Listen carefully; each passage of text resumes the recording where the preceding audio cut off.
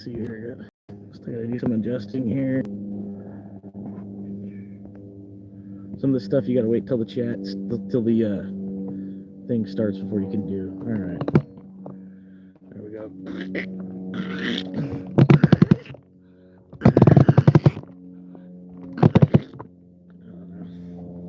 Anyway, I'm just chilling, man.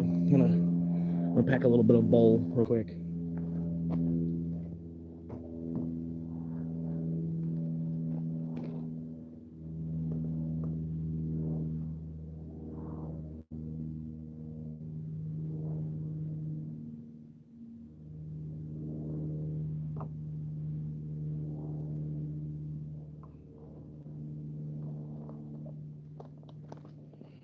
Chilling. Welcome in.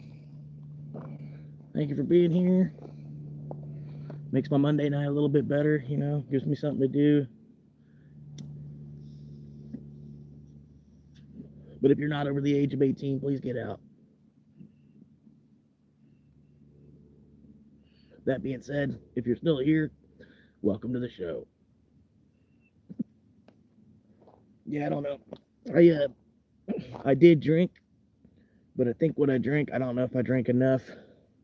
But I should already be kind of like lifted off a little bit. So I'm gonna smoke a bowl. It's been a while since I smoked, but I don't know, the amount of alcohol I did drink, it was I don't think it's gonna do anything. Just made me hotter, basically. You know what I mean? Just it's making me sweat now.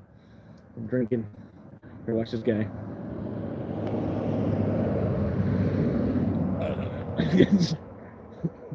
Basically, I'm just waiting on them to leave because I've got this campsite reserved. I think until April 27th. Yeah, until like April 27th, this campsite's mine. So I don't know what they're still doing here. I mean, it's still before dark, so they, you know what I mean, they could be here. But anyway, got the phone mounted on the side of my car. It's like on my window, on my window outside my car. I figured I could back up a little bit, I'm like, do something. You're like, ah! So I don't know. Just kind of hanging out.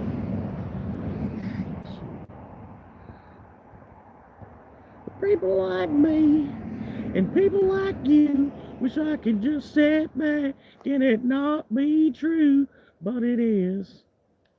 Oh, it is living in a new world. I didn't make too much. I pretty much took the day off. Got some of my clothes done. Hang on. Yeah, I had a bunch of laundry I needed to get done. Got a shower. Pretty much, took a personal day. I did get 2 orders in just because I didn't want to make like straight zero. I was still driving around today a little bit, so I got lucky. One of the customers is actually like one of my favorite customers, like one of the 2 orders that chimed through. So I got $22 on that one order, just bringing it out to her, and then the other one was like $9 just to pull into Subway real quick, and then basically took me most of the way to here where I am now. You know what I mean? Just to run the Subway where it was going. So I technically made probably like $30 on 2 runs, which is better than zero. And I was planning on a 0 day today, so not too bad. But yeah, made a couple hundred Doge. You know what I mean? If nothing else. But yeah, appreciate y'all showing up. Appreciate you. But yeah, I just had to take a day off. I finally talked to my GM. Been needing to talk to him about my hours because, like, I don't know, I had open availability, but the majority of the hours that he was giving me was like over the weekend. So I changed my availability to where I was only available on the weekends, so that way I wouldn't have to worry about coming in on a Tuesday just for like 4 hours real quick. I you know what I mean? Because it pretty much just fucks me up on a day that I could have went and drove for Uber. I've got to sit there and, plan out all this, make sure I stop an hour before I'm supposed to clock in, and then, hopefully the job don't want too much from me, or I can go do a couple orders after work. You know what I mean? It's just, I don't know. Pretty good, man. Pretty good, man. But yeah, I don't know, man. I wish our country would stop playing like world police. I wish we would just go to like, defending our own fortress. You know what I mean? I think that's really what we need to do. But you know what I mean? Because we got enough of our own problems going on right now. Hey, how you doing, Brad? Appreciate you, man. But yeah, enough about that. Like I tried to watch some Osmond today, some Asmongold, to see what the hell Trump was actually doing. You know, just gonna watch some Asmond to see what the hell Trump's doing.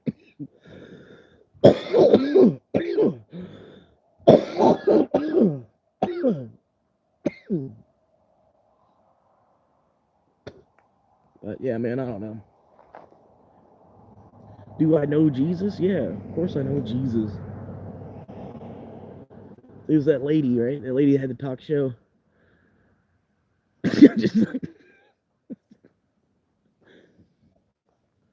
unless you're talking about Jesus, I haven't talked to my buddy Jesus in about 15 years. But no, I appreciate y'all stopping in, saying hello for a minute. I'm glad that the video that I made on, like why am I living in my car to save Bitcoin. I'm glad that actually did as well as I was thinking. Like I do need to delete it, I think. Take it down, but at least it got my word out there a little bit. Because I'm judging that based off the recommendations that I get from YouTube itself, right? There's sometimes you could see just by the I had 1,000 views on the video, but 883 of that was from YouTube recommendation. Sorry, it's always the biggest fucking trucks going down this road, I swear. But yeah, 880, 890 views of that 1,000 was from YouTube doing its job and trying to find an audience for my stuff. You know what I mean? So I'm glad I'm at least trying. I'm starting to break through the algorithm a little bit to where they're trying to fan my stuff out there a little bit more.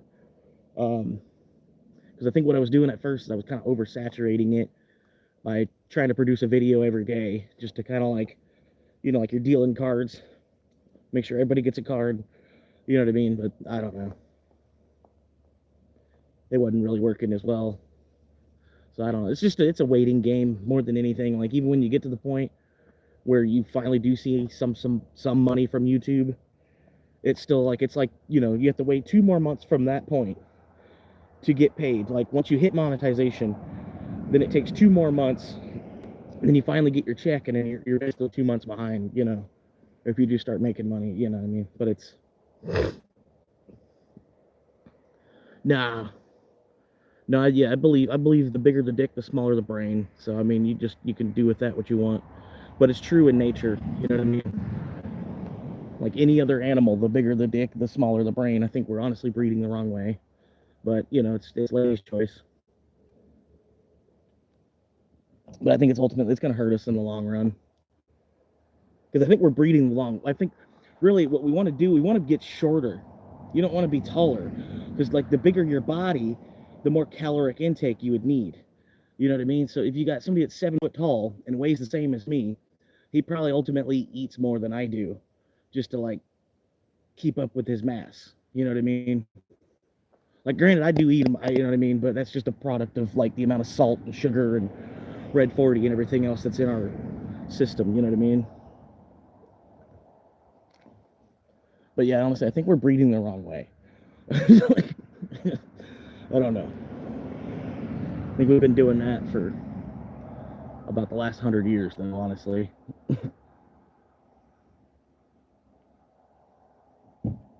Yo, can you? What? Can I what?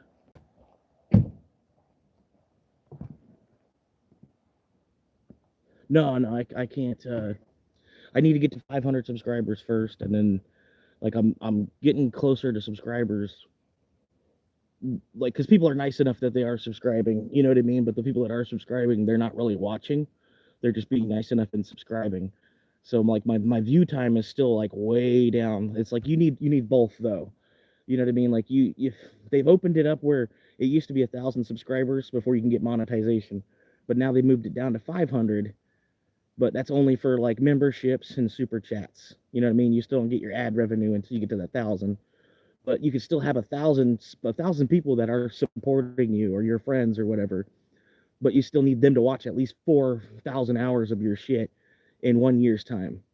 Like, even if you might get 4,000 hours viewed, but like in the 3 years that you've been making videos, you know what I mean? So it still won't actually even work. You need to like get, you know what I mean? You got to be a good producer. You know what I mean? If you're not a good producer, then nobody's gonna want to click on your shit. You know what I mean? Like, I already know I need to upgrade my phone. You know what I mean? But I'm just trying to, I don't know, trying to get everything else, all my other poop in a group first. Like I said, I thought this, I don't know, when this guy walked up to get in his car, I thought he was gonna head on out because I actually reserved this campsite for the next 2 weeks. So I don't know. Now that it's getting dark, you know, I don't know. But people are gonna do what they want anyway, you know. That's kind of the reason I went ahead and reserved this campsite, so that way I wouldn't have to, you know, say for somebody else reserved it, and then I'm there on top of their reservation. I'd feel like shit. You know what I mean? You know what I mean? I'd feel uncomfortable. I feel like I need to leave. You know, I don't know. You know, it's like, it's like, but clearly my psychology doesn't work the same as everybody else's.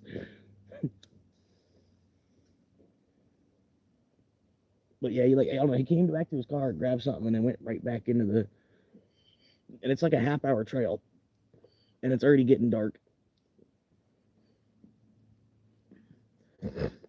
Yeah, I mean, I will go fishing, but you know, you need a radio, you need sandwiches, you know, you need some chips, you need some weed.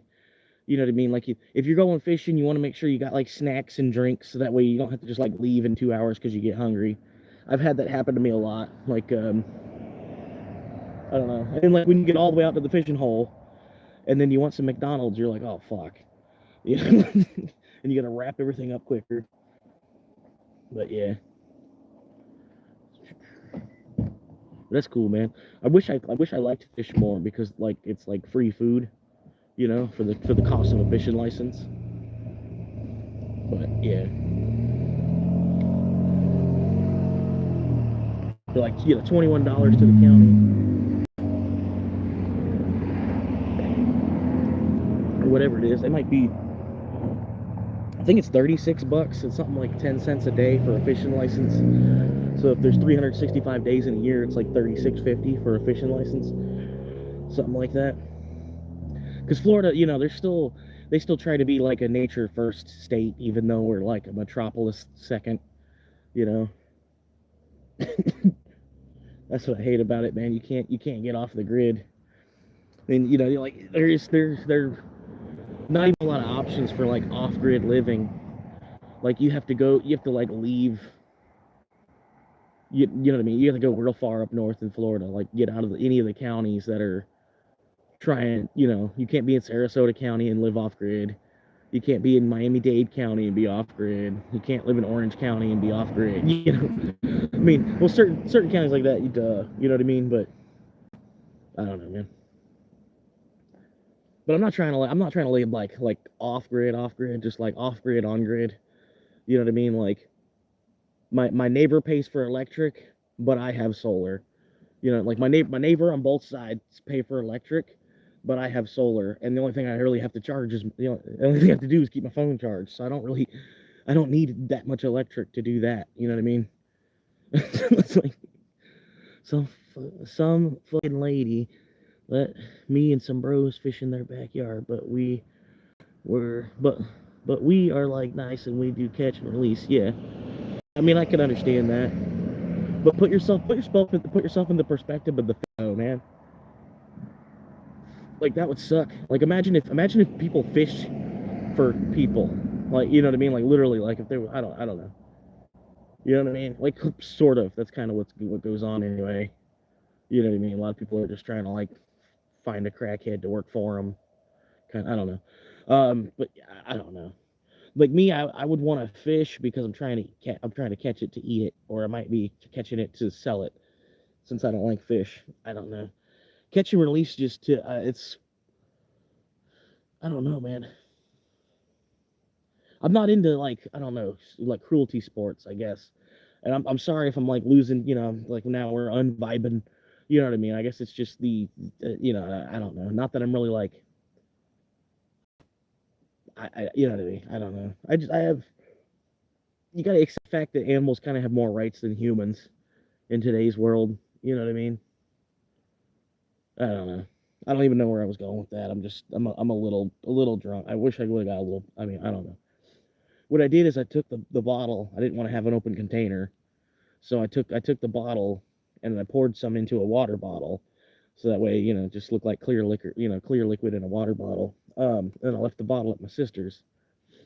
You know what I mean? And I was gonna that way I don't have open container. I only had just enough to drink, but I should have poured like two more shots into that water bottle. I can tell you, I know, because I drank about a half hour ago. You know what I mean? And I'm probably peaking right now with how much alcohol I drank. It's probably gonna go right back down now. But anyway, I'm really not to drink unless it's the Saturday show. And like every other live stream throughout the week is just like an advertisement for the Saturday night show. You know what I mean? 'Cause that's when I get wild, and you know what I mean. I'll talk about whatever's going through my head, even more. Yeah, I don't know. But yeah, last Saturday I somebody that was liking me a lot. Just like he popped in the chat for a good 15 minutes and listened to me ramble, and then I don't know. It's like I flipped his whole world around or something. He's he's just you know what I mean. There's a different vibe when he reads my name in his chat now. But you know what I mean. Like as a small creator, I try to find other small creators. People that I can help and support. You know what I mean. I'll pop into their chat and then leave like 20 comments real quick. You know what I mean. Just whatever. You know what I mean. Bounce off the rest of what their chat's saying, and then not really trying to say like, oh, I self promote, but it's a way that they'll read my name, Florida Swamp Monkey, in the chat, and then maybe later on you will put one of my recommend one of my videos to them because we were watching the same similar topic. You know what I mean? Me and this other, we were in the same audience at another person's show, so they might put my video in front of them. I mean, I don't know, but you don't like the general rule of thumb is you don't want to self promote. Like if you pop into another creator's stream and then they happen to mention you or they want to give you props, you know what I mean? That's one thing. But you don't want to go into somebody else's channel and be like, oh yeah, y'all should come over to my channel. Granted, I've done that. You know what I mean? Because part of like ethics don't really exist online. You know what I mean? Like, yeah, they do. You know what I mean? But it's not the same as like in person. You know what I mean? Personal ethics and stuff like I don't know. But you know what I mean? You played an online game before. It's like ethics don't really exist online. Your mother.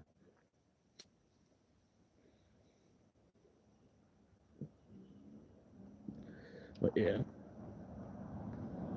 Well, I appreciate you, Brad, man. I seen you were watching a lot of my older stuff too. I was like, oh, cool, man.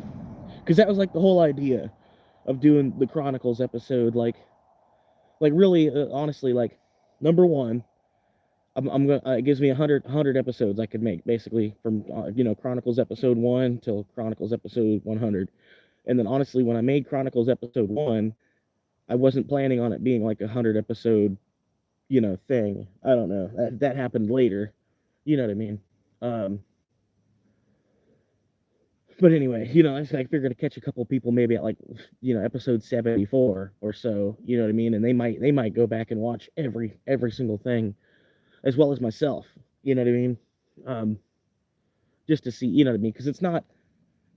Granted, it's not. I wanted it to be like 100 days back to back. Like each day would be made into a video, but it was kind of like a lot to go out Uber drive for like 10, 11 hours, 12 hours, and then take all that footage while you were film while you're doing this 10, 11, 12 hour day.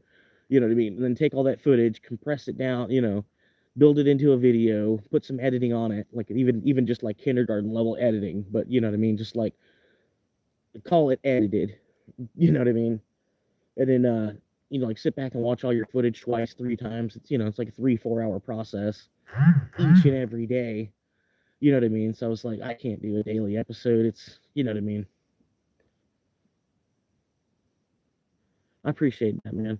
So I'm gonna make some more black screen videos just for like every now and then. I don't want to just be black screen videos, but they're a good little cheat code.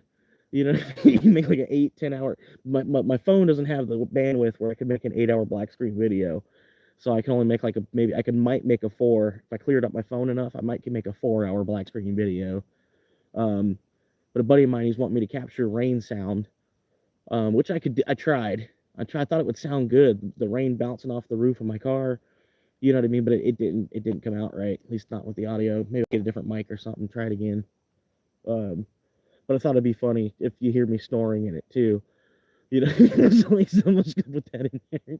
Because my channel's more or less like a comedy channel in the first place. You know what I mean? So that's what I was thinking. I was like, it'd be funny.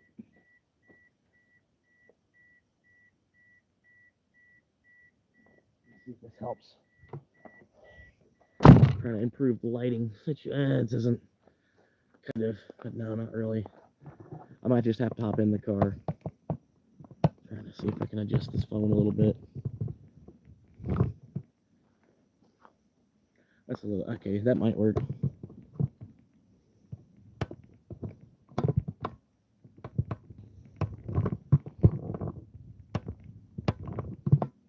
Yeah, that's what I want to do. Get like the plan is eventually probably get like a whole laptop.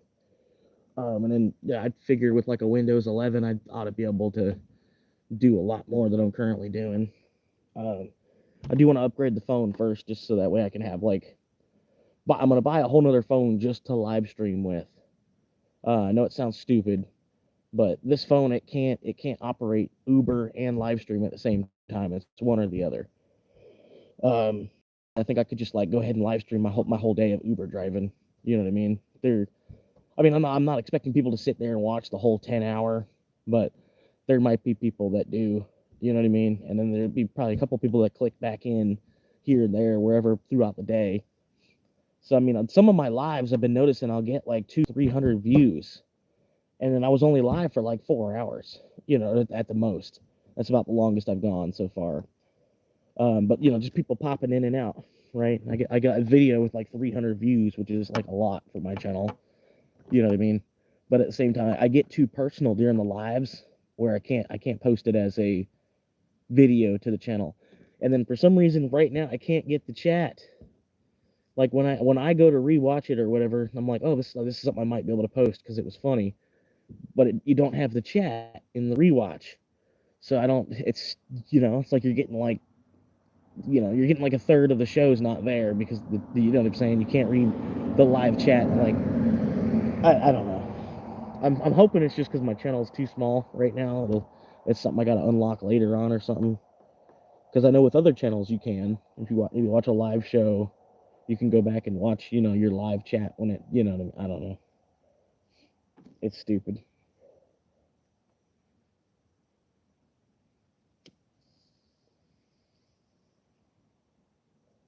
But yeah, I still got these other people here. I don't know what they're.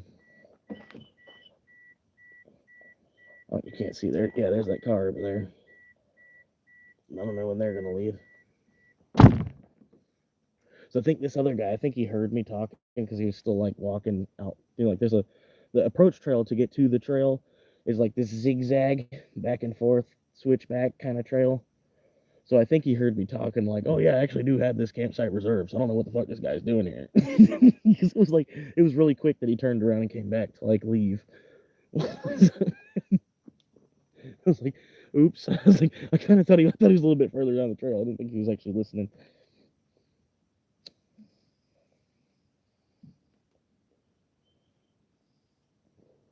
But yeah, man.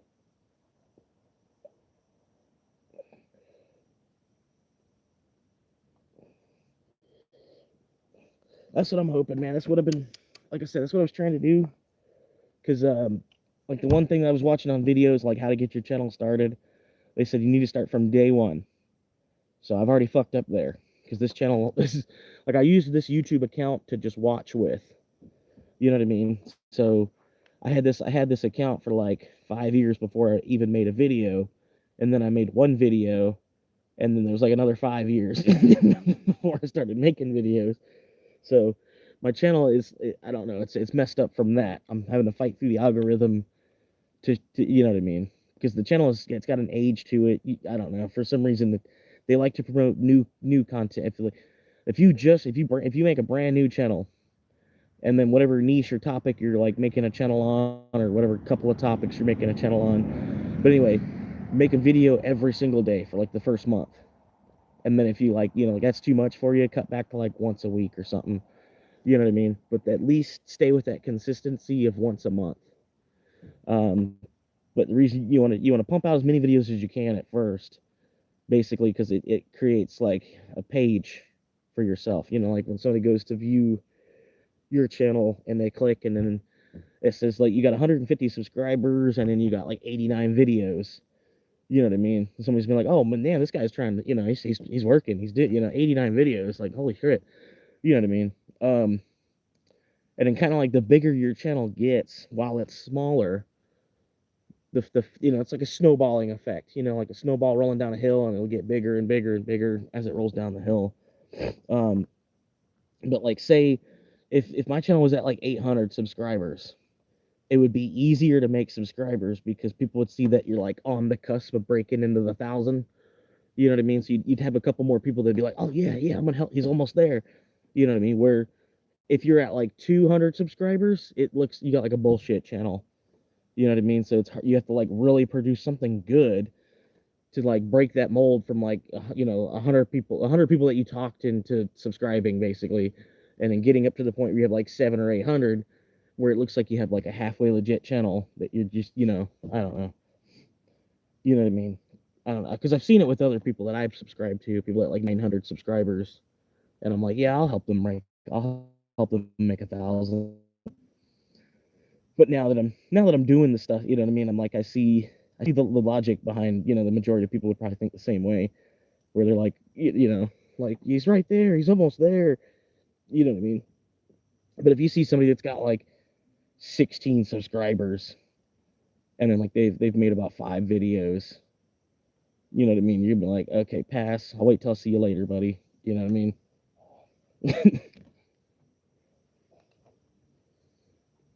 But yeah, you gotta kind of put effort into it. It's like a lot of people say it's the lowest paying part-time job you'll ever have, is to be a YouTuber. Like, and until you're like to the point you've actually made it. Say you're like you go to the store and you buy other people's groceries. You know what I mean? That kind of made it. It's like it's the lowest paying job that you'll ever have. Because like me,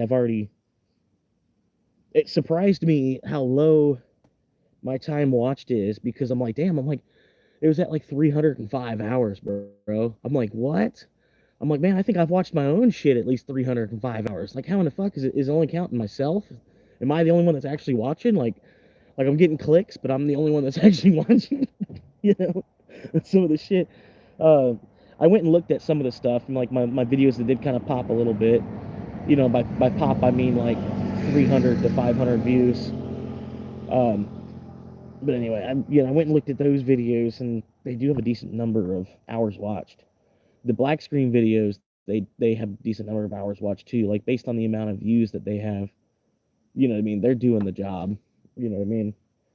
But like I said, I don't want the whole channel to just be black screen videos. It's just like an extra, extra little bump. I don't know. Oh shit.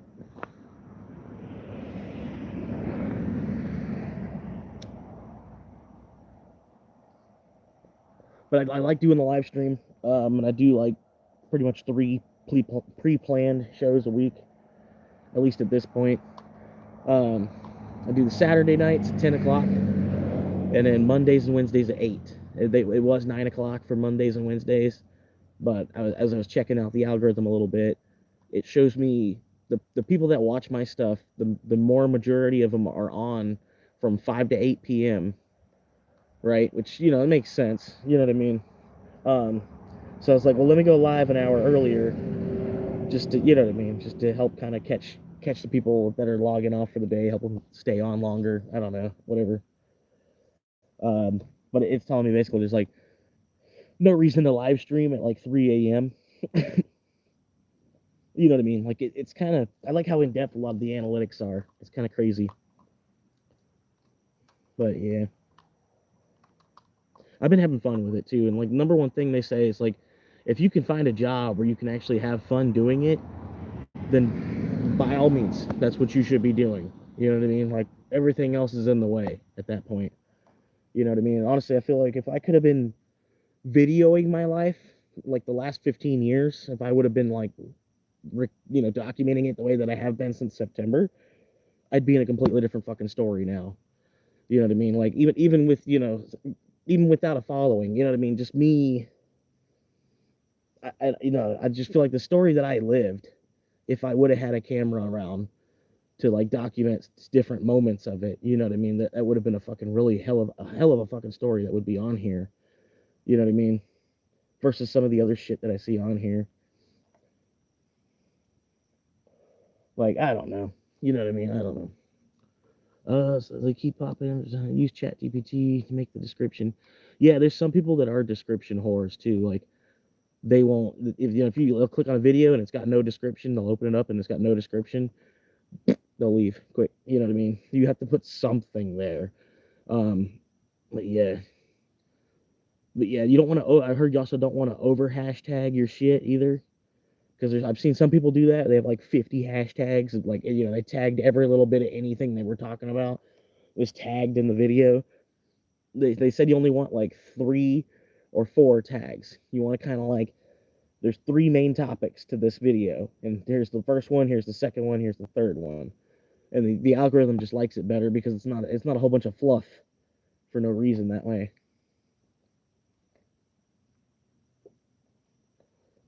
But yeah, and then, yeah, with the live streams, that's how I'm making more new subscribers with the live streams because, like I said, the algorithm doesn't like to pass my videos out there. I knew when I made that Bitcoin video because it was a crypto video, it was gonna hit a different horizon. You know what I mean? Because normally I'll tag it homeless, Uber, car camping, right? And I'll all the time tagging homeless, Uber, car camping, or maybe Uber first, then homeless and car camping, or maybe sometimes car camping first. You know, but that video I put Bitcoin and crypto as the first two, just because I knew it was going to hit a slightly different audience. But I think I still tagged homeless at the same time. You know what I mean? Because it like the whole story was like me living in my car. That level of conviction.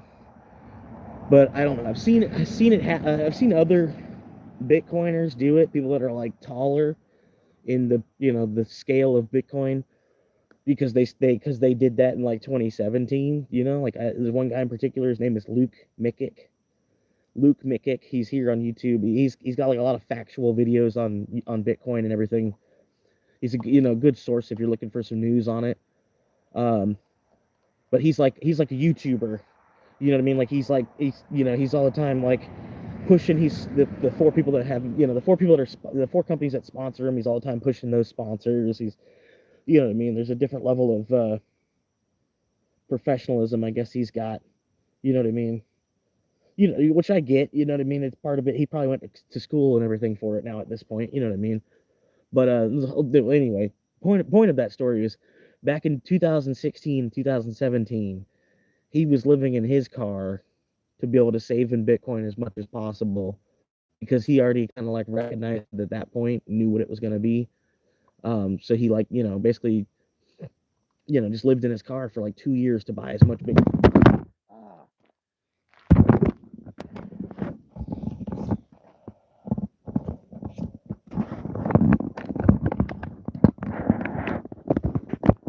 There's some white guys coming up the trail.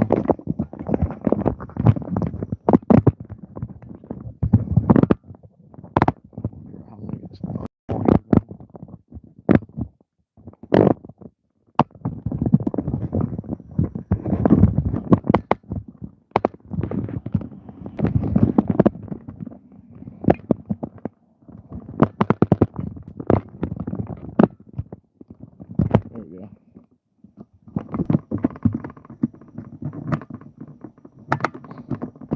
But yeah, it takes a lot of conviction either way.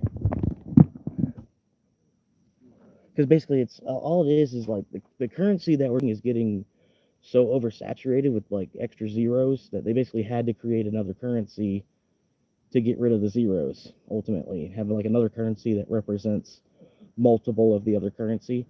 You know, like the new currency, the currency we have is only worth like decimals of the new currency. You know what I mean? It's the same thing that they did in Germany before World War II happened. You know, it's like literally the same thing that they're doing. You know what I mean? But only like 2 or 3% of the world is actually wised up to it at this point to like realize that that's what's going on. You know what I mean? But I don't know. Basically, what they're trying to do is, because we live in like, there's like a balance going on between how much the dollar is worth and how much the euro is worth, right? And there's a pretty good scale. They pretty much, they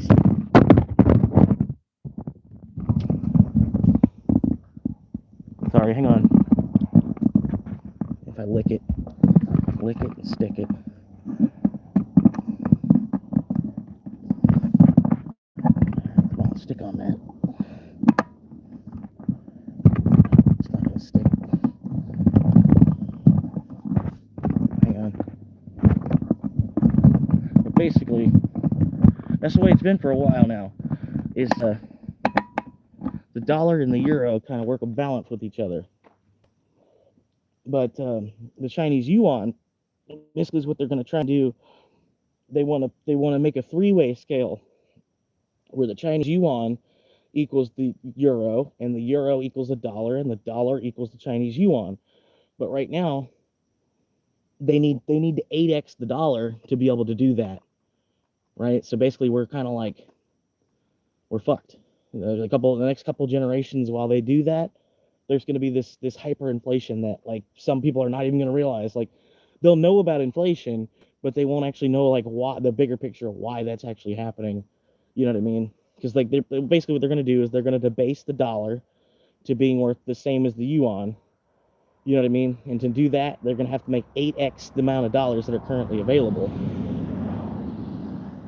And granted, they can't just do that overnight or in like 1 year's time.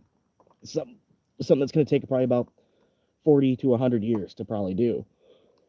But I don't know.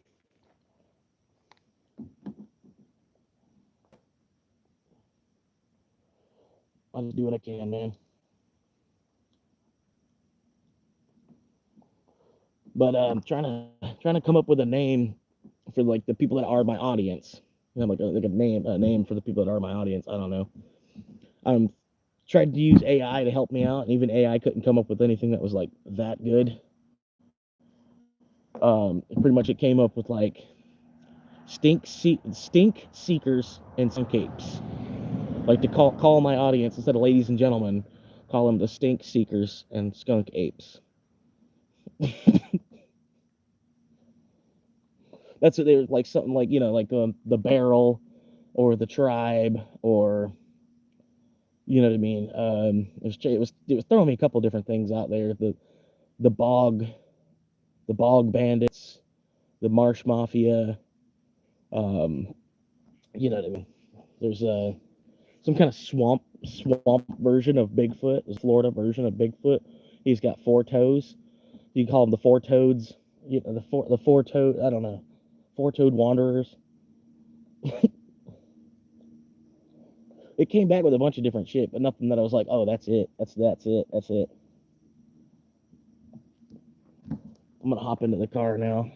Now that I got this to stick on the window pretty well, I feel like it's on there pretty good.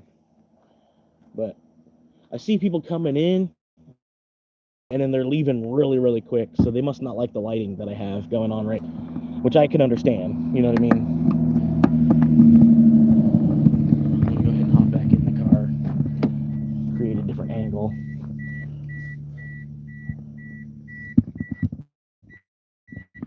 I got this big old 2-liter red 40, $1.25 at the $1.25 tree. Who doesn't like a 2-liter of red 40?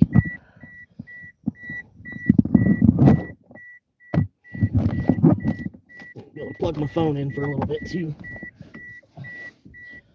Yeah, man, fucking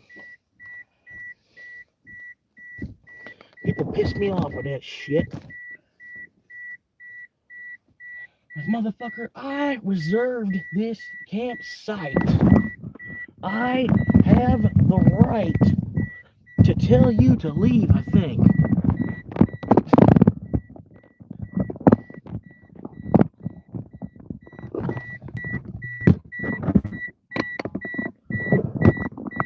Okay, let's think this will work. It's gonna work for now, maybe. Sorry, hang on. I know that beeping's gotta be annoying. I'm sorry. I live with it, so I just kind of like I phase it out. Try to see how. I'm trying to figure out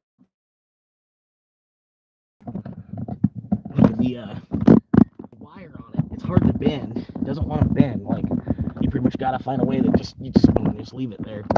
It just works. That might. Woo! But yeah, it's like I drank just enough alcohol to where it made me hotter. You know what I mean? Like fuck. That's all it did was make me hotter. So it's like I gotta have the door open and let some more airflow through the car.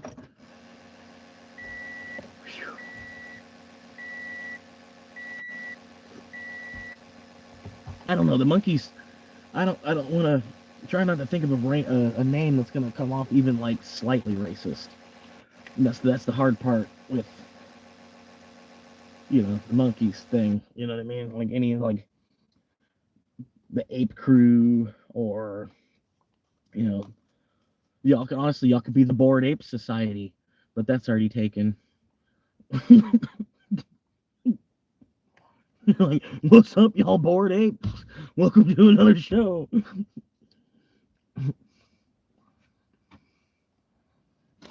But yeah, you gotta watch a lot of things like that.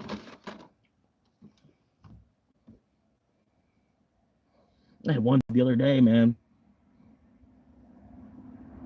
He's going 35 on a 55-mile-an-hour road.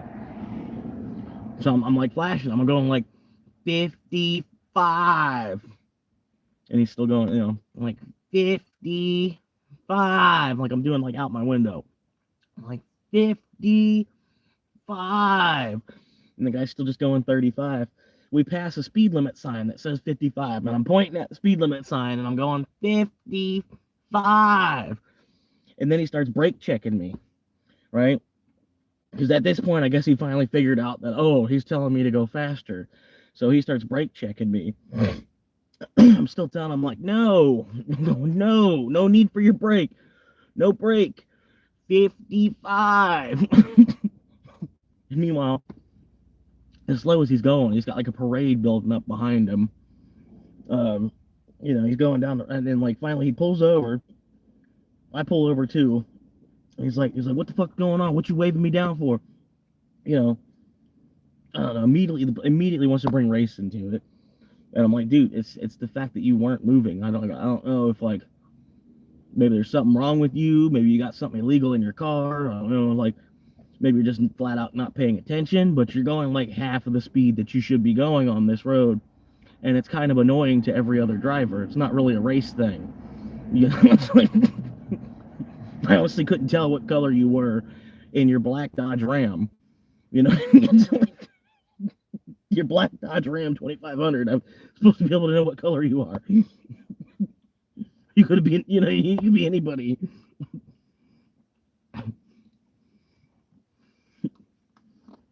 But anyway, like how I mean, fucking, you live in the same world I do.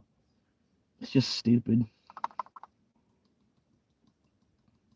Like honestly, it would have been great. Like imagine how great America would be if they would have just like if they could have built this country without using slaves to do it. Like could you imagine like how much less problems we would have had for like the last 200 years here? You know what I mean?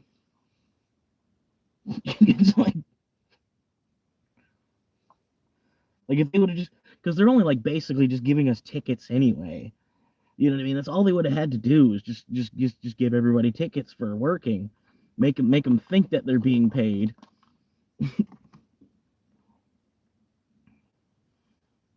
I don't know. It's what I mean. It's just I don't know. I can only imagine it too. And then the thing is, it's so far off that I couldn't possibly imagine.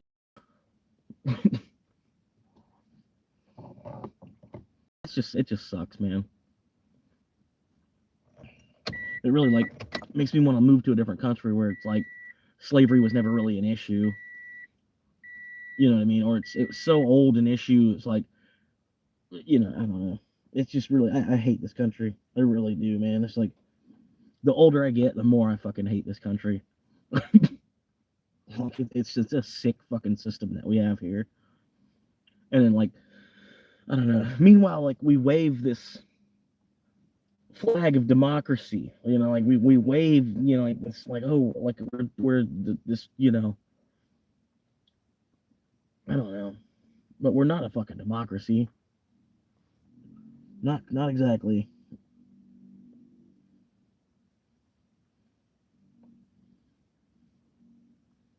But yeah, like, I don't know. They entice everybody to move here. They spend their whole life savings to move here, and then they get here broke, and then basically have to start over, and then most of the time they're doing the same thing here. They're just going to come here and work hard or work harder. Work just as hard as you did in your old country, but now that you're, I don't know, you might even work harder now that you're here in America, just like they want you to. You know what I mean? I don't know, dude. I'm losing a lot of viewers talking about that particular topic.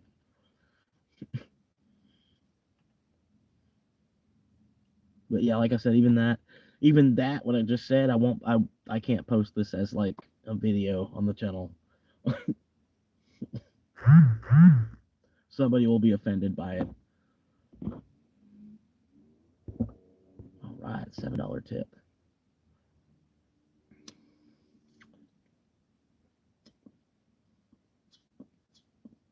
Like somebody will be offended by me saying I wish they didn't use slaves when they were building this country.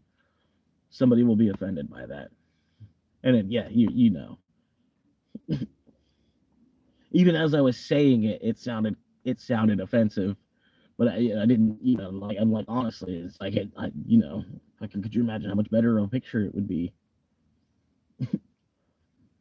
Because like, imagine like the 50s, but without all that racism and the civil unjust and the two different water fountains, and that wouldn't have had to been even a picture, because we actually paid people in paper stamps. Like we would have had the system developed that far back then, to where we wouldn't have just had to like force people to work. They would have wanted to work for this money. You want some money? Well, then you're gonna have to work, bud. Like, yes, sir. Okay, what do you need me to do? And then this thing is like, there's like half the people we don't really like making money. We just need to. And there's like the other half of the people, they like making money.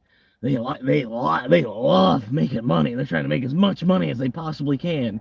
And then it just makes harder on the other half of us that we see through it. We realize that you don't really, you shouldn't really want it. You just need it. You know what I mean? It's like, it's the fucked up part of it.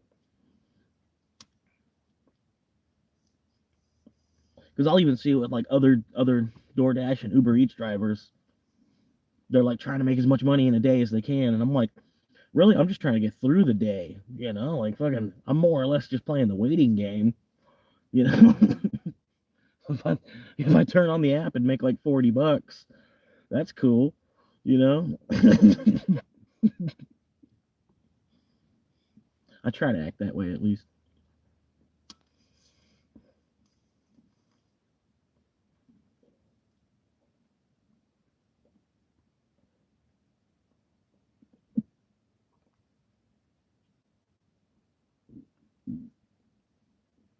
You can't. Honestly, you can't really plan on making money with the Uber and the DoorDash. You just have to just take what you get. You know what I mean? You gotta take your time completely out of the equation, and then you found a way to, you shove gas through your machine, and it makes money. You have to kind of deduct how much fuel it's taken and how much money you can make. But just take your time completely out of the equation because they're not paying you for your time. Basically, that's the way that you got to kind of look at it. You know what I mean? Because like especially for me, I'm living in the car anyway. You know what I mean? Like that's why I wish I had two phones because I would honestly I'd be probably logged on to Uber right now while I'm live streaming. I wouldn't have been drinking. You know what I mean? That's the only difference. I wouldn't have drank the 3-4 shots of 20% coconut rum that I drank. But anyway, you know what I mean? That'd be like the only difference. Yeah.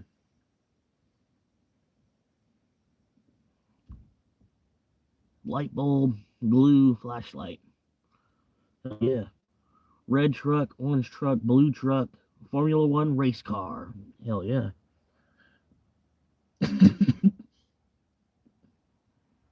I was thinking the same thing, man.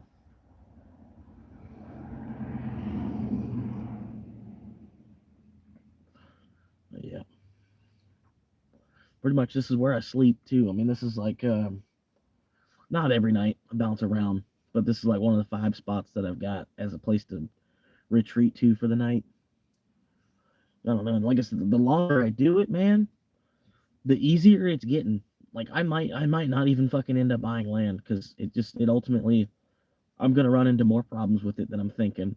It's gonna be more of a bill than it is gonna be, then it's gonna be something that I can actually use the way that I'm wanting to use it. It's gonna be more of a bill. They're gonna end up forcing me to make improvements to the land and stuff like that I wasn't even planning on. You know what I mean? I'm already kind of looking into it a little bit. That's why I already know. Like they're selling the land for 15, but then as soon as you go to build anything on it, you have to pay another $12,000 impact fee to the county. Right? So now of course, boom, now here the price of the land's already doubled. And then you give you 12 months after purchase, you have to put a well and a septic system on the land. So they force you to have to pay that impact fee. Like all you did was you just wanted to buy the land as an investment. You just wanted to buy raw land just to hold on to an acre in Florida, just to sell it back out 10, 15 years, right? That's all you were trying to do. But even you doing that, you have to hook it up to the utilities as soon as you purchase it. Not as soon as they give you a time scale, but if you break that time scale, they'll fine you per day. You know what I mean? So, yeah. It's just like I'm like, man, that's a dumb idea. Honestly, like I would like to invest in real estate because I think it's a smart move. Land's not going to go down in price over time. You know what I mean? Like unless the dollar suddenly gains more strength. You know what I mean? Like the dollar just doubles in strength, and so now your house is priced half as much because the dollar's got more strength. How in the fuck is that going to happen? You know what I mean? You have a $300,000 house, but somehow the dollar's now twice as strong, so now you have $150,000. That's not going to happen. You know what I mean? Like, granted, the housing market could crash, but it's not because the dollar's going to get stronger. It's because the dollar got weaker. You know what I mean? It's kind of we're stuck in one direction on that. But yeah, I don't know, man. Because like I'll need a place to live in the meantime. That's what I was ultimately thinking. Like, okay, well, I'll just buy a piece of property. Like, they can't tell me I can't park my car. Like, you know what I mean? It's just like buying a parking spot for life. But it's a half an acre or a quarter acre or a whole acre. You know what I mean? And you just find a way to get your car onto the property, and then boom, it doesn't matter. You're just, fucking tell me I can't sleep in the back of my own car on my own private land. But apparently, no, you can't. Like even car camping, they'll consider camping, and then you can only camp on your property for up to 90 days. So I would need to buy 4 different lots if I wanted to do that. It's so fucking stupid, man. That's where I'm like, damn, I'm just not even gonna fucking play with them on it. It's just one thing after another. Then like, I think I could just get a boat. I don't think you have to pay property taxes to live on a boat. You know what I mean? Like, Not a yacht. It wouldn't have to be a fucking yacht, but like, maybe a 35-footer. 35-foot boat would be a fucking nice boat. It'd be just as big as a fucking apartment at that point, you would think. And then, you know what I mean? You could just pay to have the boat outright. Just buy the boat flat out cash. Granted, like when a hurricane comes and shit, yeah, you'd have to fire up your engine, I'd say, and head up north. You know what I mean? Get out of hurricane territory for like the whole hurricane season. And then when hurricane season ends, you just ride head on back down the coast.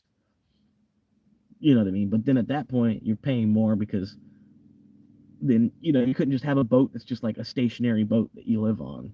You'd have to pay to keep maintenance on it, to keep the engines running. You know what I mean? Or just live on your boat in a hurricane, which that's gonna be crazy. Being on the water with the waves crashing and the wind blowing 70 miles an hour plus, like it would be absolutely insane. Just trying to live on your boat in a hurricane. You know what I mean? But so I don't know. That's the advantage to getting just raw land. Um, but yeah, it can only be raw land for like the first 12 months that I own it. That's just stupid. And like I can do that. You know what I mean? I can. There's other counties and other states and shit where I would be able to do that. I can even pay less for an acre.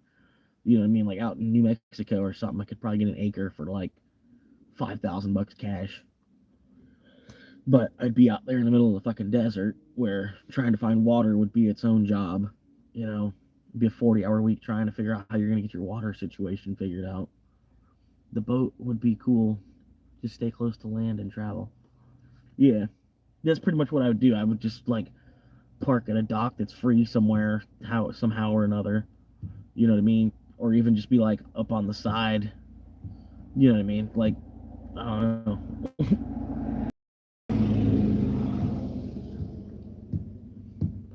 Watching the video, this guy in the UK, he's doing it. He's got like him and his 3 boys all live on this boat. And like he's a bit of a craftsman. He turned the boat into 3 different bedrooms. His bedroom is like the living room. You know what I mean? Like they pretty much all hang out in his bedroom during the day or whatever, because the bed turns into a futon. And the couch pulls out to be a bed when he needs it. But yeah, like his room is the living room, and his kids live back in the back part of the boat. He has his oldest kid has like his own room up on the front of the boat, like pretty much where the steering wheel, like the cockpit of the boat. That's where the oldest kid lives. You know what I mean? But just like these 4 dudes basically living on a boat. And then yeah, he's just parked where he's at. He's been parked there for 4 years, he said. You know what I mean? And that's pretty much what I was thinking about doing. If I did get a boat and just live on the boat, I would try to make it just be as stationary as possible. Because there's places in like Louisiana and shit. There's people that have been living on the boat for like 20 fucking years. They leave the boat to go to the city like once a year or something like that. You know what I mean? Like deep out in gator territory. But yeah, it's like it's not an option here in Florida because they're trying to like basically they purchased all of Florida, the entire state of Florida. They purchased for $500,000. So now they're trying to get $500,000 out of every half acre. Basically, is what they're trying to do. They figure that's fair price for today.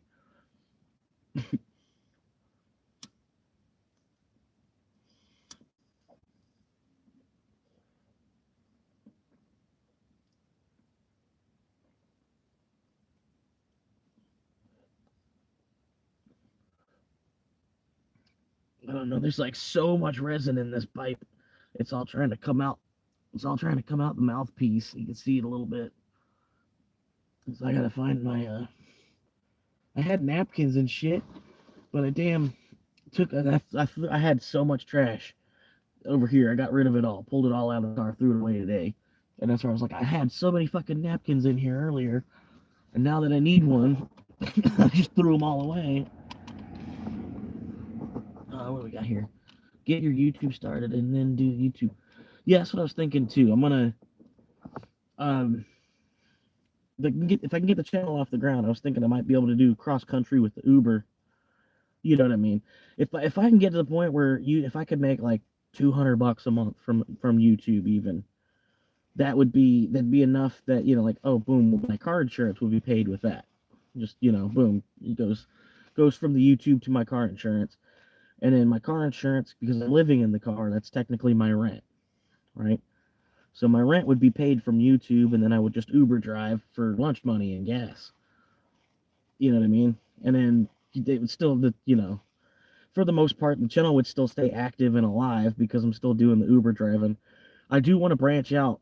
You know what I mean? I don't want to just be making fucking me driving Uber videos. You know what I mean? Because even that's just like, after a while, it's like, okay, cool, you made $70 today, awesome. You know.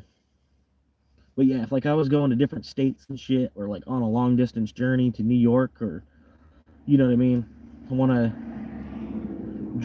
drive the car. I want to put 100 miles on my car in the city of Manhattan. Some stupid shit like that. Just to make a video out of it. You know what I mean? But as I'm working for Uber still, so I'd have an income still from the Uber. I wouldn't rely on the $200 a month from YouTube. You know what I mean? But if I can at least open up channel memberships, you know what I mean? I think I could, there'd be probably 10 people that would sign up for like $1 a month membership.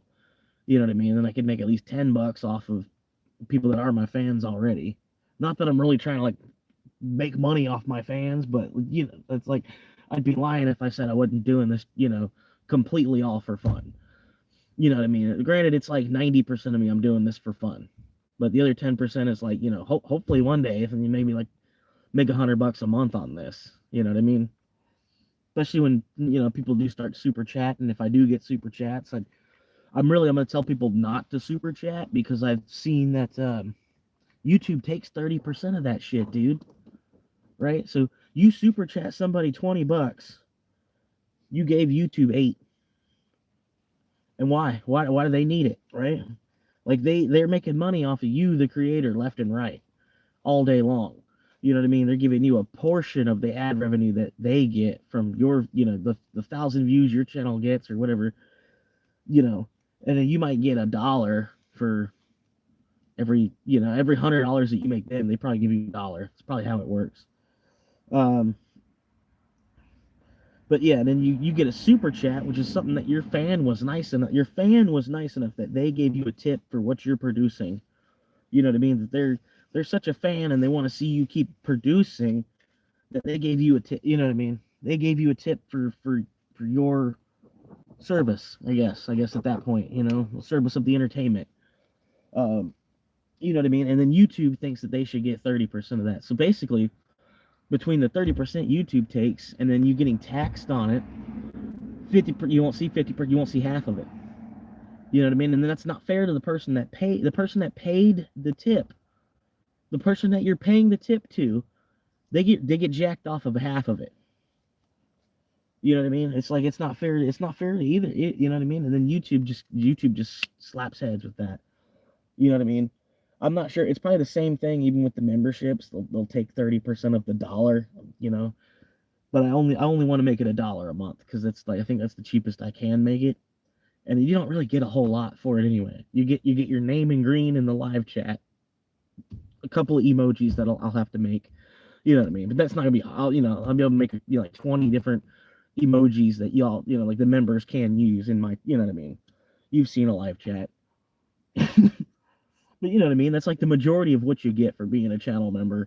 And there'll be a couple videos that I'll make like for members only, but it's more or less just like some extra, this is the the I don't know, the inner circle, I'm make a bunch of, I don't know, you know what I mean? It's like, but, yeah, and it's not fair to people that aren't members, because the members get like, say you get like 8 shorts and like 3 extra videos a month being a member. You know what I mean? I don't know. And then, the 3 extra videos, it's like, whatever. Yeah.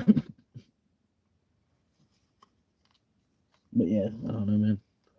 That's what I said. I'll just make it like $1 to be a member, and I get lucky enough, even 10 people want to be a member. That's $10 I'm starting to make. You know.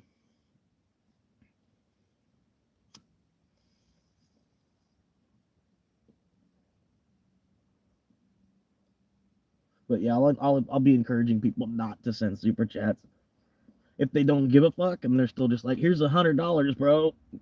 You know, I'd be like, obviously you can't, you can't. I'm not gonna send it back. You know what I mean? Fucking disconnect my bank information. I'm not at that point where I can send it back.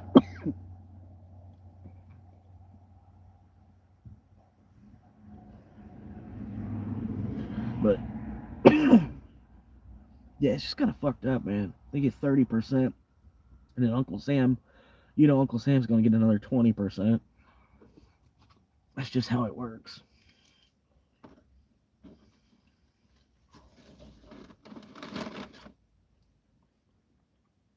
Hey, Jer Bear. Country living is what I love.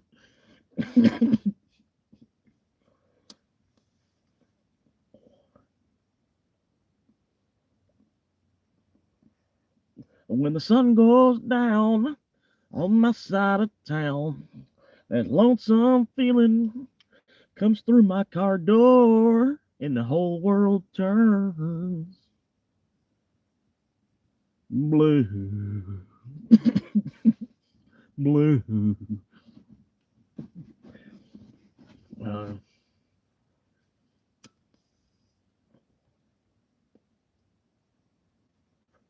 yeah, but Brad, man, you're on the right track to becoming a moderator. I know you're probably not necessarily trying to be. You're just you're just trying to help me out. Being a viewer. But even the fact it's nice to have a good like somebody that's wanting to be a viewer as much as you are. If they are a moderator, you know what I mean. To have them, they're say, like you're here, I don't know. Like for a while, like Fred, man, he was like Fred, like 90% of the time I went live, Fred was there. Boom, he's talking to me like the way that you are. You know what I mean? So it's good to have a moderator that's actually watching. You know what I mean?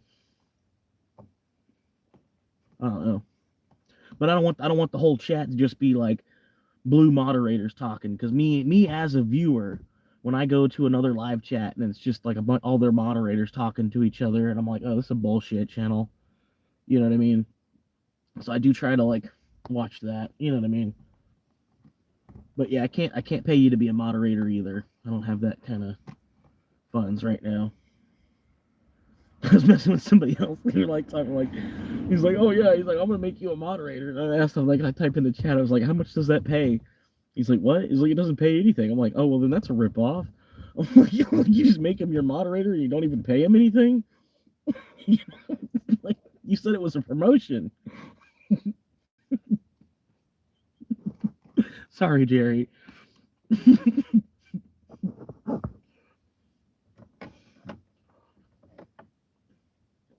But I don't know. Maybe if I get to that point, if the channel gets big enough, I can cut my moderators off a little bit, because y'all are just real people too. You know what I mean? That's what I'm hoping. Maybe if I can get the YouTube big enough where I can do, if you know that comedian Damon Darling, right? And he just goes around to different grocery stores and buy people's carts of groceries. Like he goes up to him and he tries to give him $1, right? He goes up to him and he's like, "Hey, you got $1?" And they're like, most people are like, "No, get away from me." He's like, and he pulls $1 out of his pocket and he goes, "Well, here you go. I think everybody should have $1."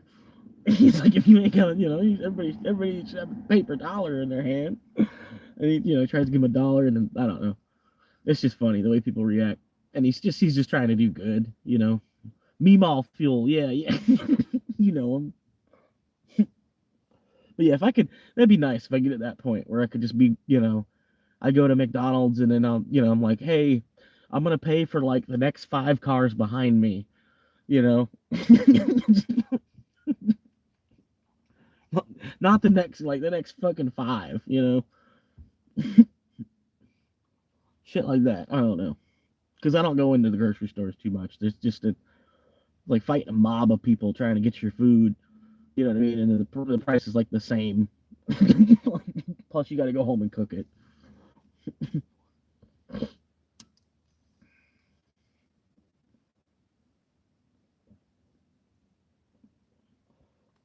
But yeah, he does like hitting on them meatballs. I can't blame him sometimes, man. Some of the meatballs he hits on, I'm like, oh man, I'll play some tennis with her.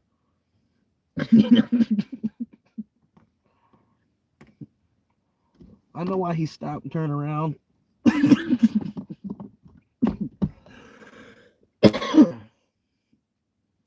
Things like that.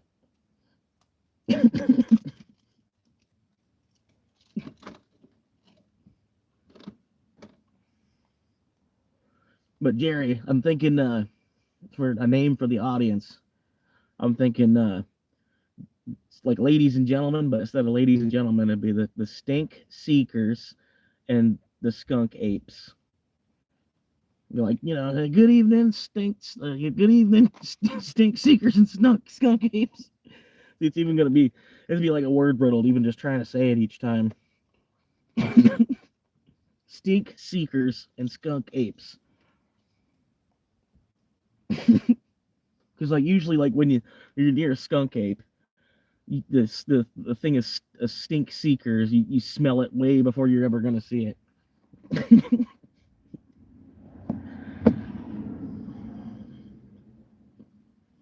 And I don't know, just skunk apes would, I think it'd be offensive. Like it's just like, hey, what's up, skunk apes? But since you're doing stink seekers and skunk apes, it's like ladies and gentlemen. You know what I mean? But that's just the best I'm thinking of for now. It's not like, I don't have a shirt coming out with that on it or nothing. But if I do that, that's another thing. Like I watched another lady when she broke 1,000. As soon as she broke 1,000, she starts doing merchandise and shit. I'm like, come on, lady. I'm like, so it's like you're showing me your true colors. Like you're not even in it for like because you like to be a YouTuber. You're in it because you're trying to make as much money as you possibly, as quick as you can on it. You know what I mean? Like me, I'm like, I wouldn't make merchandise until I'm like at 100. Like if I get my plaque from YouTube, and I've got 10 different videos that all have 1 million views, like because granted, to get 100K subscribers, you would need probably a couple videos that bust 1 million. You know what I mean? But I would need like a decent enough following to where I could justify like, okay, yeah, I should do some merchandise. You know what I mean? I can take a couple of the catchphrases that I've made and put it on a shirt, see if I can sell it for $25, put it on a hoodie and see if I could sell it for $50. You know what I mean? The same thing anybody else does.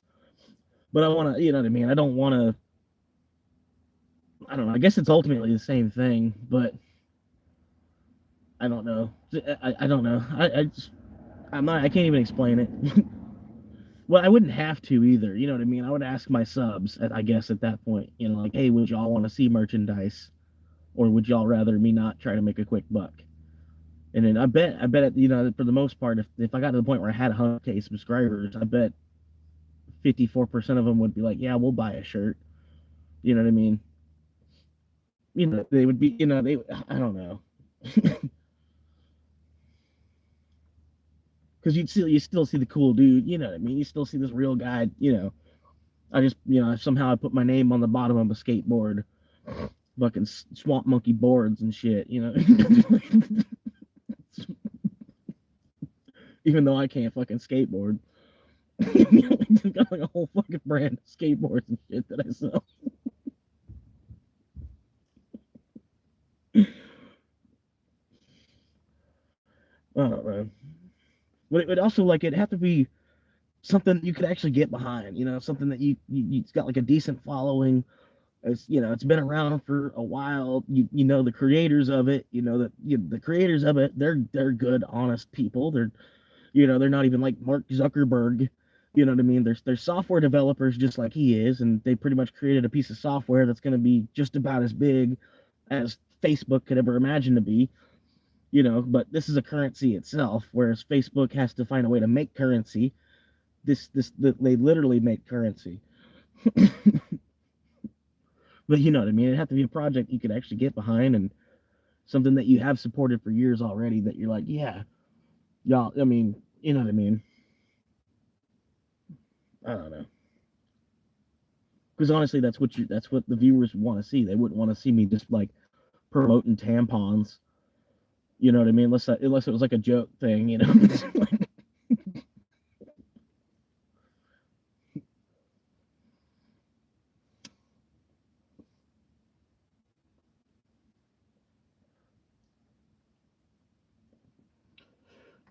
I might could do that for merchant, like when I get up to that, you know, I can have a box of tampons, Swamp Monkey brand tampons. They're just you're not supposed to actually use them. They're just you just put them like on a shelf or something, like a funny box or something. Swamp Monkey tampons. People come to your house. See, I don't know, but just imagine being a woman and like fucking with one of your other friends. Like all I got is these. They're like Swamp Monkey tampons. They're like, yeah, but it's never been opened. If you want to use them, you can. Like, yeah, let me use a Swamp Monkey tampon.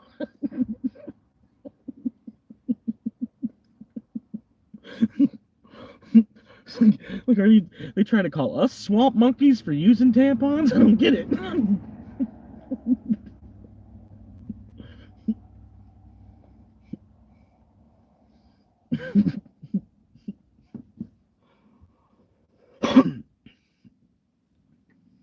Like on like sunny Philadelphia, they made the dick towels. Dick towel. Go to dicktowel.com. That's a real thing. Dick towel. All he did, he took a white towel and he just drew on it with a Sharpie. He drew like legs and then like a dick hanging out. So when you put the towel on around your waist, you see a dick. He's like, I bet we could sell this.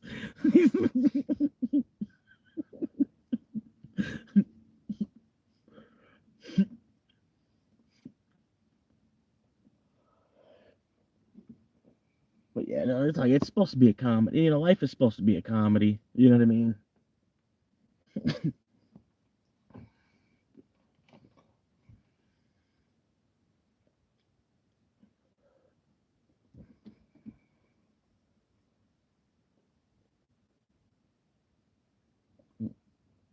But no, I don't know. Like karma exists. I do feel like, you know what I mean? Like, isn't I think karma's like a Hindu god as well, or something like that as well.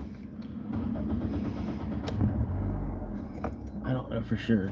I think she is. I don't know.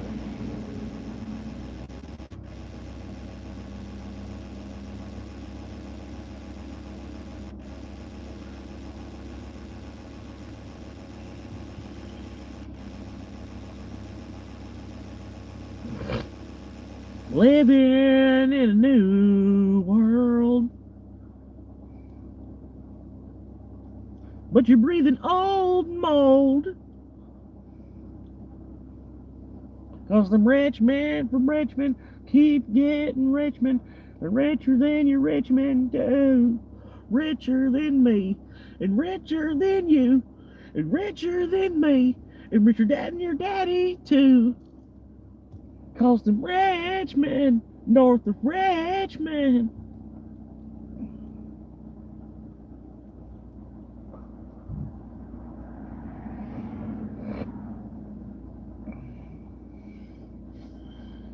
And they think that you know, but I don't think that you do. But you probably do, but you probably don't. Cause your dollar ain't shit. It's taxed to no end. Cause them rich men, fucking rich men.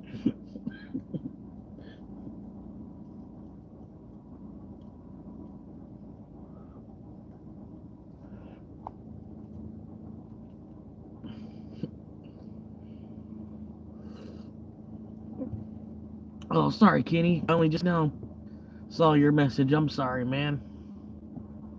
It's good. It's a pretty good night so far. I should have grabbed a little bit more alcohol than what I poured. I should have filled up the bottle a little bit more.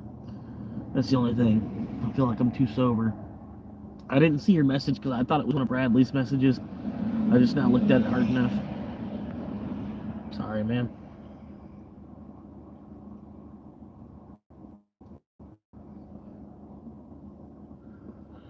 These party. Oh my god! Look at all these fucking in my car. Holy shit!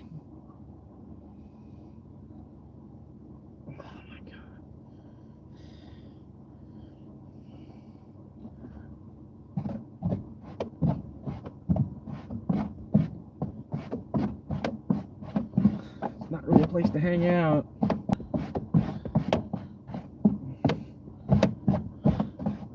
I might have to put my AC on for a minute or something. Fuck ass bugs, man.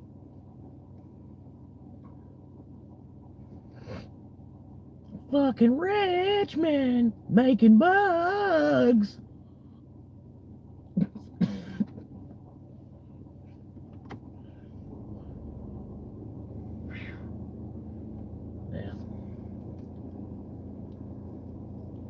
So anyway, what y'all got? What's the topic?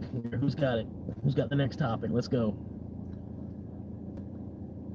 Ask me anything. I'll give you my opinion on it.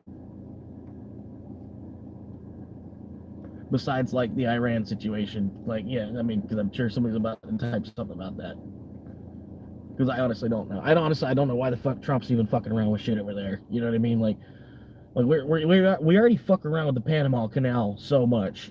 I don't know why he's fucking around with, like, almost the same thing on the whole completely other side of the fucking rock. You know what I mean? He's like, but yeah, that's about that. That's all I'm saying on that. Where's the best place to mine Bitcoin? I wouldn't mine it. Like, unless maybe you're getting onto like a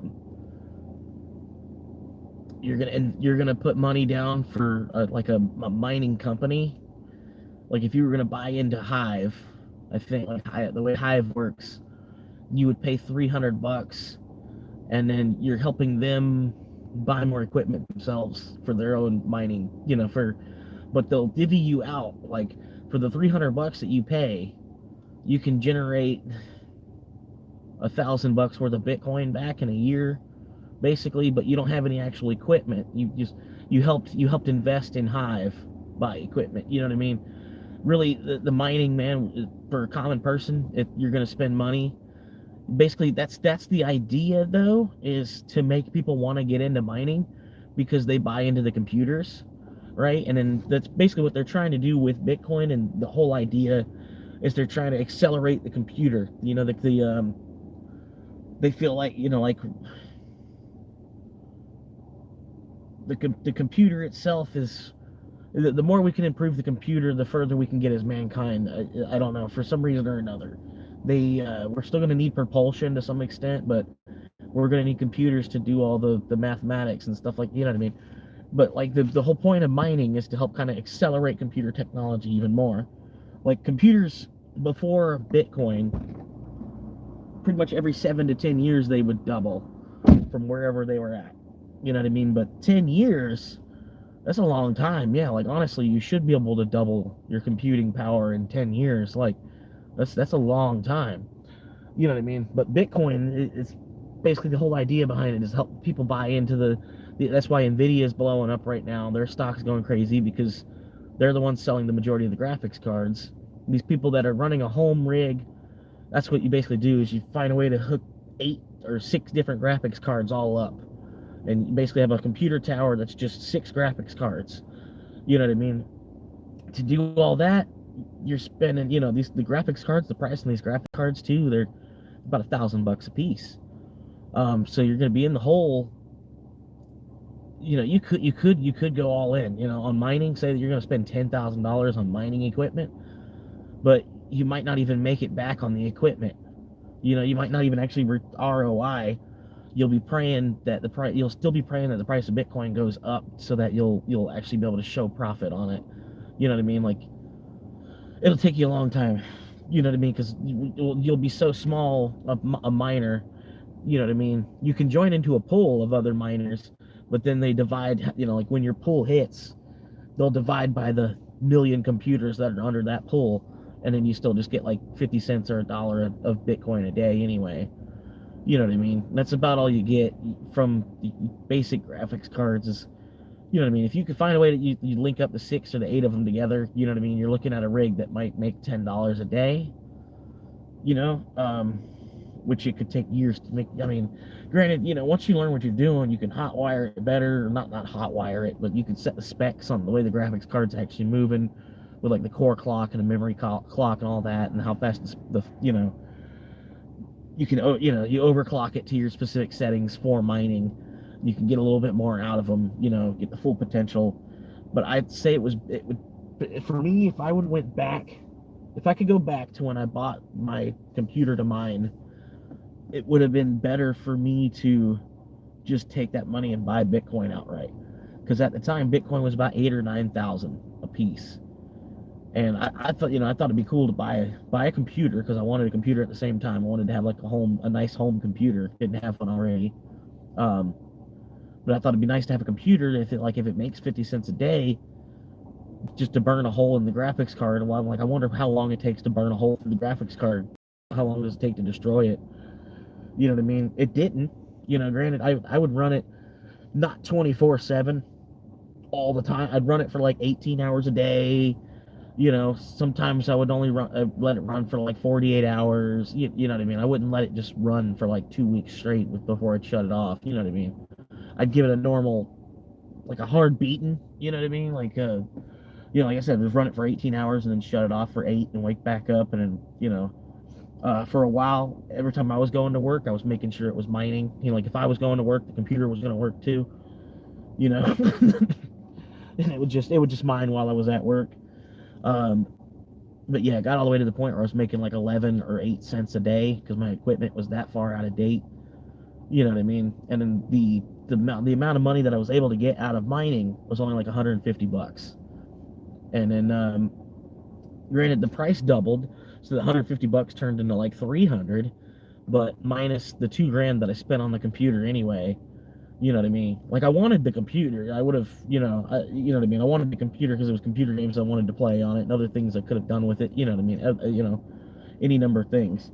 Um, you know what I mean? I don't know. It would have been better if I would have took that money and just bought like a quarter of a Bitcoin though at the time.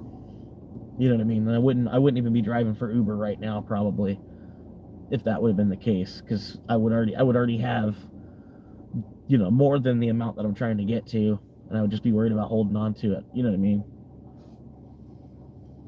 But now I feel like I'm behind, so I'm doing like extra to try to catch back up to get to a significant number. Like I'm not gonna be a whole coiner. That's just not gonna happen unless I get like a significant loan from somebody. If somebody wanted to give me 50K, like I could do the same thing that Michael Saylor's doing with Stretch, maybe kind of sort of. I could buy, with 50K, I would buy Bitcoin, and then hopefully, the price would increase enough in the next 4 years that I could be able to pay back the 50K, you know what I mean, and also keep the Bitcoin that I bought. I don't know, one way or another. But yeah, that's the thing is I'm not gonna be able to find anybody that's gonna want to loan me 50K so I can buy Bitcoin with it. They would just buy the Bitcoin with the 50K themselves if they were smart enough.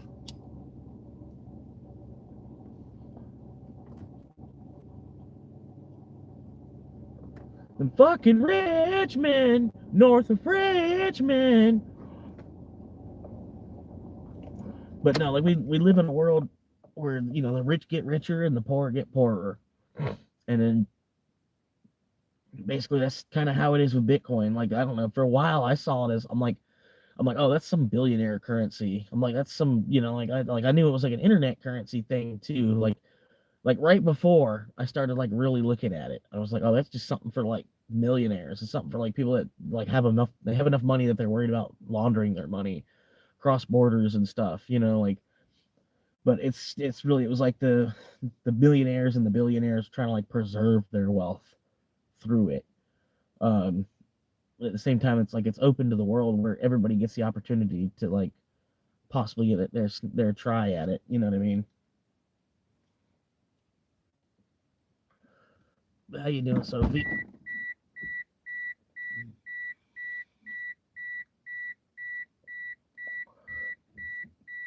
You probably already left. Sophie's kind of I don't know. They're too young to even be watching my stuff anyway. But I'm not their parent, so I'm not gonna necessarily make them leave.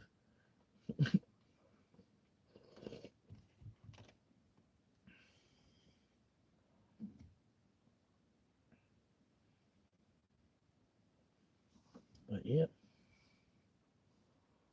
Yeah, you remember when these were 3 liters, man? Used to be used to be able to get a 3 liter of the Stars and Stripes Dollar Tree. Now it's a 2 liter. Fucking, I don't know, man. Shrinkflation. You got 50% smaller and increased the price by 25%. What the fuck? It's supposed to be one or the other. One or the other, not both.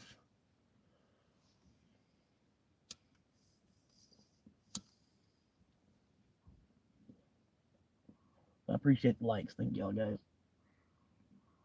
Hour and a half live for 7 likes. Woo!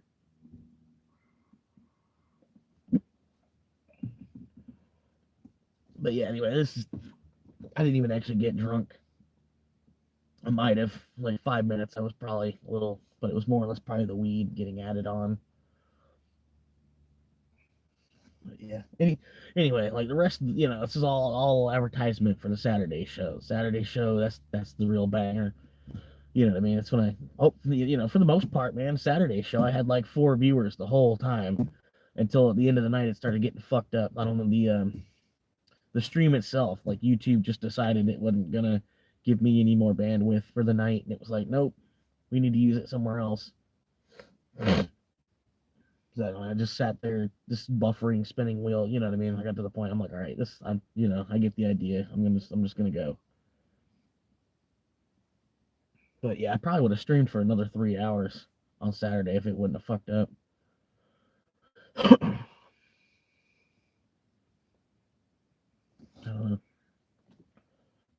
Not really doing much either. I'm trying to find like not that I'm gay, I'm not trying to, you know what I mean, but trying to find like another dude. Maybe he'll want to do these live streams with me. Even like he's got his own channel and shit. We could do the side by side and just be, 2 heads bouncing off each other, talking about weird shit. You know what I mean? Each of our channels could help each other out.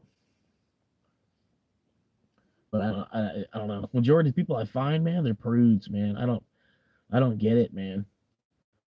Like other small creators, like I don't know, man. I don't know. I guess I'm just a different person.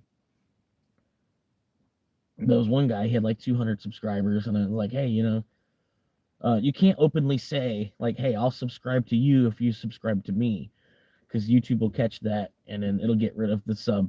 Like it'll erase one sub for both people, basically. So you can't really say that, you know what I mean? But I don't know, man. Like I said, I've seen other small creators, and I try to be cool or whatever, and then they just kind of cold shoulder me back, and I'm like, okay, yeah, because you're like a D-list celebrity already, yeah, buddy. But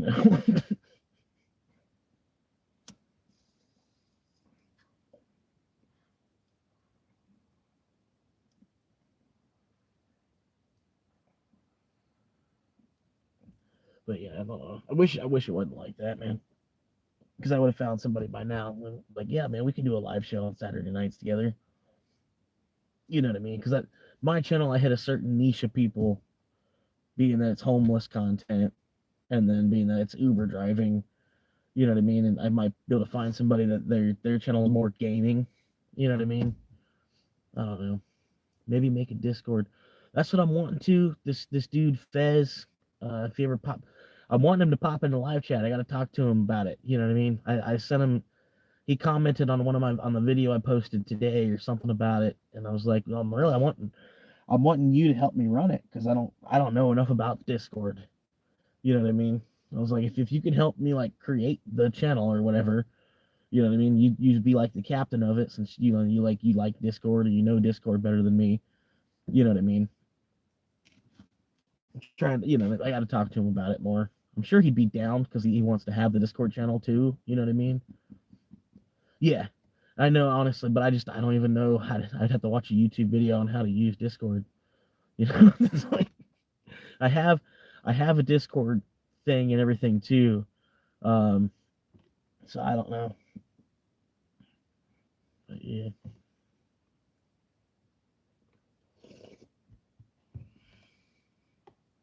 But yeah, my Discord name I think is Sugar Bombed. Like if you're into Fallout at all, Sugar Bombs the cereal. Sugar Bombed. But I don't know if that helps at all. But yeah, I could either like you or him, like, because you're bringing it up now about the Discord too. But yeah, I would bet at least you'd have at least one other person in the Discord with you because he was talking to me about it. You know what I mean? Uh, all right. I don't know.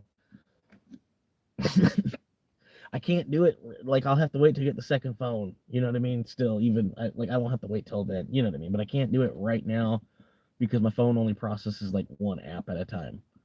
So I can't. If I as soon as I move to another app, it's gonna just gonna it's gonna do like it'll do like this to the stream or something. You know what I mean? It'll do that, and then I'll be on the other app, and I don't know.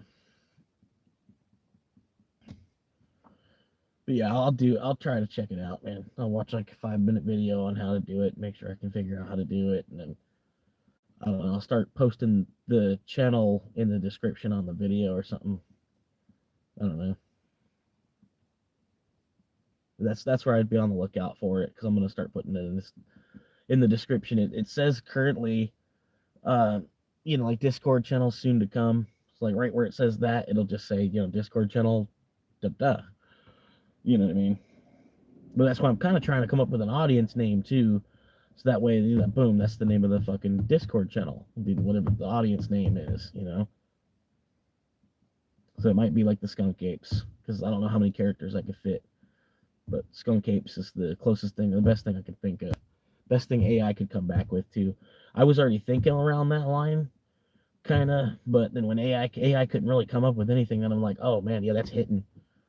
The Funky Monkeys, that might be good because it could be like a stitch thing too. You know what I mean? Because I'm homeless. like, like like a funky monkey, and he's all like, he's like some goggles, just like chilling. I don't know. He looks all funked out. He dressed, just all funked out. Some like I don't know, some like fucking goggles, not glasses, goggles. You know what I mean? Some nice goggle looking shades on. You know what I mean? And it's like a monkey, and then there's like a whole bunch of stank lines coming off of it too, because he's funky. Not only does he look funky, he also smells funky. You know what I mean? But I don't know. Funky Monkeys is almost too obvious too. You know what I mean? I want to be a little more off the wall than that. But you know what I mean? There's got to be something almost as good. Yeah, some Goggins goggles.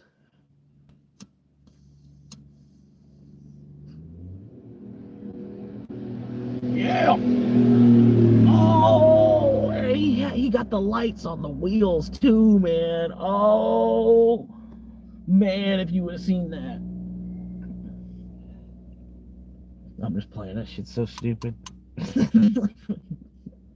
I like messing with him though. But I'm just like, you see, like, they're like, I'm like, is that actual neon or is that just LED? Is that just the LED light strip or is that actual neon?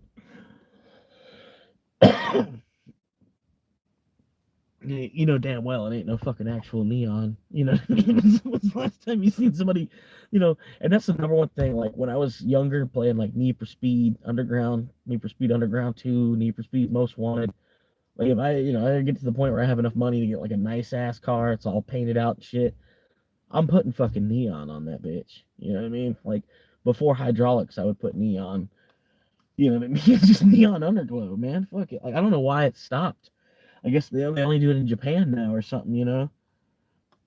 It's weird. I know the neon's dangerous, but there's got to be other ways without just like doing a fucking cheesy light strip. I don't know, man.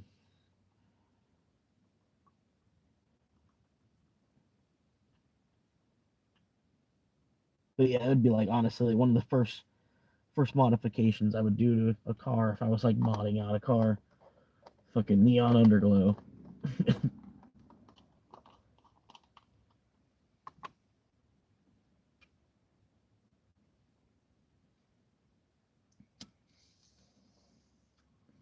And then have like the trunk set up. Obviously have like a big gamer station. You open up the trunk and then fucking like there's three fucking screen, three screen computer system and shit. You just like you have like a little chair you pull out from like where the spare tire is. There's like a little chair you pull out. And you just pop the chair and open up the trunk, and then boom, there's three screens, and then you're just chilling. Pull the keyboard, keyboard right there on the bumper. That'd be the way to do it, man.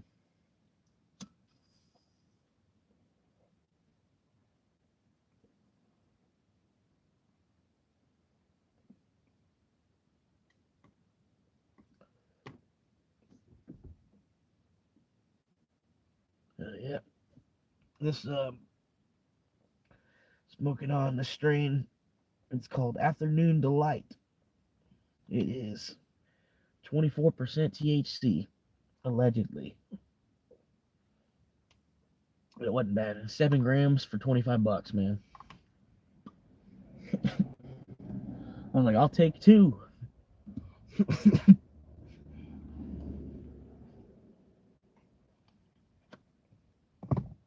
Like when a cop goes to a restaurant and then they tell him, oh, police officers get half off, and he says, no, it's not half off, it's 2 for 1.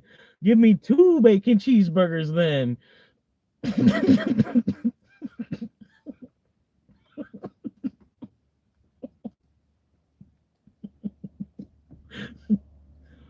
And I'd be doing the same thing if I was a cop too. I'd be like, oh yeah, 2 for 1 restaurant. It's like half of the reason if I were to become a police officer, it'd be like half the reason to become a police officer. All the discounts you get on food everywhere.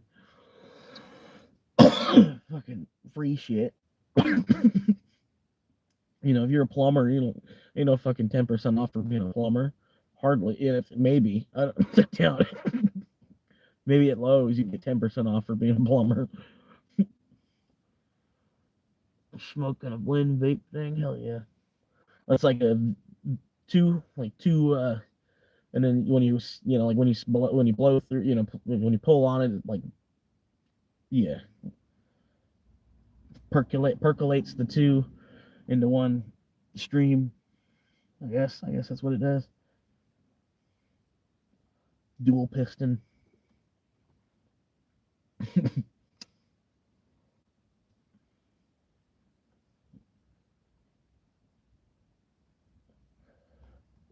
Yeah, I don't know. I don't like the juices, man. I like a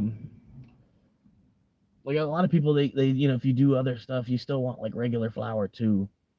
Hey, there's Fred. How you doing, man? I didn't see you Saturday. It's probably just because it's like noon on Sunday for your your time. When I go when I go live Saturday night, it's like right after church for you. But you missed a pretty good show, Fred. Man, I got off the wall Saturday night.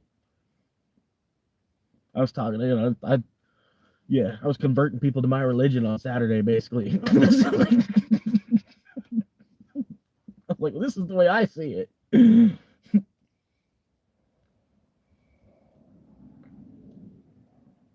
Basically, I don't know. This is the way, this is what I do anyway. Basically, I was told this at 11. It didn't make any sense. It didn't make no sense when I was told at 11. But now as an adult, I'm like, oh yeah, like duh. Yeah, it's like at 11 years old, my stepdad said, this is basically all you need to do is open up the Bible and then you just read page 1. Make sure you get the information from page 1 as well as you can. He says, right? Because like a lot of the Bible, it's tough to read. You know what I mean? You don't even understand most of it.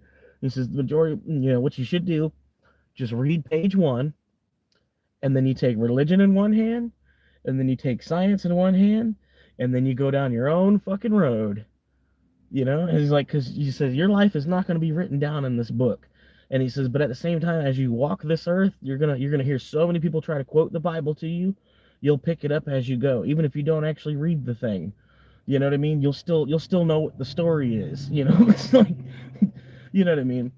And I don't know. I only understood part of what he was saying at the time, but I'm like, I don't know. But he's like, America is a communist democracy. So this is the Garden of Eden. It always has been. He said, when you grow up and you join the system, you'll know, you'll understand. It's just your place in the world. But he's like, this is the country. It's like the only place in the world where you're free to be whoever you want to be, whatever you want to be. You just have to put in the time and educate yourself first. You know what I mean? And anything that the world has to offer us, we can save up the money and buy. It's like literally, it's like we're the Garden of Eden. We just can't live forever. I don't know. There's a lot of people that believe that too. They believe Florida is the fountain of youth, and it's always has been. You know what I mean? When the Spanish found it, they tried to hide it from everybody else. So I don't know. King James tried to close the book on the earth in 1611 to try to stop people from realizing where they are. You know what I mean?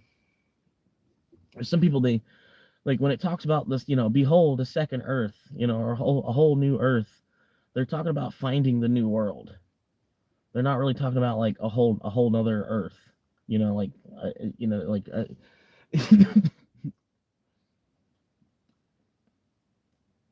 don't know. I'm going too deep now. Shouldn't go that far. I'm going down the wrong rabbit hole.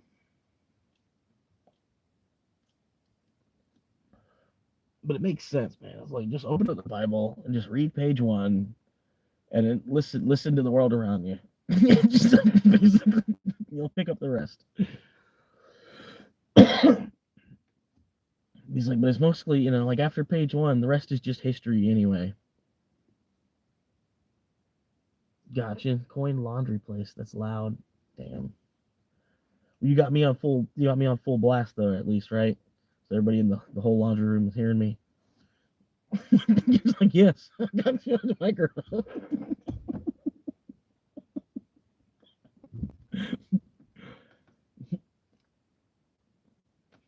We're gonna use you to change the world.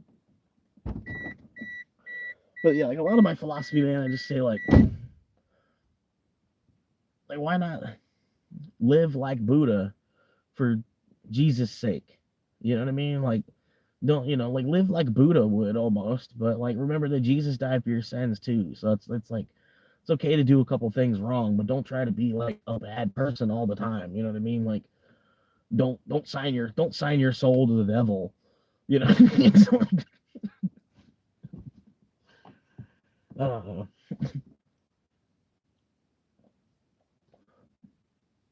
You know what I mean? But we're all gonna do things wrong. We're all, you have to do things the wrong way to be able to do things, be able to know what the right way is.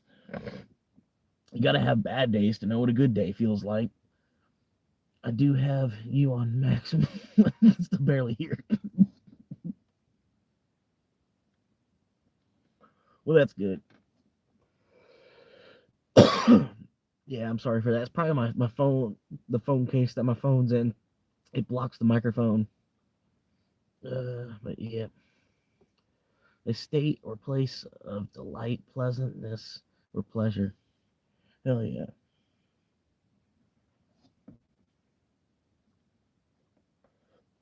And then like one day I sat down and like I opened up all my chakras. At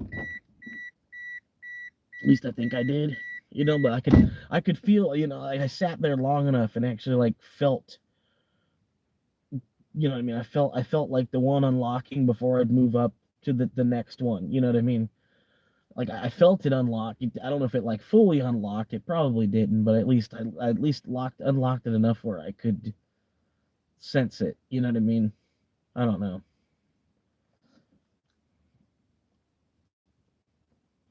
But I'd like to like sit down with an actual like Buddhist monk and like try to do it like in depth if I could even focus long enough to do it.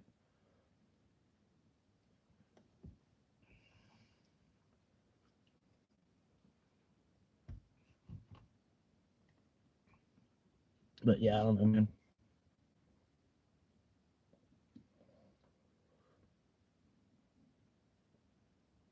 Like I don't know, like would Jesus have even been Jesus if he would have been born American? You know what I mean? Because our system is so corrupt. Even though you have freedom of religion and freedom of speech and we've got all these freedoms, but we're still like we're a really twisted up fucking country to do all that for some reason.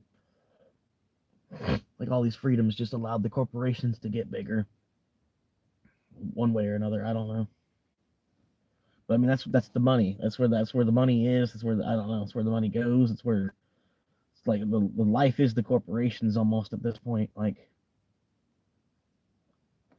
people like being in a metropolis to a certain extent. Like you like to have your own private space that's your own. You know what I mean? Like a way you can get away from it, but having the convenience of a store that's 5 minutes away, everybody kind of wants that. You know what I mean? Or even closer. I had one buddy in high school. He lived like right across the street from a convenience store, and I was like, "Dude, this is the best place to live." I was like, you ever need Doritos or you want a Mountain Dew or you need blunt wraps? And like, there's a fucking convenience store right across the street. This is like so sweet. You know how convenient that is? Convenience store on the other side of a 2-lane road.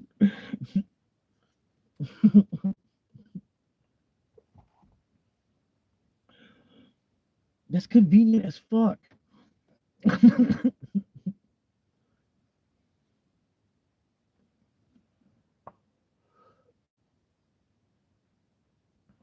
Yeah, I saw this public strip mall down south. I had a delivery that went like 14 miles south into another city I've never been, and I went down there, saw the public strip mall, and like the whole plaza.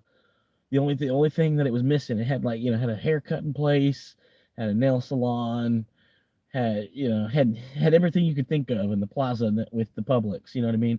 Except for like an Italian or a pizza restaurant. It was missing a pizza restaurant. There was even a Burger King out in front, like like part of the parking lot. Out by the road was a Burger King. So I was like, man, there's a Burger King here. There's a Publix here. I was like, the only thing I'm like, they need a they need a 24-hour gas station on the other corner or something. I was like, I could fucking park right out here somewhere. Just be sleeping in the public parking lot. All these amenities, all these amenities right there in the parking lot. Sometimes, man, you get lucky. One of the street lights, like the lights that they have to light up the parking lot, it'll have a light socket on the bottom. Sometimes even, just I wish I had an extension cord. Just fucking plug right into the light. But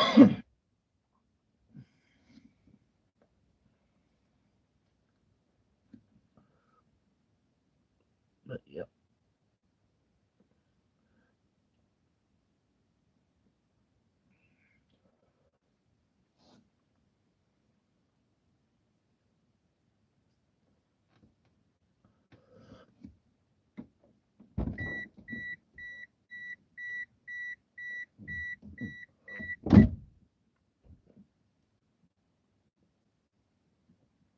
This isn't a copyright. This song's not a copyright. This is an original track.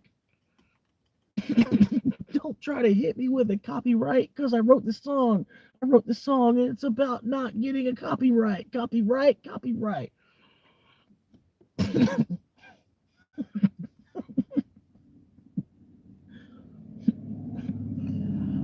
It only took me 10 seconds and you might could sing along. Copyright, copyright.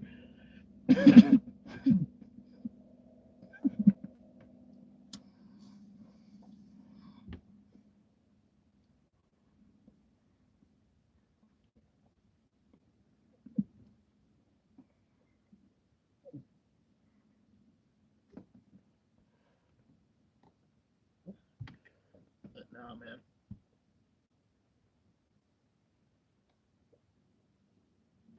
Yeah, I got my laundry done. I got my laundry done today, or well, yesterday. To you, Fred. Got my laundry done yesterday. I'm a day ahead of you, all behind. So wait, if I did it today, which is yesterday for you, well, you're a day ahead. So if I did it today, we did. I did. Well, I still did laundry. Yeah, I still did laundry a day before you. I don't know. That's gotta suck. Like if you're like constantly flying back and forth, like you constantly you're like losing days each time you fly, plus like a 12 or 18-hour flight and stuff. This guy doing cartwheels.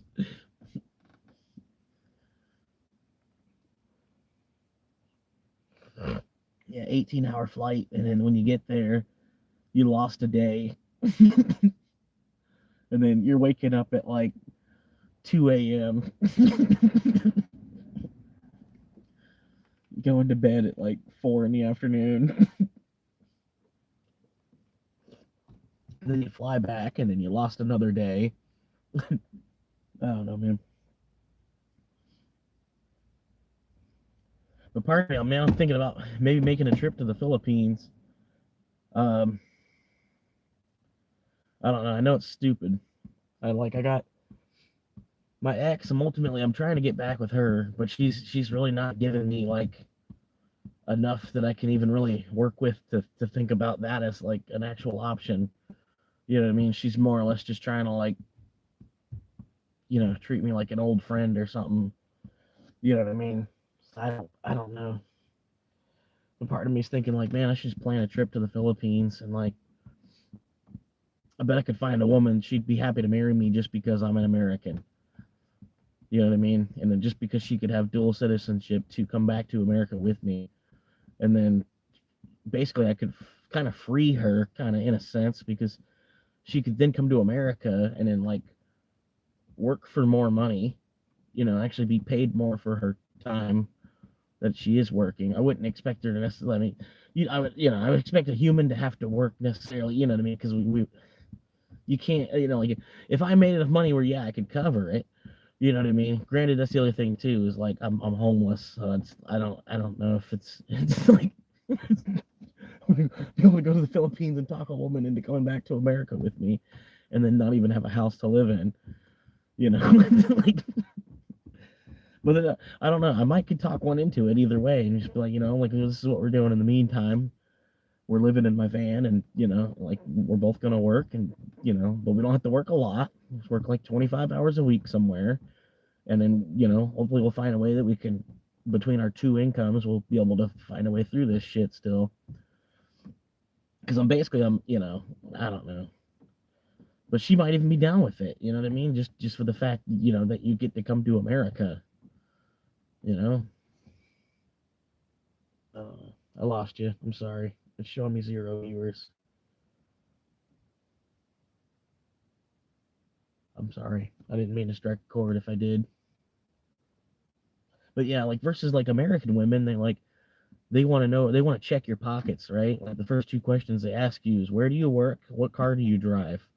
Pretty much like 8 out of 10 times, like you'd be going out to dinner on a first date, and that's the couple, the first 10 questions they want to ask you. Well, they should already know what car you drive, hopefully, because you probably picked them up and brought them out to dinner. You know what I mean? But and they might already know where you work, by that point anyway. But like that's the problem. Like American women, you got to have so much to impress them. Whereas you could go to another country, and they'd be happy to marry you just because you're an American, like flat out. You know what I mean?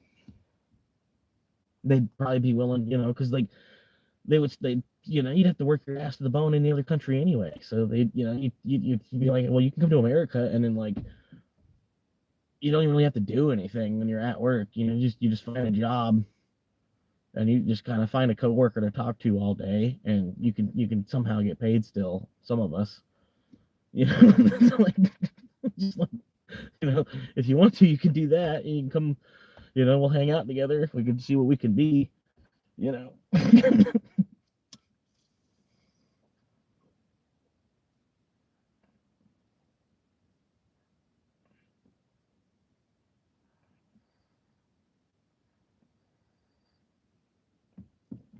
then like later on, it would be cool too, because like we could move back to the Philippines to retire. You know what I mean? Or like we could frequently go back to visit. This, that, the other. But then like retiring in the Philippines, your money goes twice as far, sometimes 3 or 4 times as far. I seen a dude I'm watching on YouTube. he lives there now, and he's got this sick ass. It's not an apartment, it's a house. It's a house. It's a little tiny yard though. You know what I mean? The neighbors next door have chickens, so he's constantly got roosters crocking. You know, but other than that, like he pays 300 a month, and he's got like a 3 bedroom house with a pool, like on the beach, big privacy fence all around. You know what I mean? He's got like for 300 a month. Here you'd be paying 4 times that for the same thing at least 1,200 a month. Even here in this county, there's places I've seen. It's a single wide trailer. You know what I mean? It's a single wide trailer where they kept up the yard pretty nicely, and then they'll try to get 1,500 out of it. I'm like, what? And that's not even to be like investing, like to own it. You want 1,500 a month to rent? That sounds so stupid to me. Like I wouldn't mind giving you 1,500 a month, but I want to be like buying it for 1,500 a month. I can't believe people even agree to pay rent that high. You know what I mean? And then like in other states, it's like that's low. That's nothing. People are like, well, that's the cheapest I've ever heard. I don't know. And then like the thing is like you people come in from other states, and then they get here, they join our job market, and then they see why, because the income's so much lower. And then they struggle just like everybody else here. But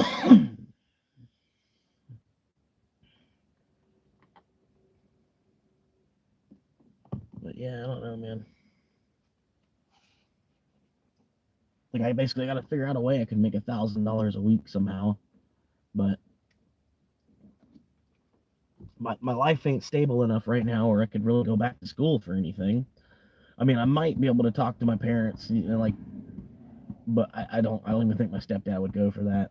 Like even like if it was like a 6 month thing, you know what I mean? Like just the stability of being able, because that's the thing is like I've never had like the stability of being able to like live at home, to be able to go to school.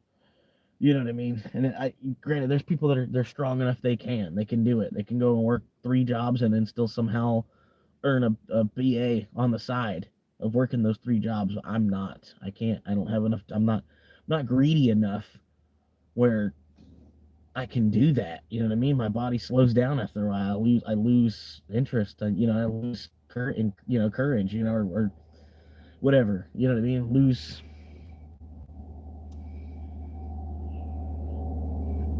I don't know. Yeah, I guess I just get discouraged along the way. You know what I mean? I don't know. Like, I try to do what I can, but honestly, I feel like our government wants too much. Like they look at life like it's a resource to be extracted from, and that's one of the things I think is fucked up. Is like there's other countries where the people don't look as like they don't even have as much as we have, and then yet the whole city, the whole tribe, everybody's smiling. You know what I mean? Like I don't know. You know what I mean?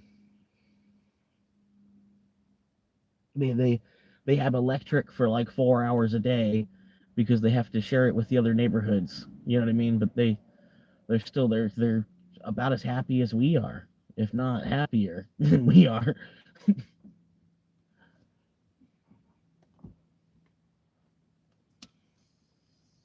I've seen shit in other countries where they have to put coins into the Wi-Fi, like the Wi-Fi for the community, right? They don't have home Wi-Fi. They have like Wi-Fi at the store, and they have to put like 10 pesos into it to get the Wi-Fi to turn on for a half hour or something like that. So the kids will get their money together and put on the Wi-Fi and like watch one of the four of them play a game. They'll trade the controller every 5 minutes, or I don't know how they do it exactly, but you know what I mean. I don't know. We've got a bunch here as Americans, and we take so much of it for granted. And then like the rest of the world hates us for like like the only reason you know what I mean, like if you're an American with money, they don't mind you. Well, they still probably don't like you. You know what I mean? If you're an American and you don't have any money, you need to leave. If you're Canadian, then you might be all right. It might save you from trouble. If you like you're in Europe or something, they ask you if you're American, say you're Canadian. Just trust me on that. Just say you're Canadian. If you ever go to Europe and you get in trouble, they might ID you at some point, so you'd get fucked later anyway. But you might could say you're Canadian, and they'll just turn around and be like, "Okay, well, have a nice day, sir. Just don't do that again." But if you're an American, they'd be like, "Okay, buddy, get ready to pay some of our country's taxes."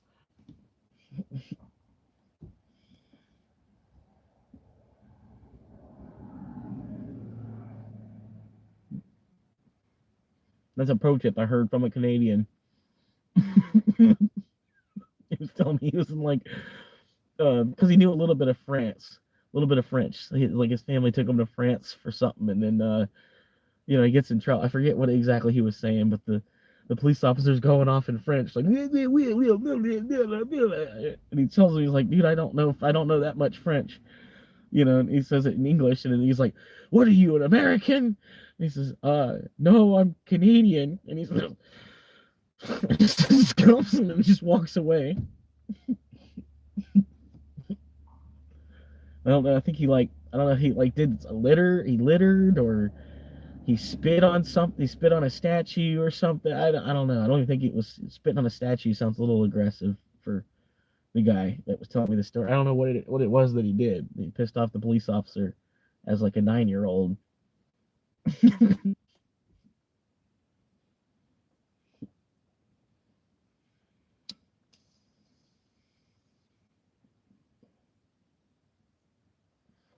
But yeah, it might get you out of trouble. If you can get away with it, just say you're Canadian. I don't even think you would even have to know French. Just be like, yeah, I'm just a Canadian. I'm a dumb Canadian.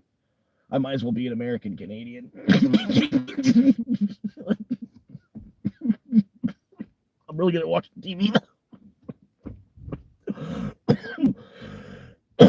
You need me to watch your music video? I'm pretty good at that.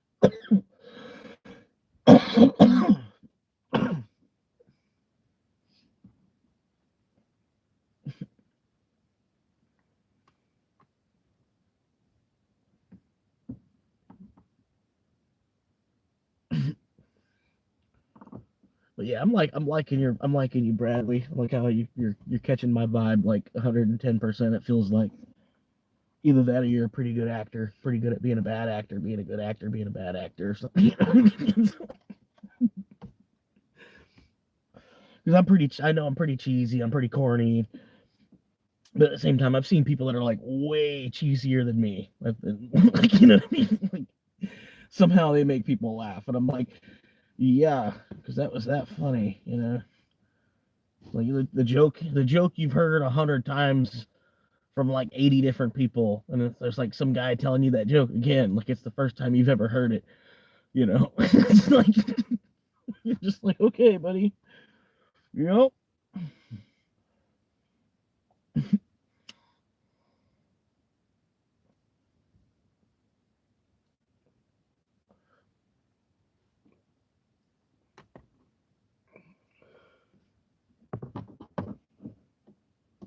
I don't know what to do next. I should have finished my. Oh my god!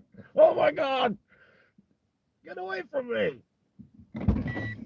Just get away from me! Fucking mob. Oh my god! Some other weird ass bug. What the fuck? I got all the windows closed. I'm in my car sweating. There's still fucking bugs in the car. Take this hat. I'm gonna take the hat. I take the back end of the hat. I'll whack the fuck out of him. He gone.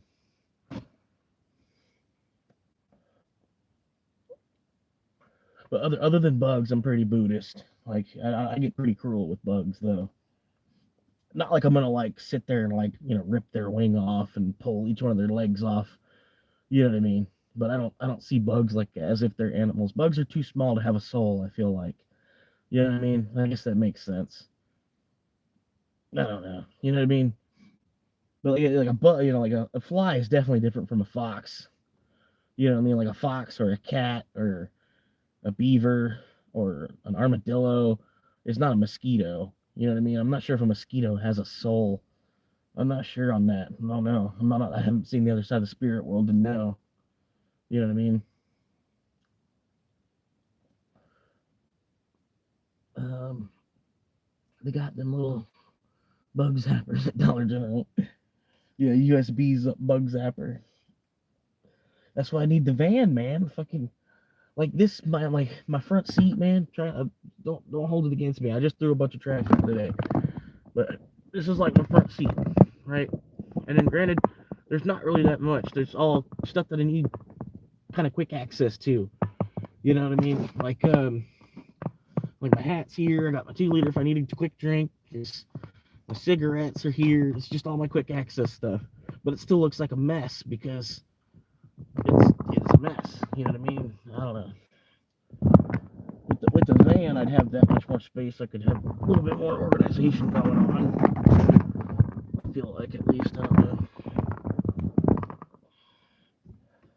And I just want one. You know what I mean? I want one so bad that it's becoming a need.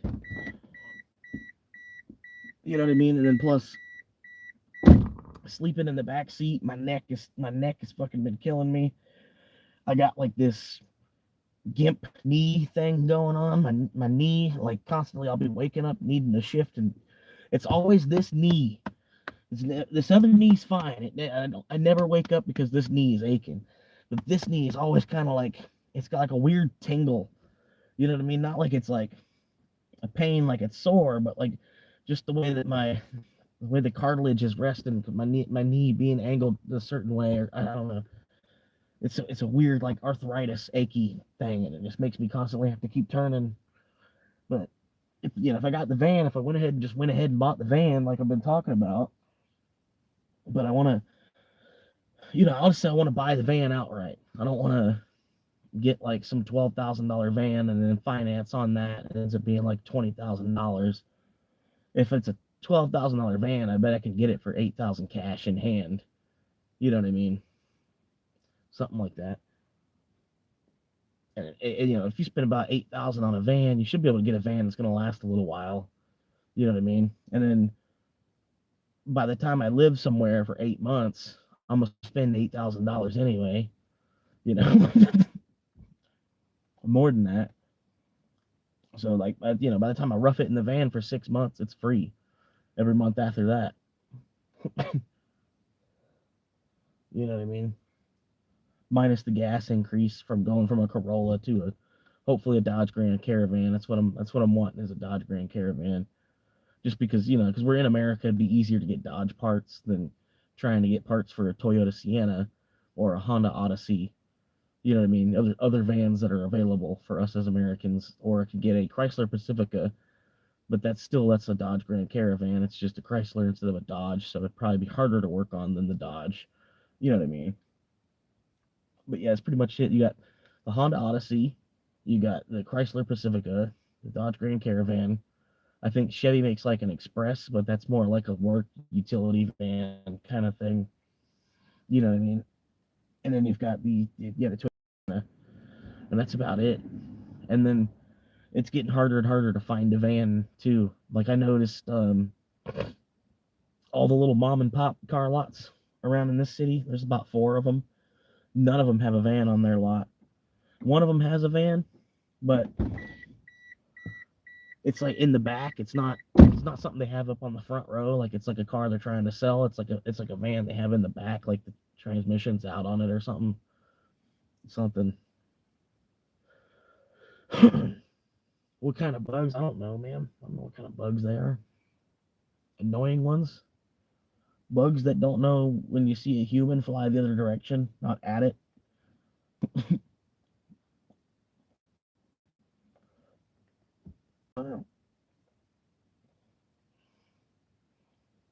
if there was like a giant, say there's like a 50-foot man, 50-foot woman, you know, fucking I don't think I'd want to go up and get like up in its face and shit like bugs do to us.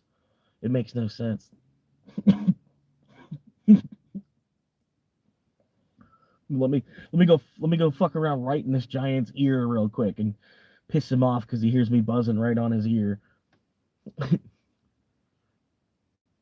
Well, yeah, the caravan, with the Dodge Grand Caravan, the seats will pop right into the bottom of they'll pop into the bottom, so I could keep the two in the front and then get rid of the third. Like the third, you could take the seat all the way out, and the third could be like it can be floor storage. You know what I mean? I could stuff down there. You know what I mean? Even just like a snack bin could be floor storage where the back seat was, but the two front seats I would leave in case I ever have a passenger or whatever. You know what I mean? I could still load 4 people into the van and we could go to the beach or something, bring a couple girls or whatever. I don't know. You know what I mean? Not like too many girls are going to be talking to a guy living in a van, but unless he's got cocaine or something.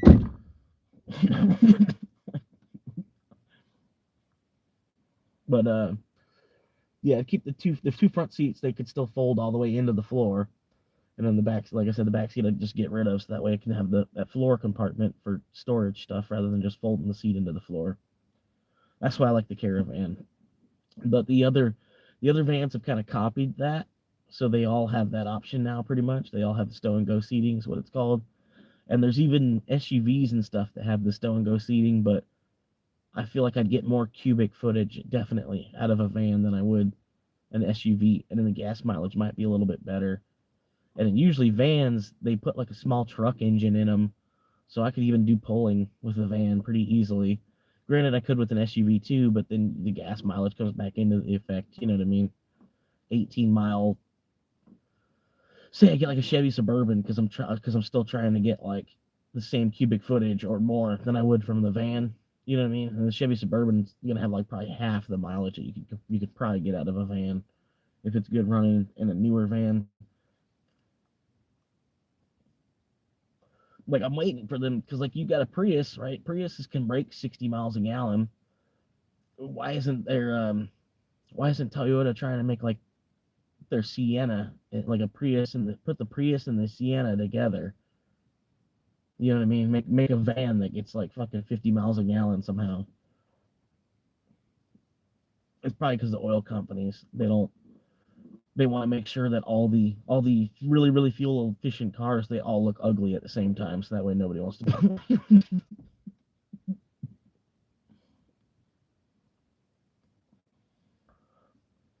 Looks like a car you'd give your daughter. Not that not doesn't look like a car you would drive. It looks like a car you'd give your daughter.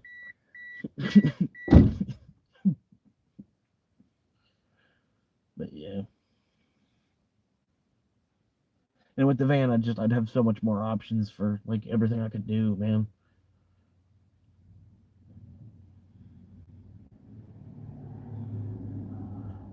And yeah, like less arthritis pain would be worth it. So I'm thinking about it, man, because I could, for $1,000 down, I ought to be able to, figure a place that'll be able to work my credit where I can, with $1,000 down, drive off with a van. You know what I mean? But I don't want to be on a finance either. But you know what I mean? I don't know. It's tough to save up like $8,000, and then after I've saved up the $8,000, want to spend it on something too. You know what I mean? Like I'd rather wait for this car to die all the way. No, yeah, I could do that too. But honestly, I think it would be better. It'd be better to not trade my car in.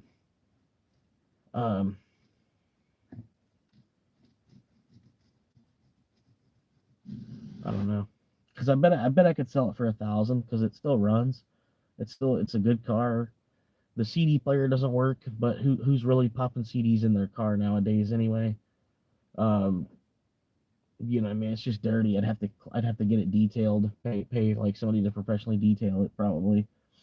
But yeah, I could probably get $1,000 out of it because like back in the day, there used to be cars on the side of the road for like $500.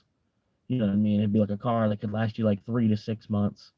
It's basically that's what a thousand. If you see a car on the side of the road for like $1,000, that's probably what you would think You know, you'd get like 3 to 6 months out of it before something would go wrong. But that's where I feel like, you know, I could at least get $1,000 out of this car easily. I might could get lucky and get 2K out of it if I made it look nice. And when I bought it for 4,000, and then pretty much every month that I can get Uber driving out of it, like I can on a week where I really hit it with the Uber driving. This town's kind of slow, but say I go out into the city, I can easily make 500 a week on Uber, and then minus gas, I'm still making $1,000 a month out of this car. So you know, I might as well hang on to it, kind of, sorta, and then say something crucial breaks on it, I could still slap $1,000 price on it, like even when it's inoperable because of something small that needs to get fixed. But I'm not a mechanic myself. You know what I mean? Somebody would still be getting a deal for me to sell it to them for 1,000, and then it needs like like a head gasket replacement kind of thing. You know what I mean?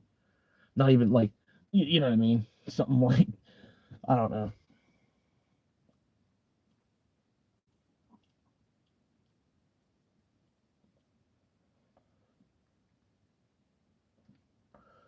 But yeah, if I could keep the car, honestly, I know my insurance would take a hit. Insurance would be double.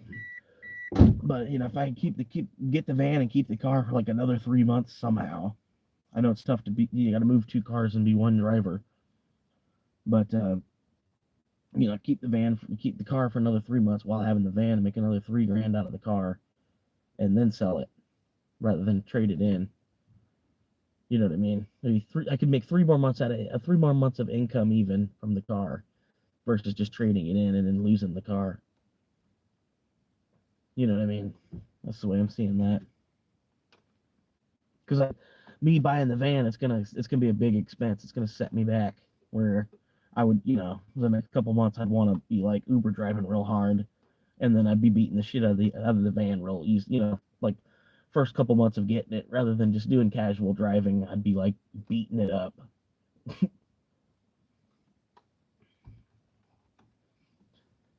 But yeah, it's easier said than done. But that's my thought philosophy behind it, because it's kind of, the cheaper the car, the faster it'll sell too. You know what I mean? So if nobody wants it for 1,000, I'll sell it for 8. If nobody wants it for 8, I might be able to get 5. I wouldn't take less than 5 for her. You know what I mean? Even if she ain't running, I wouldn't take less than 5 for her. You know what I mean? She don't even have to be running. I could still be living in the back. Got a foldable bike I pull out of the trunk. The car's just there. Just somehow get it to my work parking lot, because my boss already said, he's like, you can camp in the parking lot. So my car's just there for like 3 months, doesn't move at all. Don't have to worry about getting towed.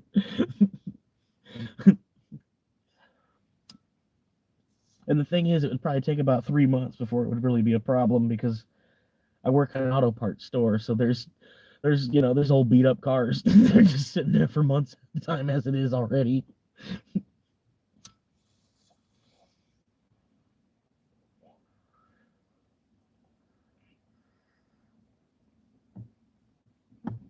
And then, it's just need over want, man. As long as your needs are met, try to not want for too much, and you're good. You know what I mean? Like, granted, I got the Uber to back me up, but I've been living off of like 10 hours a week from the actual job. You know what I mean? Like on average, maybe 15 hours a week from my actual job. That's why I've been Ubering so hard. But I've also been Ubering real hard because I'm trying to stack and save in Bitcoin as well. You know what I mean? So I might eventually get to the point I have enough Bitcoin. I don't really need to, like, the price is so high, plus I have enough already, that it's kind of dumb for me to keep converting my dollar into more Bitcoin. You know what I mean? Then at that point, then, I don't know. But right now, a dollar gets over 1,000 sats, which that's crazy. That's crazy. A dollar gets more than 1,000 satoshis.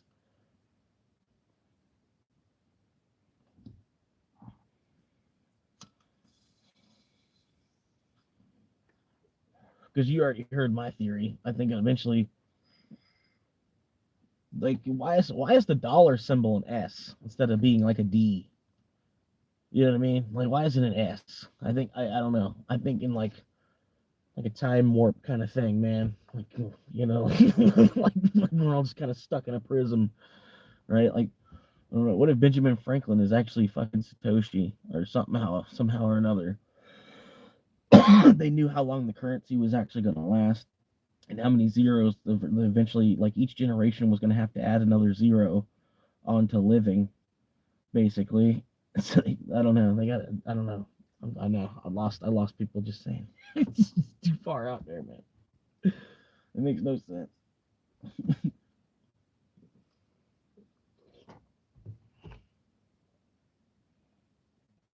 But honestly, I think it's going to be the symbol for $1 billion at some point. Like it'll just lock into a billion when it finally gets up that high and it hits a billion, and then the volatility will disappear, and it'll just be like a Bitcoin is worth 1 billion.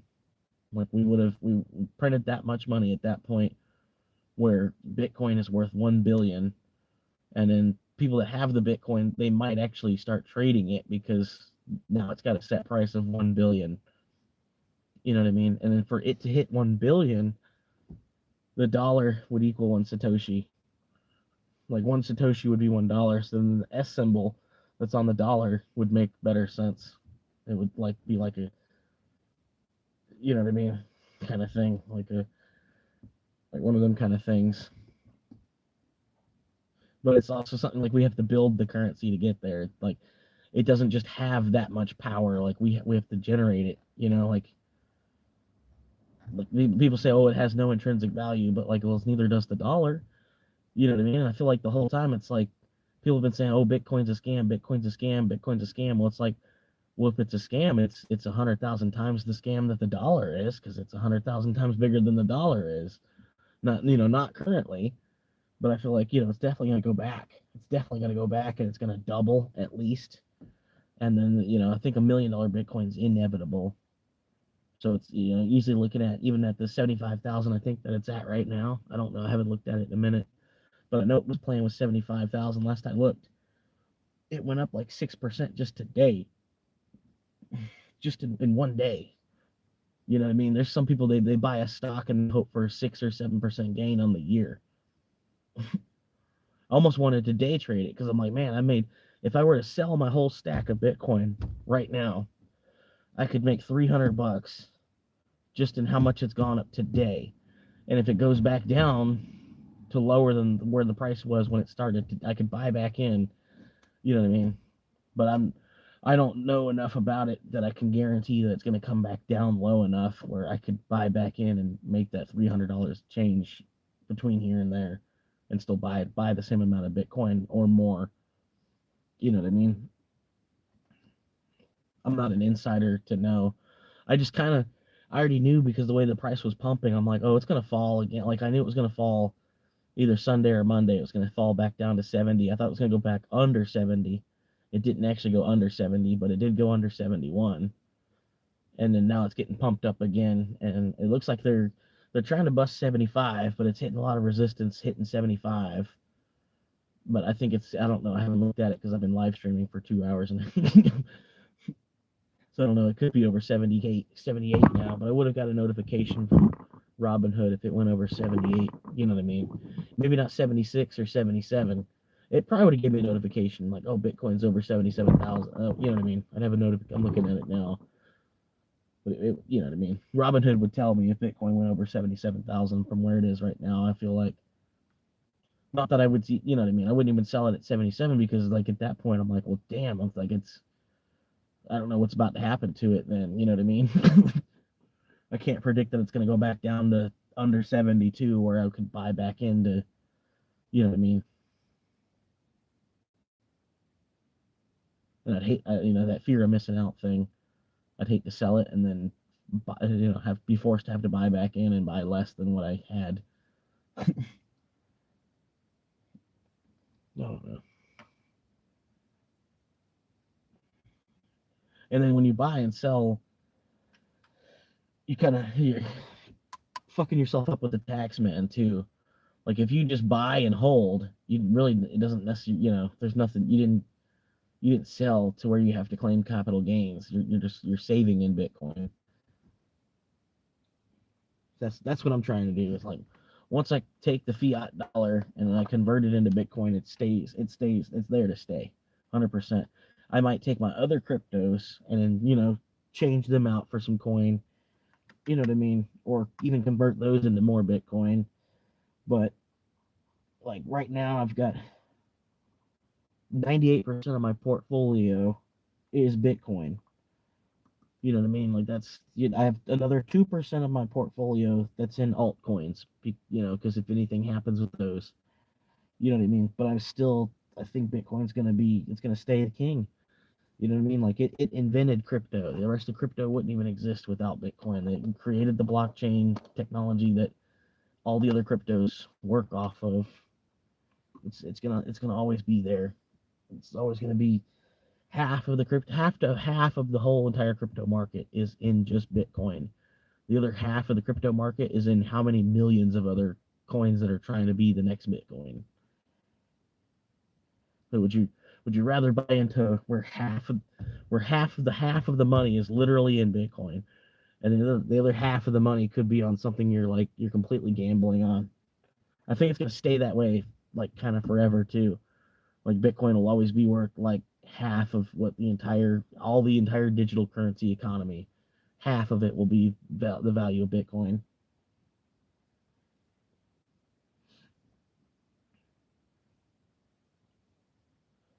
And yeah, I don't know, man.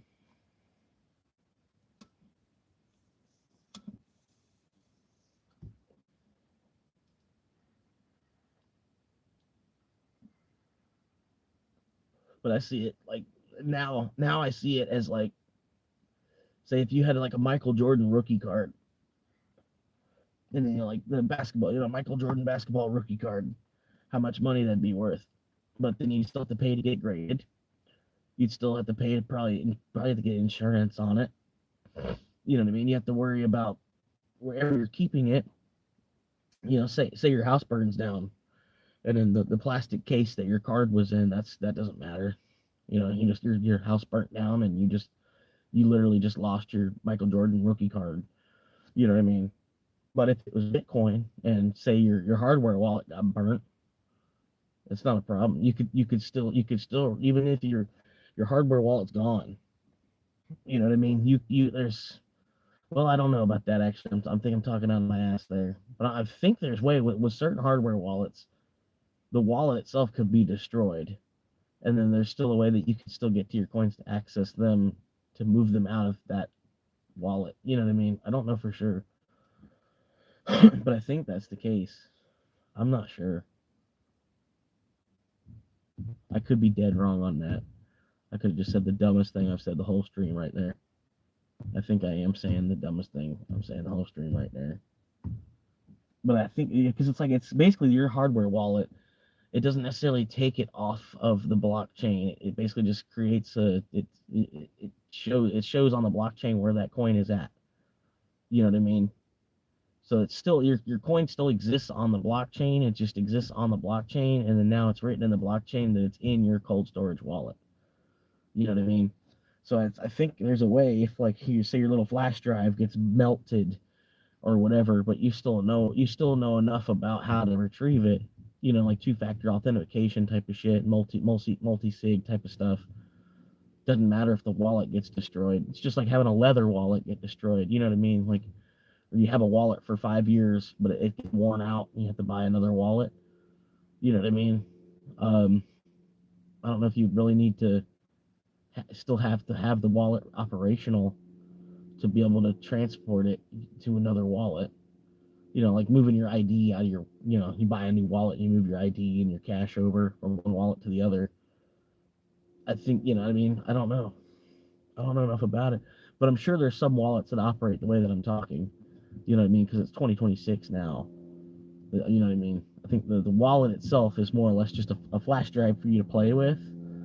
You know what I mean? Doesn't necessarily mean that there's 5 Bitcoin inside. I know this is lighter, but you know what I mean? Just imagine.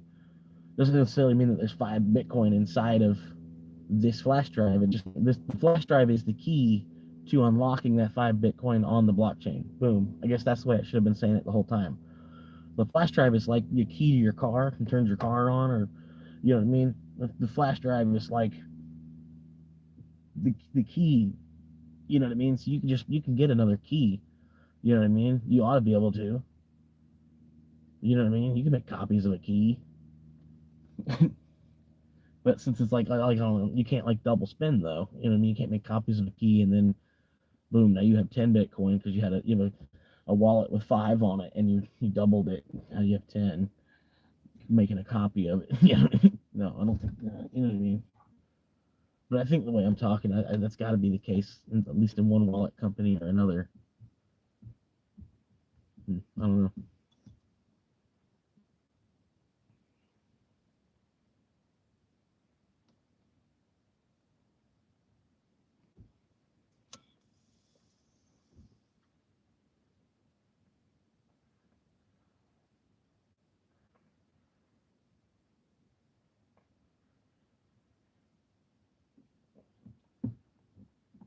Oh yeah.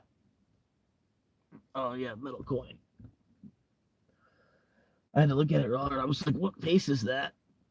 I was like, "What the fuck face is that?" I'm like, "Oh, it's a number 1." I appreciate you hanging out with me, man.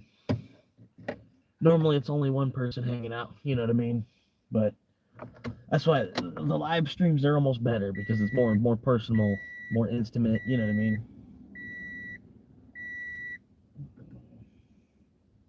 I want to put the window down. Let's just put the AC on some more. Make sure I've got battery in the morning.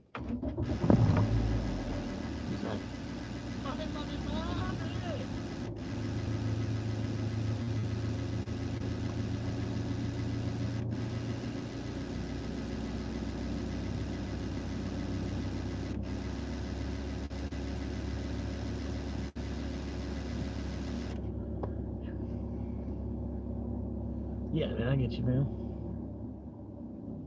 Like I said, I just try to be a real person, and hopefully, as I'm talking to you, other people that are popping in for like 2 seconds here and there, just you being here gives me someone to talk to. Where other people that are coming and going, they catch me and they hear me talking about one particular topic or another, this, that, the other. You know what I mean? And then I end up with another subscriber. You know what I mean? You could ask Jerry. It happens to him all the time. He's like my one viewer. Or same thing with Fred. But Fred's kind of, he's getting drawn out. You know what I mean? I could see it. He's listened to so much of my shit. He's kind of like, he's like, all right, kid. Enough crying. Get off your ass. Which I get. That's why I'm doing the Uber driving. I'm just trying to get a job where I don't feel like the job's working me. You know what I mean? Like I'm trying to work the job, not have the job work me. And if I'm there working for them, then they got to work with me. You know what I mean? I'm not trying to just be Mr. Sir Everything. I've done that for like the last 14 years. It's gotten me to the point where I'm homeless living in my car. You know what I mean? I've given so much of my ass end already. I feel like to be living in my car now is kind of absurd. You know what I mean? I'm kind of pissed off about it because I've really like looking back, like if I had been building a pyramid the whole time, there'd be a huge fucking. I mean, not a huge pyramid, but compared to other people. But you know what I mean? There'd be a fucking pretty big fucking stack of blocks behind me right now. But I have nothing to show at the same time. You know what I mean? Because it's all just kind of been just fight to survive mode. The way the economy's been, like we're almost getting like, if you're in my generation, we're almost getting like the shittiest fucking hand. Like we're getting spawn camped. As soon as I was in high school, I remember coming out of high school, BP oil spill. The economy was kind of fucked up a little bit because of that. The housing market crash right before I was still in high school. The housing market crash was fucked up the economy. So the economy was already fucked up from that. Then the oil spill fucked it up some more. And then I think something else happened in 11. Or maybe I'm thinking about, I don't know. But it's fucking COVID and shit, all the bullshit with COVID, you know. fucking like the whole world basically lost in the last 5 years, kind of. Like we kind of had to keep things moving, and it's kind of sad how much like football, American national football, whether that was going to be on TV or not the following year, is what kind of brought like, okay, we all gotta go back to work, guys. Come on now, we gotta have football on TV. I'm not gonna go to work myself if I can't come home and watch football. It was crazy how much like it was not necessarily completely all football, but it was like, dude, it seemed like it was like 40 or 50% of it was like, we got to put football back on TV, so everybody, let's all go find something we can do again, you know. And then all the restaurants, man, like, you've been to a restaurant since COVID. It's like the fast food restaurants, if you're not coming through the drive-thru, they don't even want to fuck with you anymore. I don't know what that is about. I really don't, unless they're, they might as well not even have indoor seating at that point. You know what I mean? Might as well just get rid of the whole counter, the whole front counter. Just don't even have indoor seating. Just, I don't know, make it just a pickup window and just a bunch of tablets. I don't know. Like, you walk indoor and they're just standing room only, a couple of tablets, and then like the pickup window from the kitchen as your order comes out. There's not even a place to sit. You know what I mean? Because that's the way they treat people now. When you walk into a fucking, I don't know what it is, dude. I really don't. What the fuck happened to the fast food indoor customer service before COVID and after COVID? I really don't fucking know.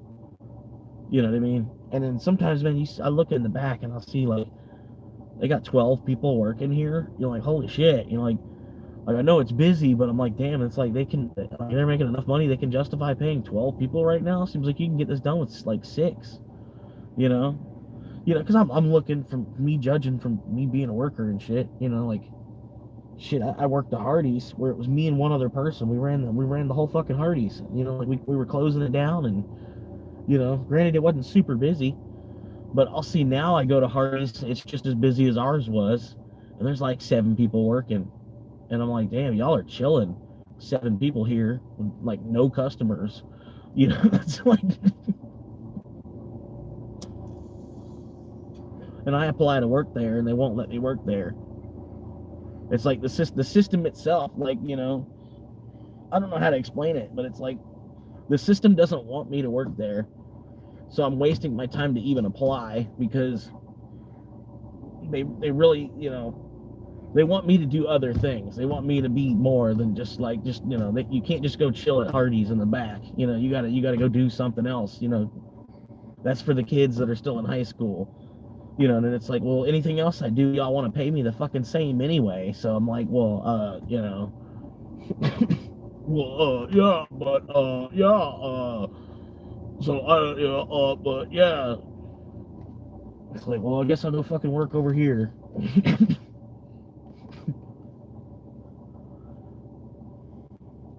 And then it's like, I don't know, each day I feel like I'm getting dumber in this bitch. You know what I mean? Like, I don't know, I'm just losing steps from fucking living, man. Like, you know what I mean? Like, you just get more and more shot out the older you get. And they're expecting me to, like, I don't know.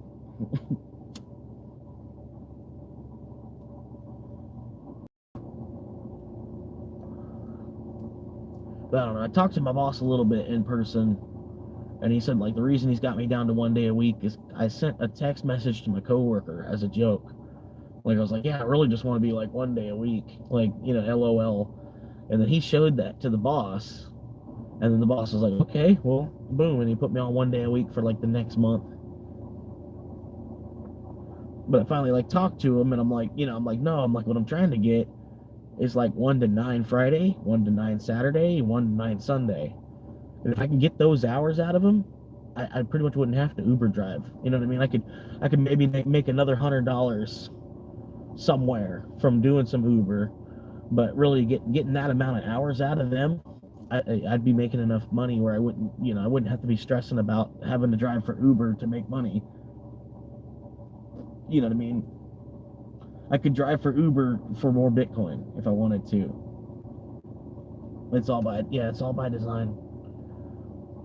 That's what it's like. Yeah, like if you're if you're fighting against the system, you get to the point where you're like, you realize you're fighting against the system. You must be going the wrong direction. You know what I mean? But yeah, he was telling me, he's like, if you want the 1 to 9, I need you to be a key holder. Pretty much is what he told me, which I'm kind of cool with that. It's just the it's lowest level management basically. I'd be on the lowest, but I'm moving up the pyramid. You know what I mean? I'm kind of cool with that. The only thing is, like, we have so many problems with the money, the cash at our store right now. Like, I see the problems that and it's like, I'm like, yeah, you know what, you know about that Bitcoin thing? And constantly, I'm like, that Bitcoin thing's like really accurate because the decimal point goes back like 8 digits instead of just 2, so it's like way more accurate. We could maybe start accepting Bitcoin, already, but I don't know why our company's waiting another 20 years before we're going to start accepting Bitcoin. But yet here you are counting money for a half hour at the end of every day because we've got all this paper, bullshit we have to sit here and count. And then they got this machine that weighs the bills too. Like, it knows the weight of each bill, and so when you put a stack of like 2020s on it, it judges the weight, and then if the thing itself doesn't work right. So it's like, it's trying to count bills based on the weight, and then some bills are dirty. You know what I mean? Some bills, I don't know. Some bills, they'll have shit on them. Some bills are wet, maybe. I don't know. They don't necessarily all weigh the same. I don't know why. It's just like, I don't know. But our company, man, like, some things that our company does, it's like we're just like stuck in the 90s. You know what I mean? And we're still working with like Windows XPs or something. They're doing the best they can with these Windows XPs, but they can only do so much. And then I don't know, the company itself, they're on the verge of maybe going under. I'm trying to ride it out. You know what I mean? I know the company's gonna, maybe at some point, it's not gonna be there. It's not gonna be a 30-year job for me because the company's not gonna probably be there in 30 years. I can tell by the business, the business practices that they have. It's like they're planning on it closing down. They're just making money in the meantime, so that's all I'm doing. And then it's more experience for me to go down the road. Say I get a job at a tire shop or something, or quick change oil lube place. You know what I mean? I don't know. If I were to go to a tires place, I'd probably be making more money per hour.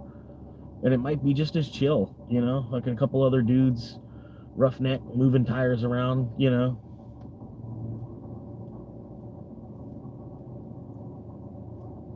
Classic rock playing in the background.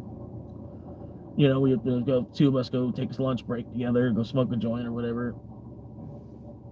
You know what I mean? But in the meantime, this auto parts job, it's pretty chill. I just wish he'd give me the hours that I'm looking for. But like I said, I'm glad I talked to him because I'll talk to him some more about it and see about what I can do. You know what I mean? But I told him pretty much, like, I'm cool with just Saturdays and Sundays at this point because it gives me Friday nights off, which is a valuable night that I can be Uber driving instead. Where I can come into work there for the 5-hour shift. After taxes, it's like $50. Or I can go drive for Uber and I can make $50 just from like 5 to 7. If I move, if I move right on a Friday and people are tipping well, like 5 to 7, 5 to 8, I can make $50. Boom.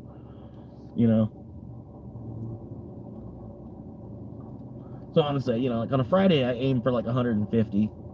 Kind of, sort of, depending on how I'm feeling. You know what I mean? Out here in a small town, you can't plan for 150.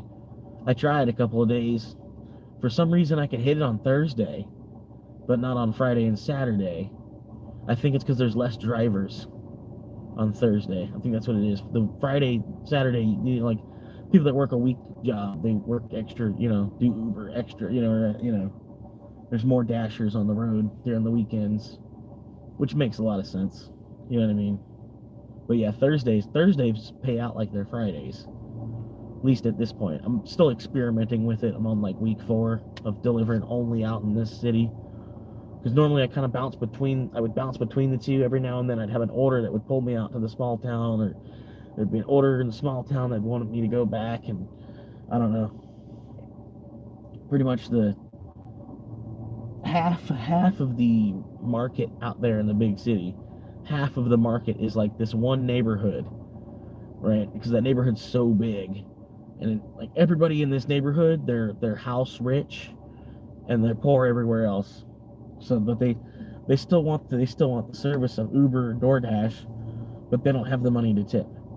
Is what I mostly see. Not that I'm mad at them necessarily, because I get it, dude. You got a $350,000 house payment you got to cover, not per month, but yeah, I get it. You don't have the money to give me more than like $3.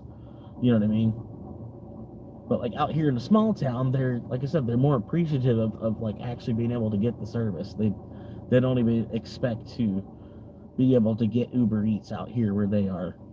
You know what I mean? So the people that do order Uber Eats, they're like, oh my God, thank you for bringing it to me. Like, oh my God, you saved me an hour of driving, I feel like, for me to go into town, grab it, and then come all the way back.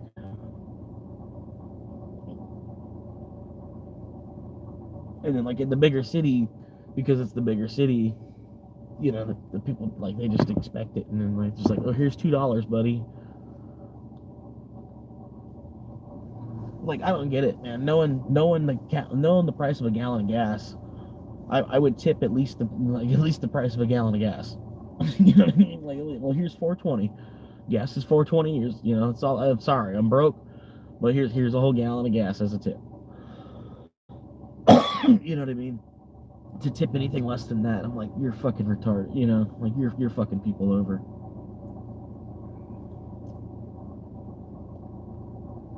But that's also me as a driver. And then I was a delivery driver before Uber Eats and DoorDash ever took off. You know what I mean? I enjoyed it. Like back in the day, being a pizza driver, like, because you'd be on the clock. You know what I mean? And be eating free pizza. Some point during the day, there's a fuck up somewhere. Somebody put sausage on something that wasn't supposed to get sausage, or it was supposed to be no onion, and it's got onion, and you got to pick off the onion, but it's it's still free pizza. And then you're on the clock, even when you're not taking orders. They have you do some side work type of shit in the store in that time. You know what I mean? They try to get some money out of you. They're paying you, but it's nothing hard because you're a delivery driver first. So they mostly just have you open up plastic bags to dump the you're doing prep by opening up the bag of a pineapple and then putting the bag of pineapple into a sixth pan. If you ever worked in a kitchen, you understand what I'm saying. Like opening the can of pineapple and pouring it into a sixth pan is prep. Food prep.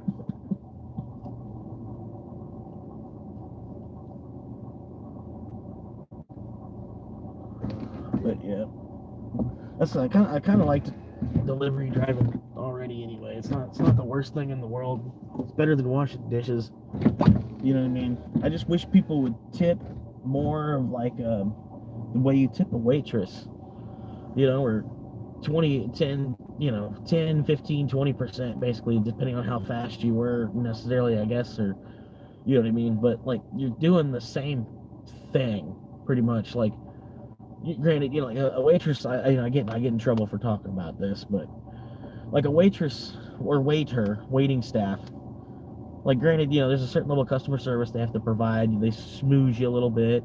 They make sure they take down your order accurately, and then they give the order to the cooks, and then they kind of, stress the cooks out a little bit to get the order out. If y'all are hungry, if y'all are just chilling, wanting to chat and have a night out, then they're not going to do that. You know what I mean? But they'll still try to flip the table over as quick as they can anyway. They still try to rush you out. You know what I mean? But anyway, then they'll expect 20%. So if you're going out to eat nowadays, you could probably easily spend $100. So they're going to be expecting $20 on that table. And it's almost the same thing as an Uber driver, because your car is in the mix. Kind of in a way, your life is on the line. Because you could be in a car accident any moment. You know what I mean? Whereas a server, what are you gonna bump into another server and drop a plate? You might get it on yourself and burn yourself or something. You know what I mean? But your life's not really on the line as a waiter. And then I've seen waiters, man. They'll make some bank depending on what restaurant they're in. Say you're at a busy fucking Olive Garden or something. You're a male waiter at an Olive Garden. You're making bank, dude. you only have to work 2 nights a week because you're making 5 nights pay, you know. And if you're a good waiter, you probably can't get away with only working 2 nights a week. If you're if you're a good enough waiter, they're gonna want to put you on a schedule like 4 or 5 nights. You know what I mean? Just to kind of get some work out of you. You know what I mean? And then, like, granted, you don't get the whole pay. You don't get the paycheck like like somebody in the kitchen does. But somebody in the kitchen, I guarantee you, they're gonna end up making half what you do per hour. You know what I mean? But yeah, I don't know, man. But for some reason, like I said, people don't. I don't know. I don't feel like they don't tip drivers. They feel like, oh, you're just driving. But it's like, I don't know. I'm not like Uber doesn't give me the car to drive. You know what I mean? Like it's just a big expense in doing that. You know what I mean? Whereas a waiter doesn't have. There's no expense to moving the food from the kitchen to the table, refilling drinks. Like the expense is maybe your knees and your feet a little bit.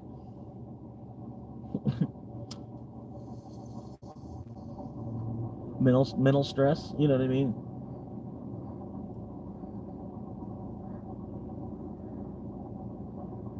And plus, like they don't figure your time either. That's another thing with people dropping tips. They don't think like, well, oh man, he's spending 45 minutes of his time to do this. So like maybe I should give him more than $3. You know what I mean?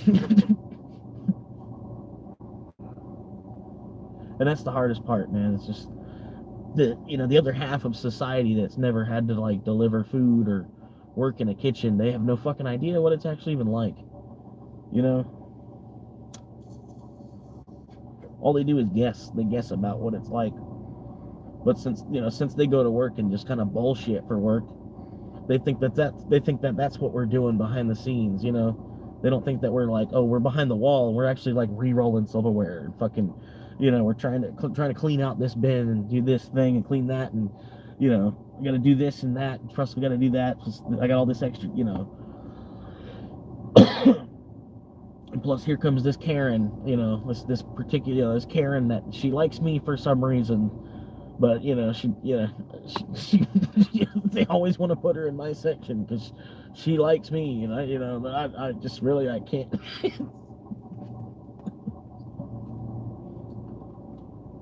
I can't deal with this fucking bitch. Her fucking $2 tip dropping ass.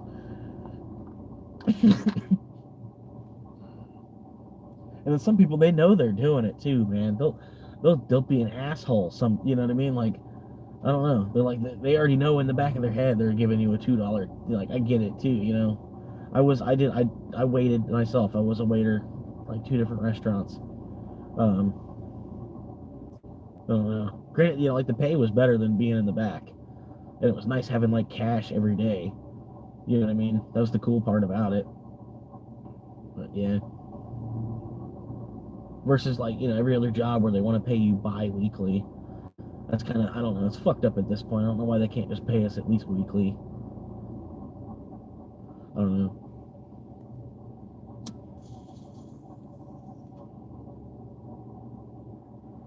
I don't know. I feel like bi-weekly shit. You're like broke for 12 days at a time, and then you get your check. By the time you get your check, you've got 80-90% of it planned out for what you need, bills you need to pay ahead of time, or your bills you need to catch back up on because you waited forever to get your fucking check. It's so stupid, you know what I mean? Granted, it's a bigger lump sum when you get that bi-weekly check. Is a bigger check, but I don't know. It's more convenient to get $400 a week than to get $750 bi-weekly. You know what I mean? I feel like.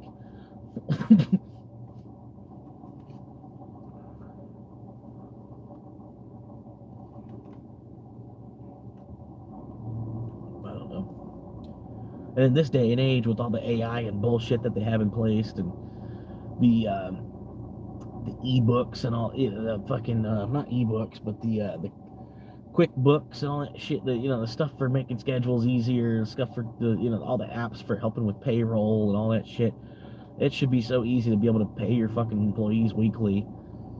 You know what I mean? Like, one way or another, you can work it in the budget, so that way people can only have to wait 7 days,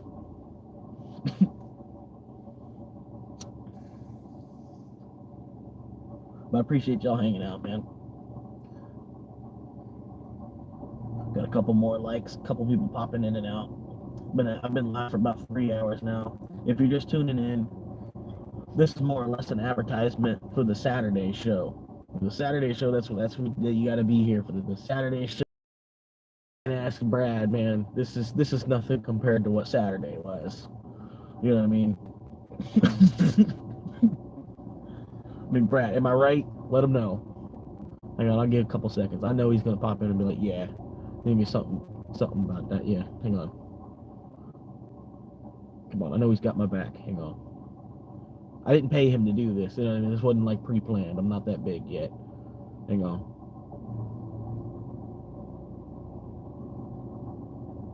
Yeah, see, my man. That's 3 points. 3 points from half court right there, bro. Appreciate that. Anyway, yeah. With the Saturday shows, I be drinking. I don't be drinking on the live stream. Like I get my buzz, like 15 minutes before I go live. Boom, slamming. Boom, boom, boom, boom, boom. And then I go live. I don't do any drinking on the live stream just to kind of keep it that much more wholesome. You know what I mean? Gotcha, man. At least you were listening. Appreciate it. But yeah, Saturday shows I'm drinking. So if you can expect the real, if you can respect the realism that I'm throwing down tonight, you know what I mean? You should come on and see me on the Saturday show, because every other show is pretty much like me advertising for the Saturday show. Not necessarily, but that's my little bit right there. But anyway, this Saturday I've got another half a bottle of coconut rum I need to finish off. So that's what I'm looking forward to. Then I usually work Saturdays and I work Sundays, so it's a way to kind of like get the edge off in between those two shifts real quick. But yeah, that's the plan for now, at least. But that's where the real action is.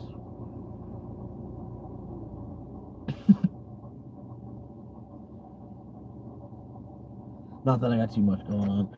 I do plan on, like, I want to get a second phone, and I'll just be able to live stream the entire time I'm Uber driving. Just get like the whole 10-hour day or 12-hour day of me driving around.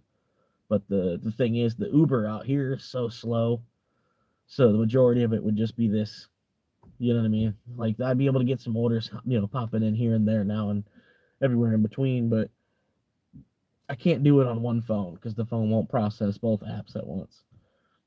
So, I mean, you know what I mean? Got to do what I can until then. But the channel's finally waking up enough now where it's not a bad idea to go ahead and upgrade my phone anyway. You know what I mean? But yeah, I'll get there, man. We'll get a crowd going here in no time, and you know what I mean? Y'all have your own little bullshit going on in the chat, cracking jokes at me and shit. You know what I mean? That's what I'm surprised there's not, like, I had trolls, right? I had a couple trolls, but that was weeks ago, man. I don't really get no trolls anymore. It's kind of weird. Usually every now and then somebody will come in here and be like, blah, blah, blah, blah, something, But the only thing I'll get now is somebody telling me, "Oh, you shouldn't be smoking," and I'm like, "Look, dude, it's my own life choice, bro. Get off my ass." Like, I basically live in traffic. I'm sorry if I need to smoke to deal with it.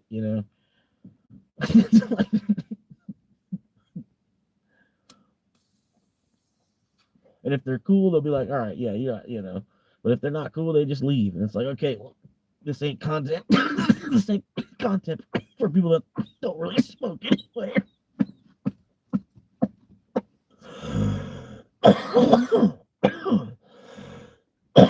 I'm not saying you have to smoke to watch. I'm just saying if you do smoke, you might as well light it up and, act like we're smoking together.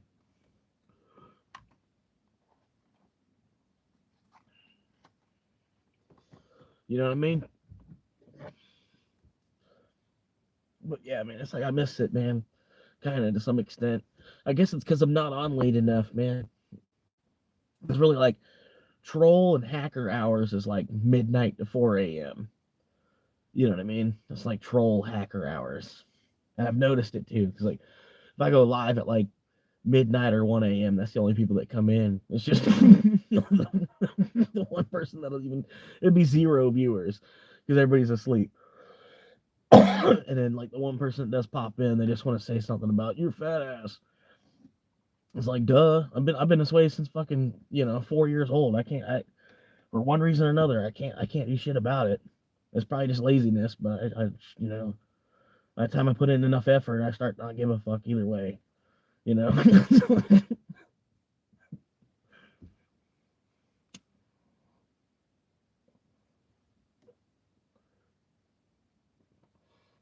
And there's a lot of guys bigger than me, like way bigger than me. You know what I mean? I just feel like I'm a product of my environment. You know what I mean? You can't live this close to a McDonald's and not be overweight. You know? And it's sad how, for me, I know how to eat cheapest at McDonald's and Taco Bell. It's crazy. Like I can go to the grocery store and end up spending more money for a meal than I can if I just went to Taco Bell. Even if I were to just get hot dogs and hot dog buns, it's fucked up. I can get hot dogs and hot dog buns, the cheapest fucking hot dogs they have, and it's cheaper for me to just go to Taco Bell. But sometimes the hot dogs, yeah, hot dog hits fucking good. You know what I mean? You cook it on a fucking fire and shit, and you got the kebab stick like I got. You know what I mean? Fucking a hot dog be slapping. You know what I mean? Even if it's a cheap hot dog, you just feel like a kid again eating a cheap hot dog.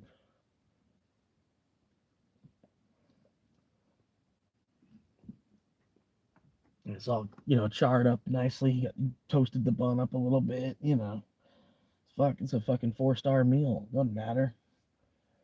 And you're just chilling by the fucking, you're just chilling by the river, waiting for the next day to happen. Seeing if you can go to bed and wake up and see Bitcoin at $1 million, it would be nice. Like what the hell happened? Like what?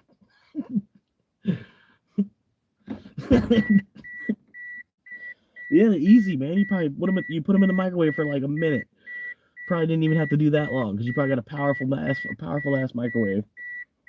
Sorry for the beeping, man. Sorry.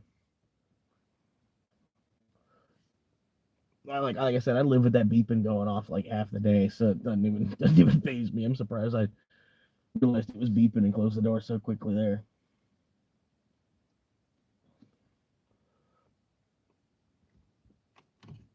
Yeah, ain't nothing wrong with a glizzy. I don't know why they all of a sudden started calling them glizzies now.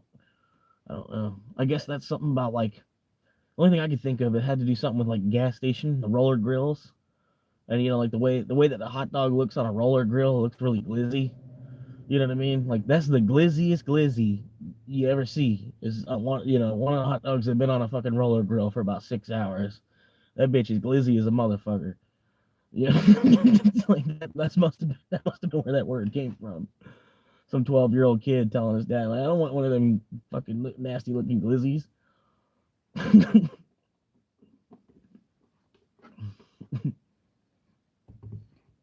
His dad, like, you gonna eat it or you ain't gonna eat for the rest of the day because it's the only place I'm stopping.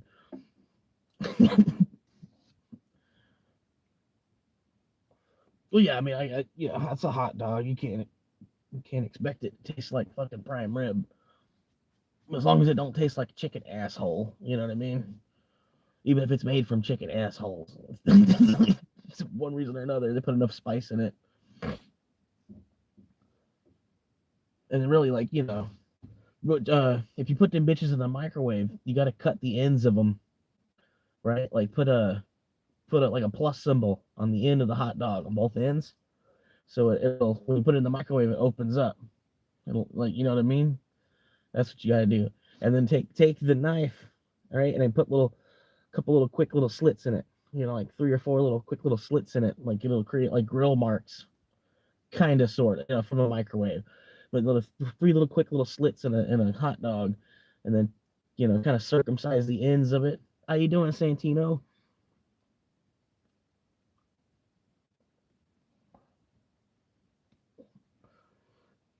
Yeah, throw some mustard on that bitch.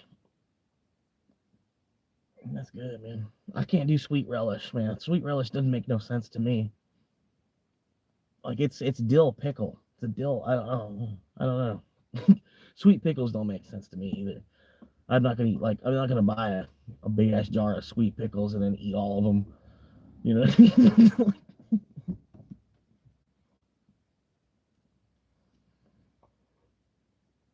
Over pickles?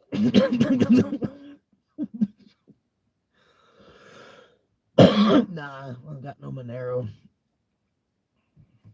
I'm thinking about getting some Solana, to be honest with you, but that's after I'm thinking 1,000 XRP.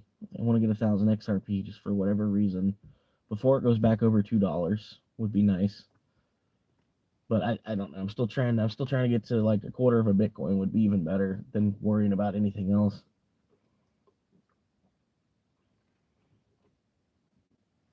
But I still want to hold on to like 10 million Shiba just in case, if Shiba ever goes to a penny. It'd be nice to have 10 million pennies.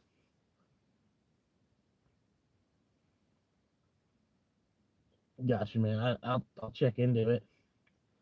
That's definitely pretty cool that you got it like that. You can send me a couple. I'm not asking, you know what I mean? That's pretty cool though. Kind of part of the. I'm not gonna lie. Part of the reason I started doing a YouTube. So I was like, I bet you I'll find somebody that's like way better off, and they'll see my situation and they'll be like, yo, I can give you like 100, like, why are you stressing all day long for $100? I make 100 an hour. Like, I don't know, dude. This is fucking bullshit. Fucking shit house that I'm in. Like, I feel like they put me like I'm in America, but I feel like I got my head upside down underwater in China. You know what I mean? That's the way I feel sometimes. Like they've been watching, they've been like trying to catch me for like petty theft or something my whole life. Like I'm gonna steal a fucking Snickers bar or something. I'm gonna steal something that's not even fucking worth stealing. Like fuck y'all.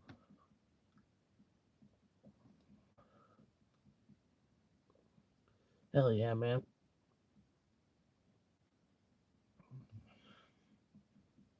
Yeah, I got another guy said he was gonna probably send me some Solana because he heard I was living in my car, and he said you need to get a Solana wallet and I'll send you some. But I think he was just bullshitting at the time. I don't know because I've tried to. I don't know. I haven't hit him directly up about it because I'm not really like after it necessarily. But I mean, if he wants to send me 20 Solana, I'll be like, that's thank you, bro. Like I don't know. And I do check him out. Um, but most of his live stream, he's trying to sell his product. He's got like a whole bunch of products that he's got. It's like his whole live stream. I was watching it like, cause I'm a fan, kind of sort. You know what I mean? I pop in and give him a couple chats and shit. But yeah, like I was watching his live stream a little bit closer, and I'm like, his whole live stream is just him trying to sell these products that he's got. He's like pushing all these different products that he's got, and I'm like he talks a little bit of crypto news, but mostly he talks about the news for his own products type of thing. And I'm like, man, I don't know.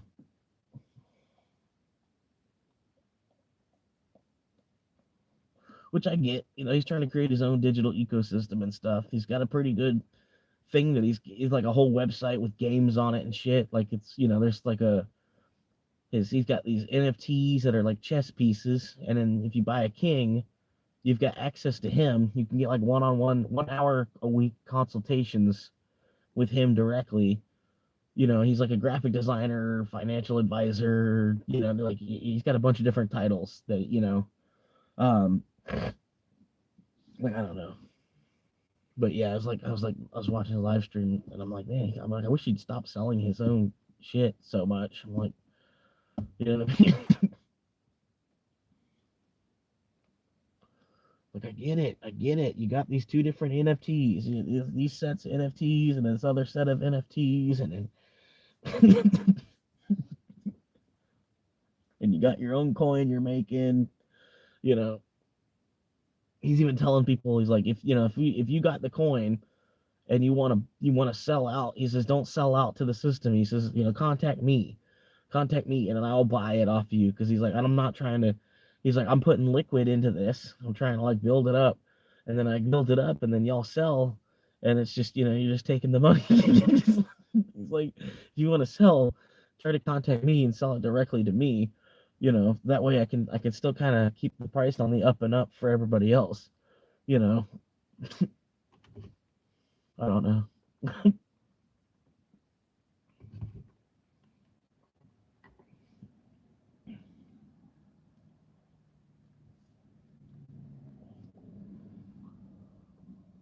So BTC is a public blockchain, so no good Zcash was funded by universities, so automatically governments is involved, so aka backdoor.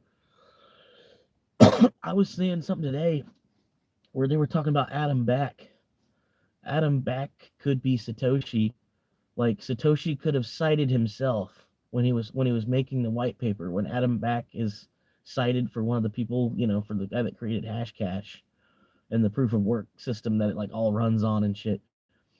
This one guy was trying to argue that a lot of the way that Satoshi spells is the same way that Adam Beck spells stuff. He spells stuff like a UK citizen. There's certain words that he spells like it's UK English. Like it was pretty good. I was like, man, I'm like, it could be. I'm like, that's a fair point, because like every time they ask him, the dude kind of jitters a little bit. Like he knows, like, if he says too much or he says the wrong thing, or so he always kind of implies, you know. But yeah, like, if like whoever is Satoshi, they would probably be headhunted. You know what I mean? It's like it's good that whoever did it kept themselves anonymous. Um, but at the same time, I don't think it was one person. It's there's too much of a. I think it still took thousands of investors to create Bitcoin, where Satoshi could be thousands of people, technically. Which that would probably be a better idea. You know what I mean? Like, it probably took 100 people. It probably took 100 people to all put up $1 million to create it. You know what I mean? Something like that. Maybe I don't know. Maybe 21. Maybe 21 million. Maybe 21 people all donated $1 million. I don't. You know what I mean? I don't know. But I feel like Satoshi's definitely a group of people. It wasn't just one person. I don't know. I don't know, man. Like this video, it had me half convinced. I'm like, it is Adam Beck. Adam, he did, he created it all. But I also know that like Bitcoin was a part of BitTorrent. Like, Torrent, like back when LimeWire was the thing. Like LimeWire turned into FrostWire real quick, and then FrostWire got shut down, and then BitTorrent came out of something, and then BitTorrent, like, they were starting to sell Bitcoin on BitTorrent. It was created like by somebody at BitTorrent, or somebody that worked for BitTorrent, or you know what I mean, and somebody at least was able to put it on BitTorrent to market it. I don't know.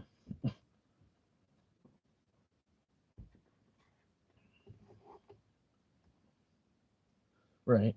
I mean, they do kind of all snitch on each other. They all kind of like say, "Oh yeah, it was this guy. It was that guy. Oh, I know who that is. I know. Yeah, I know who he is." They all kind of like, "Yeah, I've talked to him directly. Like I've had a beer with him." You know, like, yeah, they all kind of like point at each other with it too. You know what I mean? But I feel like, yeah, honestly, it was probably a couple of dozen people, or maybe 100 people, or 1,000 people that they needed as investors to even like create it to begin with, which would make sense. You know what I mean?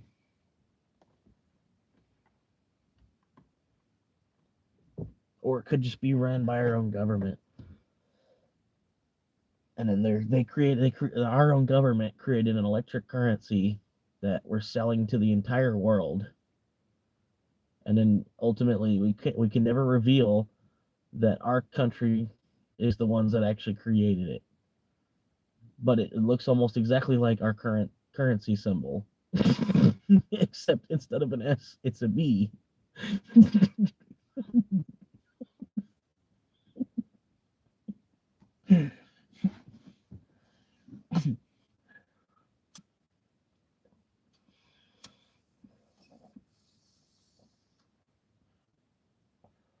But I don't know. But I think honestly, it's an opportunity. It was an opportunity for 21 million people to become a billionaire. They just had to hold on to it long enough. But at that point, like $1 million would be nothing again. Like, I mean, like $1 million would be like a year's salary for like an average. Like it's about 50 to 100K is like an average. Well, say you're slightly successful. You know what I mean? Say you're an electrician or something. You're making between like 50 and 100K a year, depending on how many jobs you get lined up. You know what I mean? It'll probably just be like you're getting $1 million a year for salary from doing a job like that. So like yeah, even you could work at McDonald's and make 300K a year. you know, like when the shit's inflated that much, you make $400,000 a year to work at McDonald's. And not that I'm really trying to bash anybody that works at McDonald's. I feel like honestly, the people that work in those jobs, they're they deserve the same respect that people in the military almost. Now, granted, they don't deal with everything that people in the military deal with, but you're a strong person for working at a McDonald's and doing a 40-hour week there. You know what I mean? You really are. You're a stronger person than I am. You know what I mean? If you can actually deal with the stress of everything going on at a fucking McDonald's, all these beepers going off and all these different kids and their attitudes, and you know what I mean? You're just trying to be like assistant manager, assistant store man, you're doing your thing, putting in like 60-hour weeks at a fucking McDonald's. You know what I mean? You're just as valuable to this country as somebody, like say you're lower level in the military. You know what I mean? You know, you know what I mean? You're pumping it out. You're doing a 60-hour week at McDonald's. Yeah, you deserve some respect. You know what I mean? But yeah, I don't know. People will respect a part-time firefighter though.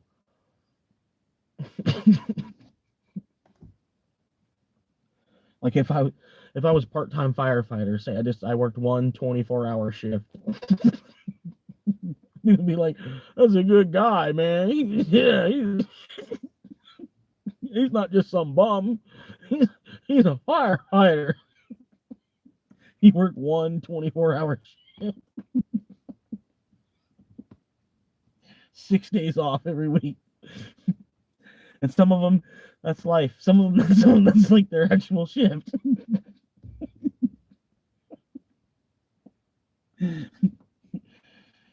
Maybe they have two of those in a week.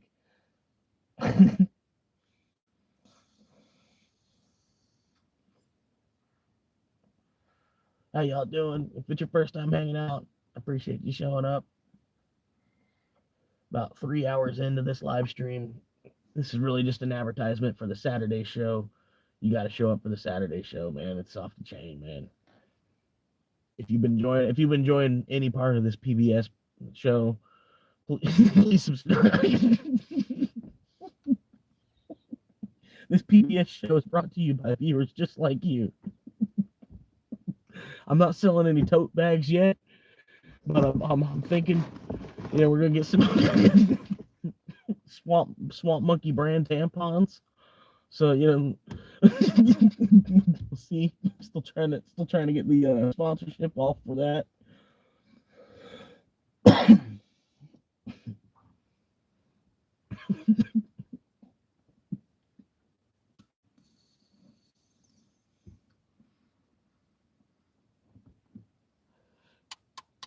If you haven't tried any yet, you need to go out and get you some Meemaw fuel coffee. It's good coffee. Fair trade coffee, global economy, beautiful coffee. It's It's good small coffee. It's really good coffee. It's about the best coffee you can get. You know, outside of New York, it's about the best coffee you're gonna find anywhere.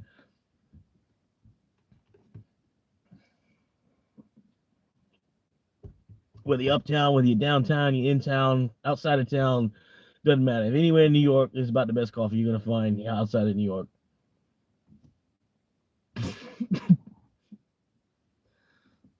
We got a cat eating a football.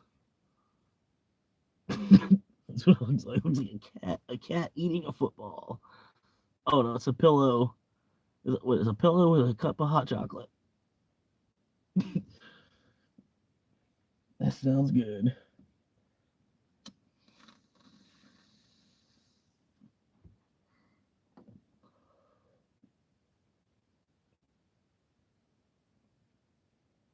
Is it this phone battery? We're 54% on the phone battery.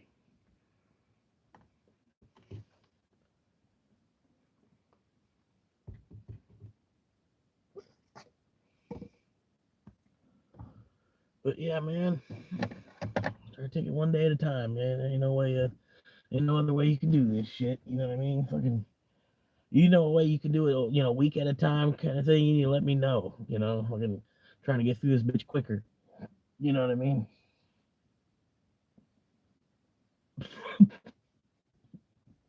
I'm trying to get through this bitch quicker too. You know what I mean? Yeah, as soon as I can get through the bitch, the sooner I can be out of the way. You know what I mean? And y'all won't even have to worry. Don't have to worry about me hitting you because I don't have to. You know, I'm not out there in the middle of the lane to get hit. But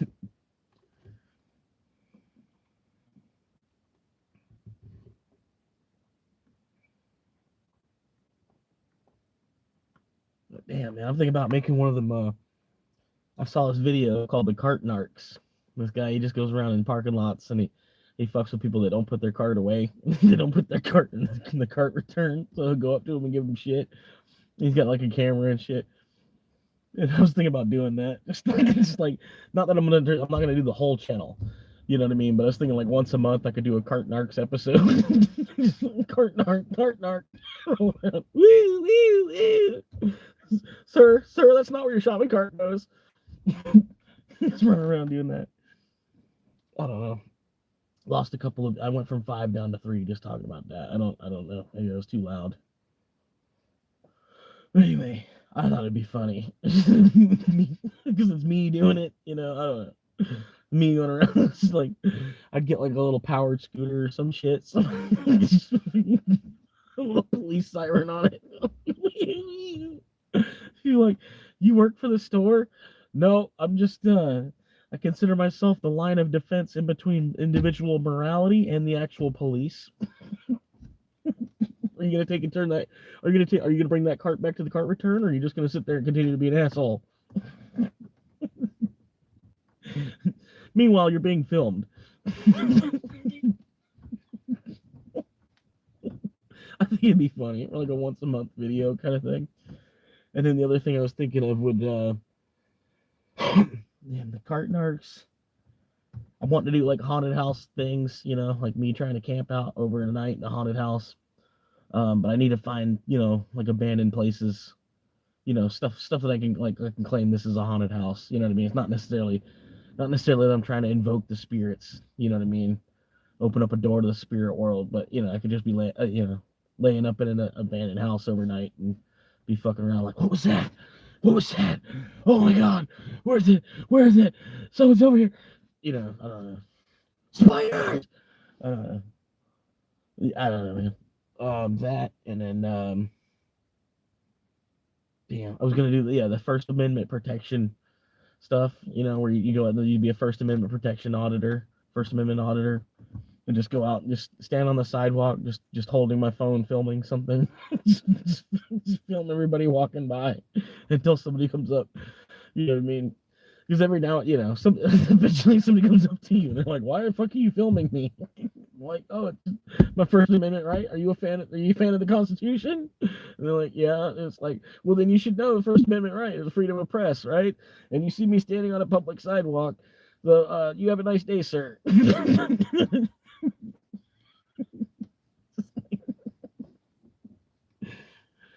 don't know.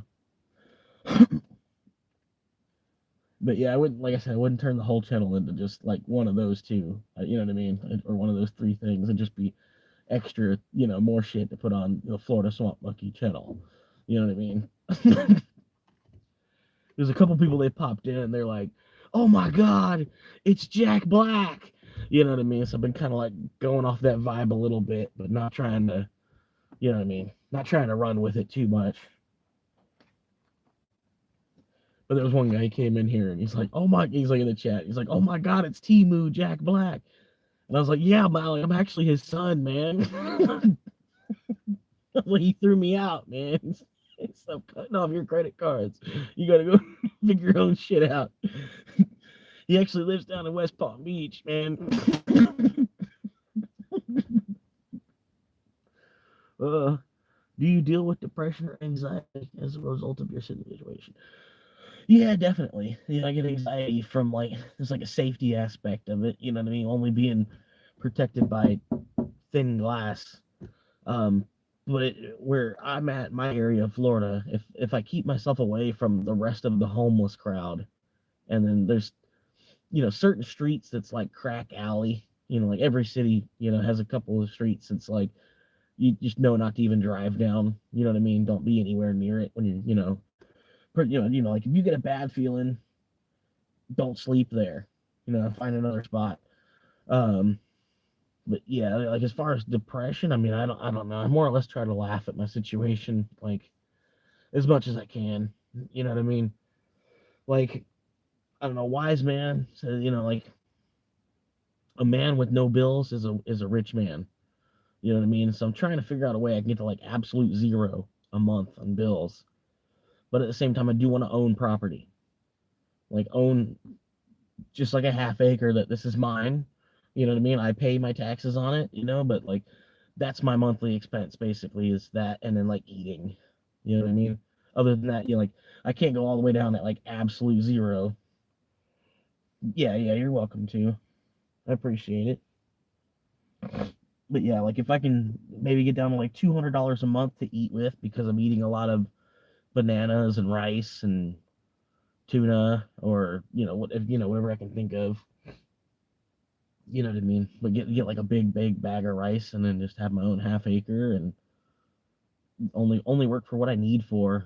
You know what I mean? Not work for all this extra that the American society says that I need. You know what I mean? Because I feel like we put way more on our plate that we need to deal with. You know what I mean? Like you only need to be responsible for what you set yourself up for. You know what I mean? Like not I'm saying that you shouldn't be responsible at all.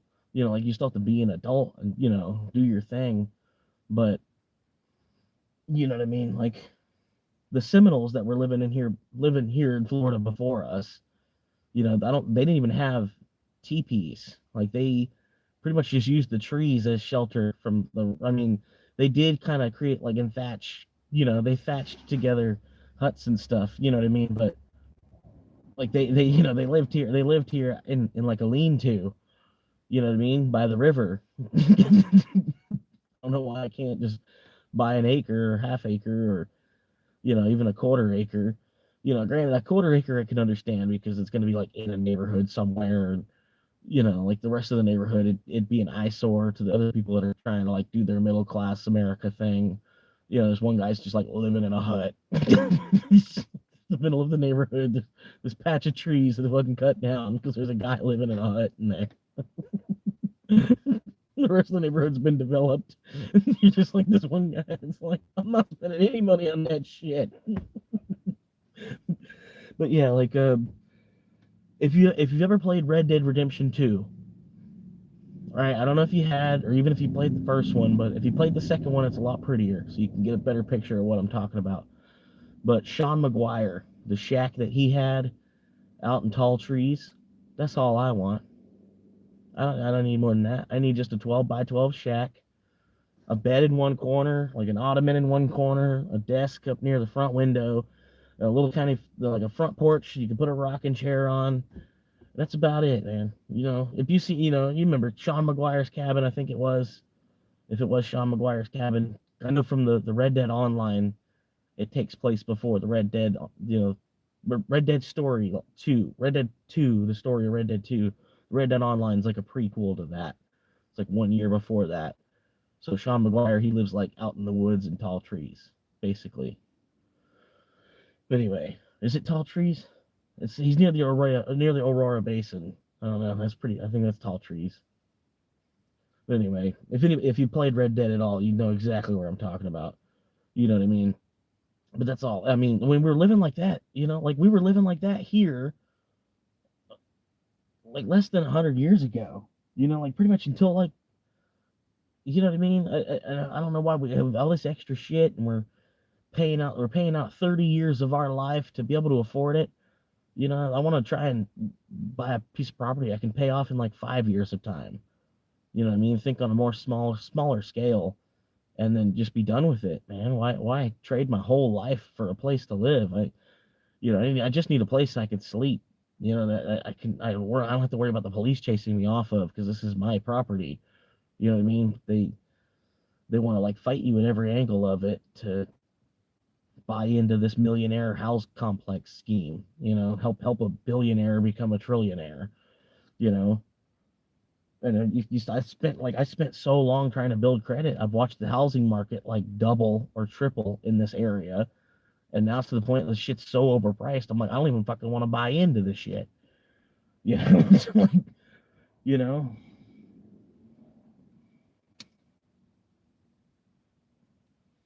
because I see the way they're getting built. These aren't fucking $500,000 houses. If you're gonna build them with particle board and then fucking wrap them in plastic vinyl, you know, I don't know how people are spending $500,000 on that shit, but they're selling them. They finish them up, and then you can't tell. You know what I mean? But if you see them getting built, you're like, oh fuck, how is that gonna last 100 years? You know what I mean? And then most of the time, if you're buying a house, and especially new construction, you ought to be thinking about it as like 100-year investment. Pass it down to your kids, or you know what I mean. The house should be standing 100 years from now. It shouldn't be made out of fucking cardboard. If it's gonna be made out of cardboard, you might as well just be fucking on the street anyway.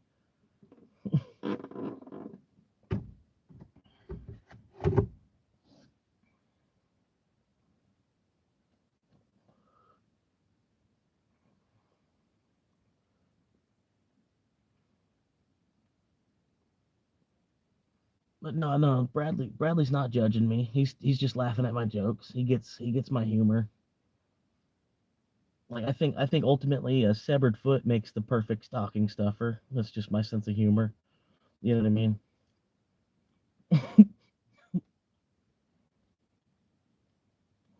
I mean, granted, I'm not that, you know what I mean? I'm not that dark and twisted. You know what I mean? I'm not gonna really do that. You know what I mean? I might do it if somebody's like into Halloween. You know what I mean? You could make a Christmas that's like Halloween for them or something. You know what I mean? Like they really like Halloween, so like during Christmas, you can like the whole house is like, like a Christmas murder scene or something. It's like I don't know, just 'cause I don't know. 'Cause I don't know if I'm marrying American, I'm gonna try and go goth, and if I'm going goth, she might be into Halloween. You know,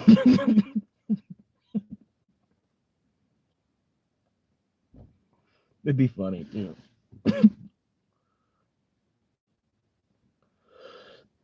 Oh, I can't even see him. I don't even know. I got his ass blocked. Here, I could probably hide him from channel and shit too. But anyway, I'll just have to wait.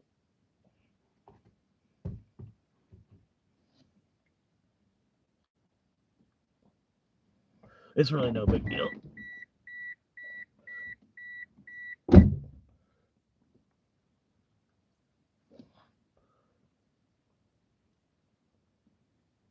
Yeah. And it really, I mean, really, like if y'all looked up this dude, like once I end the live stream, don't do it right now. You know what I mean? Look up this dude, Luke Mikic. Right? Mikic is Mikic, I think. But anyway, if you type Luke, Luke, just like it is in the Bible, Luke Mickett. Type that in, and you see a guy. He literally was doing the same thing I'm doing. He was just smart enough that he did it 10 years before, so he's 10 years ahead of me basically in the whole scheme of it. Basically, you know what I mean? That's just something I'll just have to. He's always gonna be my boss, basically. You know what I mean? Not necessarily, but you know what I mean. But that dude, yeah, he was living in his car for like 16 months to buy as much Bitcoin as he possibly could. Back when it was like $300-400 a coin. You know what I mean? Because he's seen what it was gonna be, and that was like right after it crashed. I think it went up to I want to say it went up to like 20K and then crashed back down to 300 ish. I think I don't know if it was that swing or what. I think it was. I think the 300 was after like I think it went up to like 2,000 and went back down to 3,400. And then after the 3,400, it went all the way back up to 20K, and then crashed back down to like 8. And then that's about when I started looking at it, when it was at 8 or 9,000. But I didn't look at it enough where I was like, oh yeah, let me put my check on this. You know what I mean? I was just starting to be like, what is this shit? Because I don't know. It seemed like the government was trying to hide it. You know what I mean? The government was always trying to like, oh no, it's a scam. Don't look at it. Oh, look over here. Look over here. Don't look at that. You know. And then finally, there's the dude that was in the Congress or the House of Representatives, and he's holding up the buy Bitcoin on a sheet of notebook paper. And I'm like, no, I'm thinking like, why are they showing that to us like in the background? Like the one lady was up front talking about something, and then there's a guy behind her just like smiling and holding this paper up. And I thought it was weird that they kept that on camera so long. They didn't change camera angles or nothing. You know what I mean? I'm like, they're trying to show us something there. You know what I mean? Even then, I still didn't like do the research that I should have done. I was still like spending $1,000 to buy a drone type of shit instead of, you know what I mean? I was starting to finally, and I was wising up to like, well, it might be a good idea to buy some of the silver. You know what I mean? I did buy some silver, but I didn't catch any of that, run up that we just had with that. Pretty much I bought it at like 18 and then sold at like 25-ish. And, I figured that was about what it was going to do,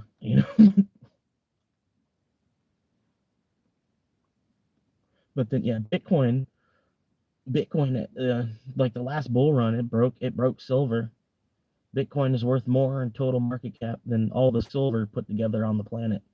If you were to take all the silver, put it all together in one person's bank account, all the Bitcoin in one person's bank account was more money at one point in this last bull run.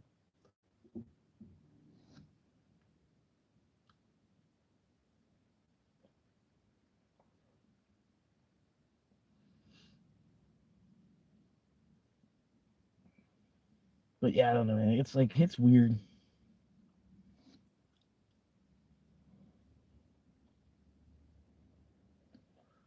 But yeah, honestly, I think it's just like because our currency is shrinking so much, they had to create another currency to represent zeros, basically.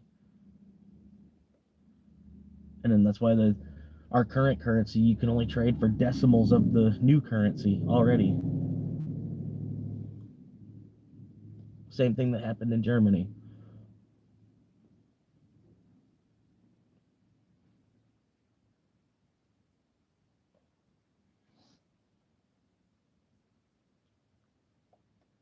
And then you can't get away from them wanting to like increase surveillance more and more anyway. Like that's gonna happen regardless of how much we fight it. You know what I mean? It's digital IDs are coming. It's the way forward. They could just do a facial scan with their body cam, that their worn body cam could just do a facial scan of you, and then boom, you don't need to carry around a plastic fucking card anymore for because we actually went up to date with our fucking technology.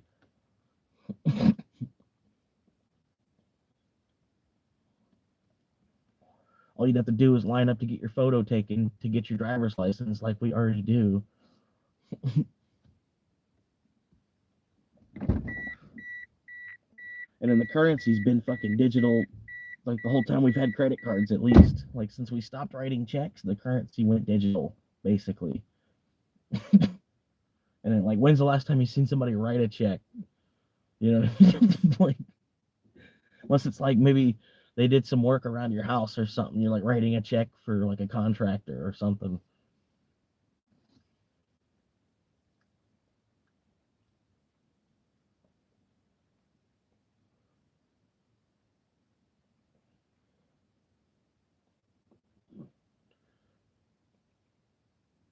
But yeah, I don't know. I signed up for Truth Social like a couple of weeks. It's like this for a couple of weeks. I signed up for Truth Social just to see if maybe I can get some insider tips for trading. And then, man, I tell you, I've never seen a one-sided like echo chamber of hatred in my entire life.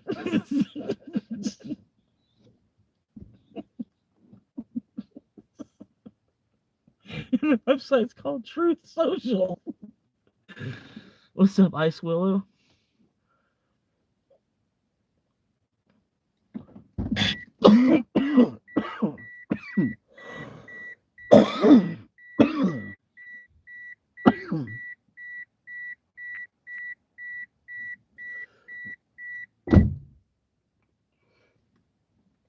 Well, yeah, man.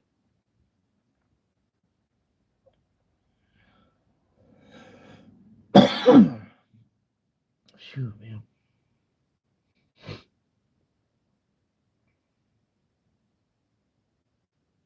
But yeah, man, I don't know.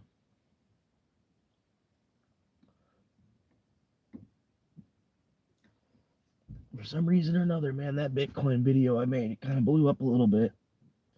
Not like blew up, but it hit double the views of any other video I've ever made. I was like, holy shit. And then like I knew when I like once I finished recording it, I'm like, that's gonna hit 1,000 views. I'm like, that's gonna do it. That's gonna be the one that finally like they start like YouTube will start to kind of like put my shit out there a little bit more. I don't know. I just knew it. You know what I mean? I just hope nobody tries to hunt me down over it. You know, like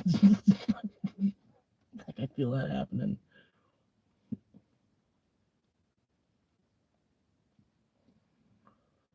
Because I was even telling people the other, like my last live stream, I wouldn't even be going to Bitcoin meetups. You know what I mean? Like it's supposed to be maybe a thousand Bitcoiners are going to meet up, and we're all going to have a party or something at the Hilton, or like a Hilton breakfast thing, or we rented the conference room or something. Um, I don't think it'd be a good idea to go to that. Like even if you have like decimals of a Bitcoin, you know what I mean? You could have enough that people there. I don't know. People there and they're not in the right, not right in mindset. They could end up just like I don't know. Anything could happen. And if you're going to a Bitcoin conference, you're going to like the other people that know about Bitcoin. You're not just talking to like random people on the street. Trying to get them to see light, but they're so stuck in fiat debt that they can't. They don't even have $20 of every paycheck that they can put on it.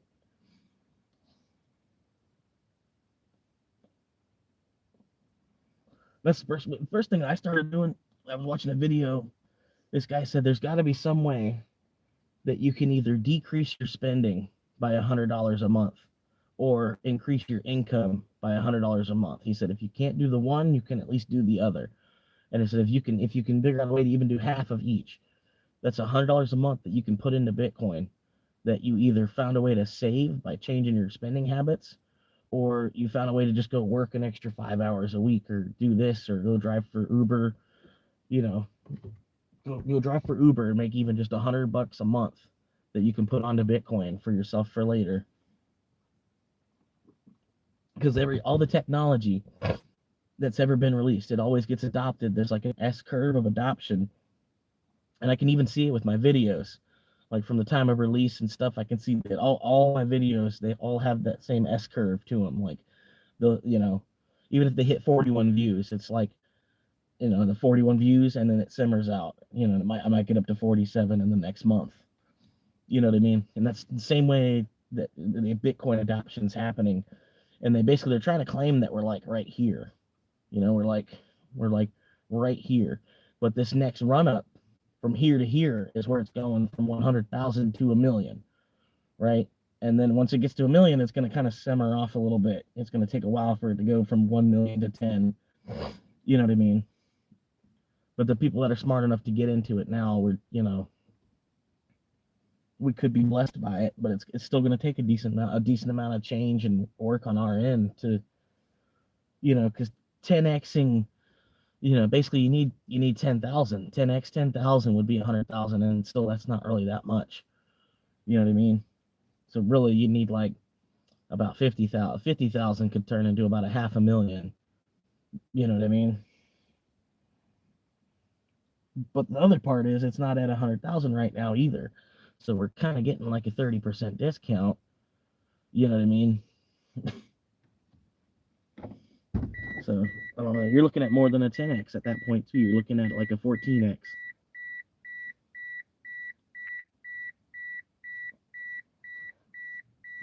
And then that's just like to get to 1 million, which is going to happen.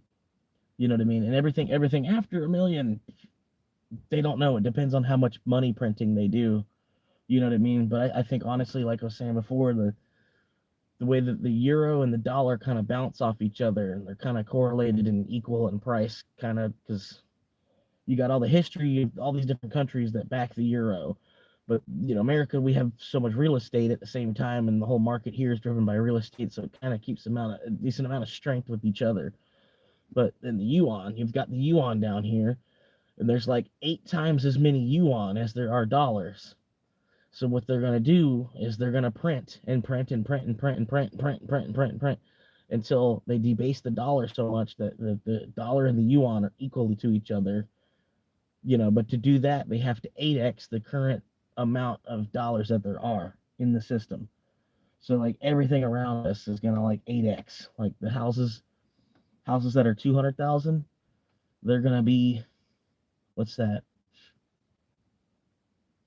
$1.6 million. $1.6 million house, a $200,000 house. But that's 1.6 million yuan though in that world, right? Because now the dollar and the euro and the yuan all equal each other. So your house is 1.6 yuan or $1.6 million or 1.6, you know what I mean? 1.6 million euro, 1.6 million, I don't, you know what I mean? It would help as far as helping the world get to a more universal based income at the same time, which is like, if you're an engineer, you ought to be paid a fair wage. It shouldn't matter what country you were born in. If you went and educated yourself to the point where you got an engineering degree, you ought to be getting a comparable wage. It doesn't matter what country you're in. You ought to be, at least you ought to be able to get as many paper notes as it takes to equal out what it can. You know what I mean? Like if we're on more of like a global system where all these 3 currencies kind of equaled out to each other, all the other nations' currencies that were strong enough, they'd be kind of, I don't know, there'd be a 3-way force to kind of keep them, you know what I mean? I don't know. They'd all kind of hold about the same similar strength, but yeah, if your currency's, if it takes 10,000 pesos or whatever to make $1 US, you'd still, if you're an engineer in the US, granted you can't really quite make the same as an engineer in the Philippines, but it ought to be at least a little bit more comparable. They shouldn't just be screwing you over based on your nationality so much. You know what I mean?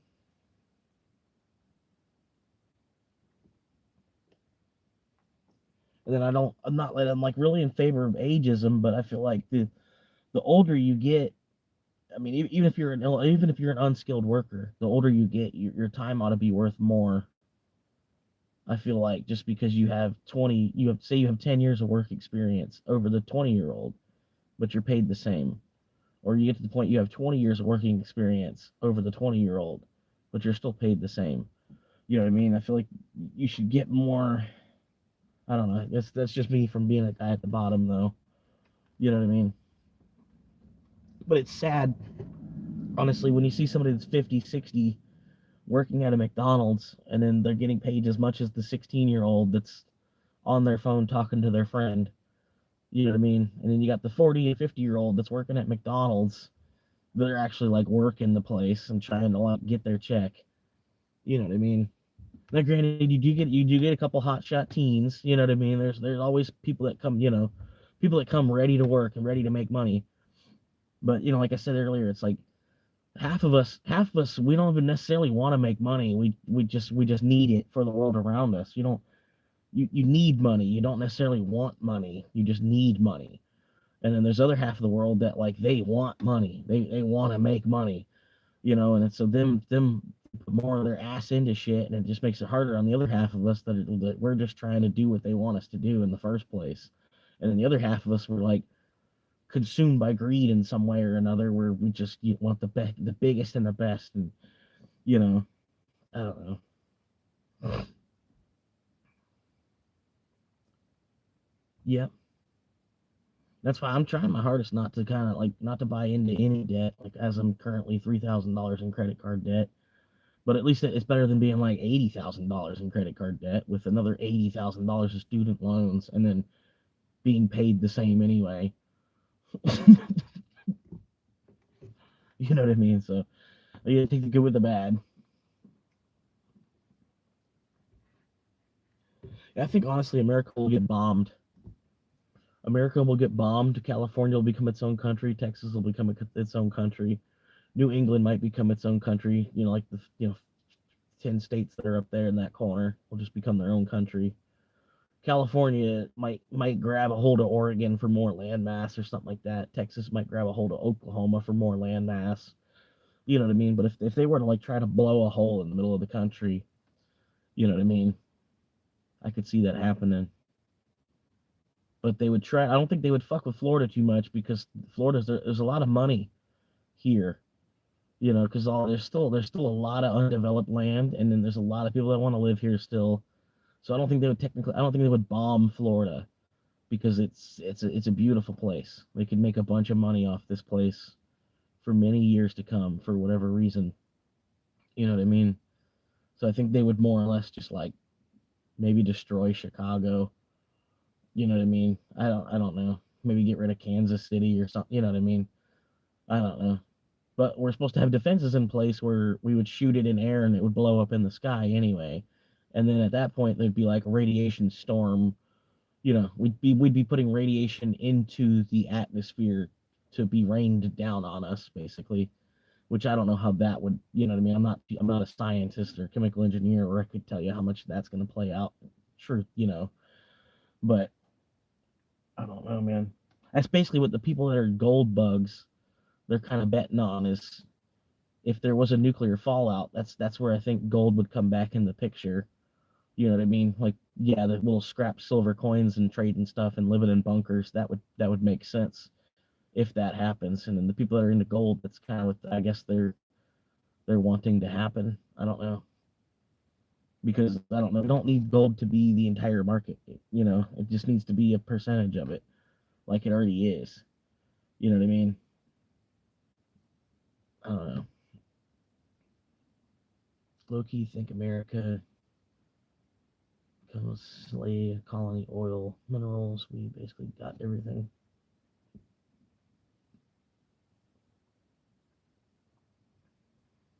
Yep. Yeah, I know, man. It's all a big, huge fight for oil, which the way they've got it, where because we have this raw land basically from they only found it in like 1492. Well, they found it before that. You know what I mean? They keep playing games and trying to like it was on maps and stuff, and then I think they tried to hide it from commoners basically, and then I don't know, but yeah, I don't know. But yeah, we have like this land. You know what I mean? We have land, so I know there's a lot of income. We generate a lot of income based off the real estate and people wanting to move here, people immigrating here. So that makes sense that we buy oil off the other side of the world to try to help fund. You know what I mean? It's like the global economy of things. You know what I mean? Like because everybody's trying to. There's so much money flowing into here. That's why we buy our oil from over there, but we also produce our own too to some extent. You know what I mean? Like, but like at the same time, we're positioning ourselves to have the last left. You know what I mean? I'm talking out of base here. I don't even know what I'm talking about. You know what I mean? But Yeah, like the way that, like we're sucking the other side of the planet dry day by day by day. Some of them realize it, you know what I mean, and they're starting to get pissed off about it because it's ultimately it's going to be a resource. It's a resource already. It's already kind of finite, and when they run out of it, the price of ours is going to double. You know what I mean? Because we'll be, if we do it the right way, we'll be the last country with any of it left, and still the number one consumer of it. You know what I mean? But at the same time, I think we're going to go electric pretty soon too. Like, granted, it's probably a 100-year process, but so was the automobile anyway. You know what I mean? But we'll eventually get to the point your car is going to turn more and more into, like, the computer and the car are going to turn more and more into each other. I feel like, and you'll be able to kind of take your computer to work, whether you work from on your couch or, you know what I mean. Like, your computer will take you to work because your computer is now your car. But you know what I mean. Like, because the car is kind of already, if you've ever been in a Tesla, it's a computer with, like, it's got a body around it. You know what I mean? Like, um, you know what I mean? Yeah, our grid's not ready for it. That's what I'm saying. It's like it's a 100-year process. They would basically, the oil would go to, like, the second and third world countries because the first world countries would get on to the electric vehicles. We'd still be producing combustion engines and stuff, but it would go further out. You know what I mean? Because, like, like the used car market, basically, it somehow makes it to Afghanistan. You know what I mean? We eventually, like, all the combustion engines that are here currently that we're using today, as time moves forward and we develop more of our electrical grid and get into more nuclear power, and you know what I mean. I don't necessarily think um, wind power is the way, because wind power requires a lot of lubrication and the steel and the concrete, and all this involved with putting up this windmill. Hopefully it lasts for 20 years so that you can return on investment from it. You know what I mean? I don't think that's really the best way to go. Nuclear power, I think, is, you know what I mean. It's better than burning through a bunch of oil to produce energy, right? You know what I mean? Um, and as we go further and further in that direction, our current cars, and like Toyota will still be selling cars, but they'll be able to sell cars to people in, like, Bangladesh and Somalia, because like a lot of our country is paying for a lot of GDP in Somalia. You know what I mean? But that's a whole nother story. But yeah, at least there's people in Somalia that can buy automobiles now. You'd think, right? But yeah, they'll buy the old combustion engine stuff, but it'll be cheaper. It'll be cheaper than the electric engine stuff. But they'll be the ones that'll still need to buy oil, to lubricate it all and power it, and you know what I mean. I could see it totally going that way. I mean, if we get really on board with, like, making technologically advanced cities, kind of like how China's making, like, I don't see why Elon's not making his own. Well, he is actually making his own city or some shit, right? Isn't he? Like Starbase, Texas, or something like that. But just imagine, like, a city that was built by the company Tesla, and then you drive a Tesla car in that city. There'd be a lot of things that'd be, like, super convenient for you, you'd think, right? There'd be more Tesla charging stations than gas stations. So that would be, you know what I mean?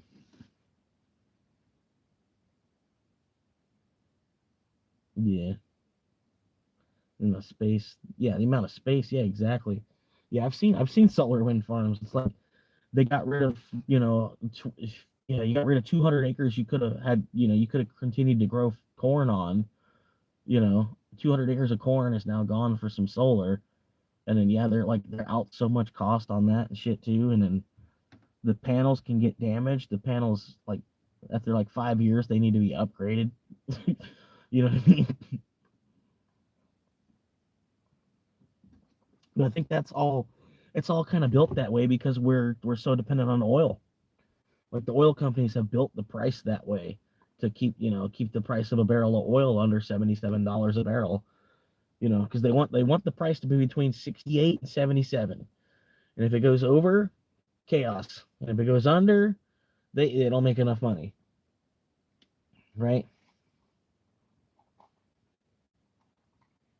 and they want to keep it right there until they run out of it. But I don't know. They don't want to keep it right there until they run out of it. But you know what I mean. They want to keep making money off of it until they run out of it. So I mean, they're gonna, But honestly, we need to get to the point where we're off. If we can use oil just for plastic products, would be the best. That if we could reserve oil, get to the point we're doing that. You know what I mean? Granted, you know what I mean. I don't know. But if we could use oil only for big plastic products, would be a good way to conserve it.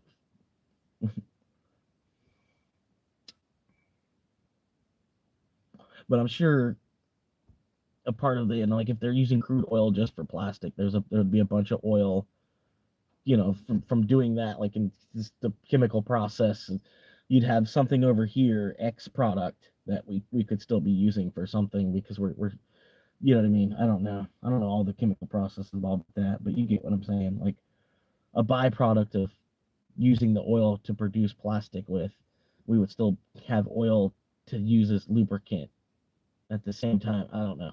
You know what I mean? I don't know.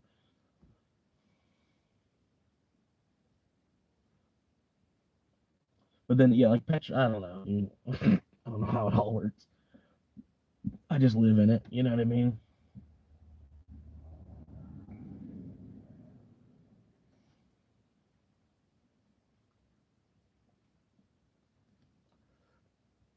But yeah, I mean, if the housing market's gonna go insane, and the food prices are gonna go insane, and the fucking gas is gonna be $20 a gallon, and then fucking yeah, of course, minimum wage is gonna have to be $50. You know,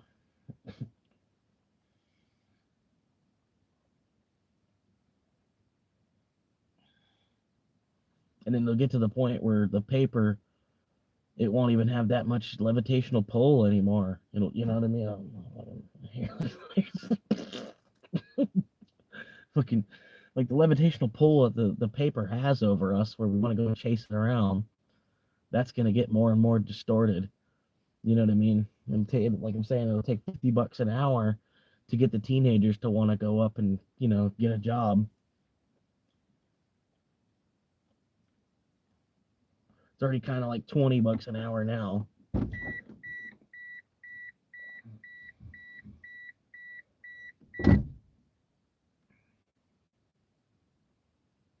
I've been having the only downside is there's constant raining. Yeah, I've been I've been having an impending doom about this shit since November. I've been literally psychopathic about accumulating as much Monero as possible, paying bills. Yeah, I mean that's all of us that are wise enough. You know what I mean? I've been doing the same thing, man. I've literally stressed out my ex so much that she threw me out of the house, and we had nothing to worry about. I finally got my schedule the way I wanted it at that old place. You know what I mean? Like I finally where I was working, I was dealing with a bunch of shit because the schedule wasn't right. The same thing I'm dealing with here. You know what I mean? And I finally got to the point. I was like, dude, how about you just give me Thursday, Friday, Saturday, and Sunday, and then boom, I'll come in. Because at that old store, man, we had 3 trucks a week, man, and a Monday, Wednesday, and a Friday truck. And I was like, dude, I'm like, I'm in my 30s, man. I'm not trying to do 3 trucks a week for y'all, man. I couldn't get them to understand that until months and months of being there. You know what I mean? I've already been worked like a dog for the last 14 years. Like I'm running out of gas. I can't be doing 3 trucks for y'all. And then the way the store was, man, it was like me and 2 other dudes would pretty much do the truck. So if one of us 3 wasn't there, nothing was getting done on the truck. You know what I mean? But yeah, and this I don't know. So I told him, like, just give me Thursday, Friday, Saturday, Sunday, and then the week it was finally about to start, she's trying to throw me out of the fucking house, and I'm like, dude, are you for real? So I finally got my schedule. Where it's like, I'll come in, I'll help bust out the Friday truck. Friday it's busier. That was my whole intention. You know what I mean? It gets me out of 2 trucks, and then on the Friday truck, I'll make sure I get as much dent into it as I possibly can. Try to have it done Friday night before we leave. You know what I mean? And then, like right when I get my first week of schedule doing that, she wants to flip shit on me because I had a video game addiction. I was like just way more concerned with playing Red Dead or GTA or Fallout 76 or, because it was like an escape from the real world. Go fucking, at least I can. It's easier to stack in a game. You know what I mean? Like, because you start more on like a level playing field in a game. You know what I mean? You can put more of your invest more of your time into a game than someone else, and then actually end up ahead of them. You know what I mean? And that whole dick measuring competition of playing games. You know what I mean? But yeah, I got to the point I'm looking at how many hours I had on my PlayStation 5. And I'm like, damn, if I would even half of this time, if I would have put into like actually working, even at $15 an hour, I'm like, damn, this is a fuckload of money I'm looking at here. If this would have been hours worked, you know what I mean? So I kind of gave up the video game addiction. You know what I mean? I kind of like just cold turkey, not completely cold turkey, but I went like, like one night a week I'd be turning on the system like one night a week, if even. Um, but yeah, I was watching her, and she's still got the same video game addiction that I had. You know what I mean? Where she goes to work, she work her 30, 40-hour week or whatever, however many hours her boss would give her. And she's completely open availability. So she's, sometimes she's overnight, sometimes she's first shift, sometimes she's mid shift, sometimes she's second shift. And I'm trying to tell her, like, look, you close your schedule off. You know what I mean? Like, her boss already liked her. Her boss was going to give her 30 hours a week regardless. You know what I mean? I don't know why she still don't even see it this way, right? I'm like, you need to tell him, like, boom, I want to work this way, like this. If you can work with me wanting to work this way, like this, then boom, hey, how you doing, John? You know what I mean? And it's the same way. It's the way everybody should do their job. You get to a point, and you're like, okay, well, look, you know what I mean? Like, I'm gonna work with y'all, but y'all need to work with me because, like I want Mondays and Tuesdays off, so I have some kind of set stability. And I'm not just a fucking on call any day of the week. I don't know. You know what I mean? That's what I was trying to tell her. I'm like, tell her you don't want overnight. Tell her you don't want overnight, or tell her if she's going to give you overnight, give you like 3 or 4 shifts of overnight, not just like one. I don't, you know what I mean? Like, go one way or the other. You know what I mean? Tell them, I don't know. But yeah, it's like she's just, I don't know. But that open availability thing, she's just, round the clock trying to find a way to keep going back to work or sleeping, and then playing the game, because she had this like whole community of people she'd play Overwatch 2 with, a whole bunch of people in their 30s and late 20s playing a game that's designed for 12-year-olds, you know? And then, I don't know. I just got so sick of it, like kind of watching her play this game and get more in tune to this game. And, she's got this community chat with all these people, and I don't know. It's like, I'm kind of doing the same thing, I guess, with this YouTube now, but it's a different situation now. You know what I mean? It's not like, because our whole relationship was like on the fritz, and she was only invested in the game instead. You know what I mean? After I had dropped it, because I realized that was the problem, she doubled down on it. You know what I mean? I don't know, man.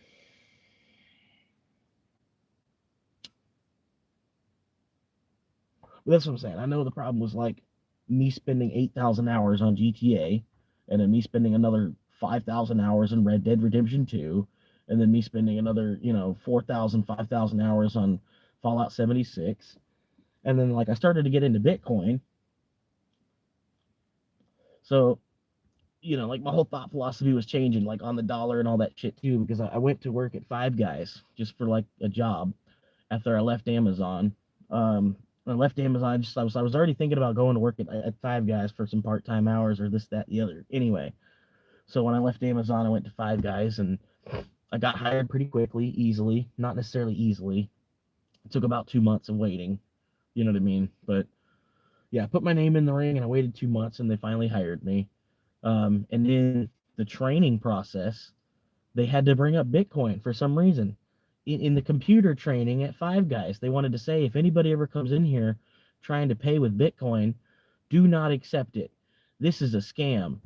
And I'm like, well, that's not fair to say. I'm like, thinking to myself, I'm like, that's not fair to say. I'm like, it's a currency just like any other currency. It's just smaller. I'm like, it's small. It's like the 10th largest currency in the world at this point. Hey, Kev, man, I'm glad you're all right, man. I was really starting to worry about you, bro. Like for real, I just like, oh man, I ain't seen him in the chat at all. Like I was like, I hope I didn't piss him off. I don't think I was said anything that would have pissed him off, but I haven't seen him in the chat for a good, last 4 or 5. I was expecting you to show up, not expecting you. You know what I mean? Not like you made a plan. You know what I mean? Not paying you to show up. You know, but I was thinking you were gonna show up Saturday. But yeah, I was like, I'm glad that you're here now, man. 'Cause I'm like, I was thinking, I'm like, man, I hope he's not like in the hospital or something. And I hope you don't tell me that now. I'm like, yeah, I actually broke my leg, and yeah, finally home. Yeah, that's about what I figured. But yeah, it's like I'm like, man, like I orange pilled him and everything too. Like I think he's actually got it. He's understanding it. You know, it's like he might have even bought 1%, like I was telling him to. But I think honestly, that's what they say. That's all it's going to take too. Is if everybody were to just buy 1% of one coin, we could generate a number that is so huge. There'd be no reason to go to war because we'd all have a piece of this number that we just made this huge ass number from everybody buying into it. You know what I mean? Even if half the market were to sell, it'd still be a huge number. You know what I mean? And then half the market, they're starting to lock it all up in NFTs and in long-term shit, and banks are trying to fund. I don't know. It's going the other direction. It's like, it's the crazy part, man. Imagine it goes to 100 million a coin, right? And then there's still somebody that's like, it's going to zero. You know it's gonna go to zero, right? Like, dude, it's at $100 million a coin. We've watched it go from 3 cents to $100 million a coin, and you're trying to tell me it's going back to zero. It's like, it doesn't matter anyway. I've already sold half. You know, it's like it's at 100 million a coin, bro. Are you fucking retarded? You know, like it's going to zero. Like, okay, bro. Meanwhile, I'm putting it in my robot, so my robot goes to work for me. Because my robot gets temperamental if I don't give it Bitcoin, because it's smart enough that it wants money, and it's also smart enough that I can't give it dollars, just like we are. Like, fuck, I hate working for the dollar. If they were to pay me in Bitcoin, even the same amount, like $111 or whatever I make for an 8-hour day after taxes, but if they could pay me directly in Bitcoin, it would save me a couple steps.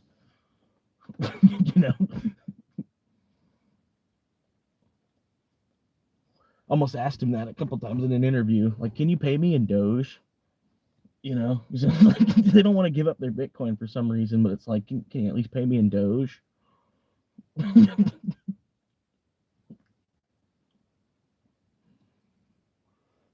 And then it sounds better too. Like, making 300 Doge an hour. Sounds pretty good. 300 Doge an hour, right? But that's only $30. It's not even $30 because the Doge is like 9 cents a coin right now. It's like $27 an hour though. But 300 Doge an hour, it sounds better.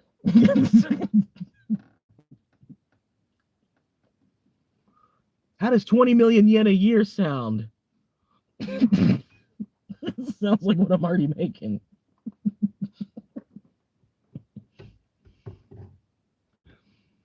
That's better that you get paid in dollars.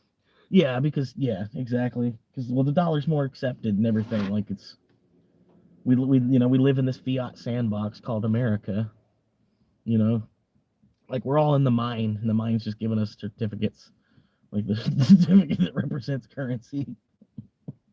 We all just work for one big mining organization. That's all it is. Like a moving company. Like the whole country of America is just like one big moving company. And we all constantly each owe each other rent. Everybody's constantly on the move to keep paying their rent. Everybody's constantly moving. And then on top of that, people are trying to like move up the pyramid too. So they're constantly moving from one house to every like 5 years. They're paying a moving company and help them move one house to the next. Like, it's constantly moving. It's just like one big brothers moving company. What can I do for you today, ma'am? My favorite song to smoke to, I would say, I don't have a song. I got a whole album, because the whole album is like, It's one of them, the album's like 13 songs, and then all 13 songs is like one big story on all the 13 songs. They do a really good job of like painting a picture through all the, you listen at track to track to track to track the right way. It's called Wizard of the Hood by Violent J. Right, he's a member of ICP, so you just kind of try not to listen to so much of the profanity. You know what I mean? Listen to like what he's actually talking about. But it's the Wizard of Oz. But it's the Wizard of Oz told in 1995, right? And it's a kid going through the ghetto, right? And he's going to the wizard. The wizard is the drug dealer. And he's like going through it, and he runs into the Scarecrow, and he runs into the Tin Man, and he runs into the Lion. You know what I mean? He's doing his thing. It's the Wizard of Oz, but it's Wizard of the Hood. It's a good album for smoking too. You know what I mean?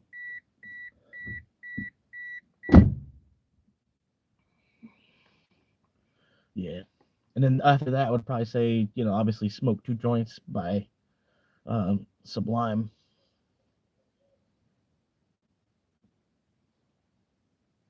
And then after that, I would probably say Mind of a Stoner by Wiz Khalifa, believe it or not.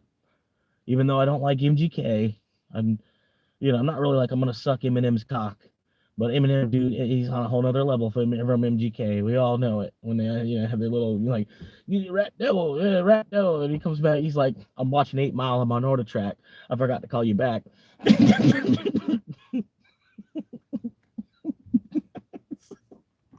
just comes back and just smack the fuck out of him.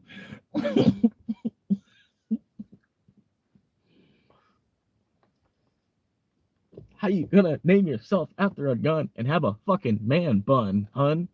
You notice, like, slightly after that, he got rid of that man bun look, too.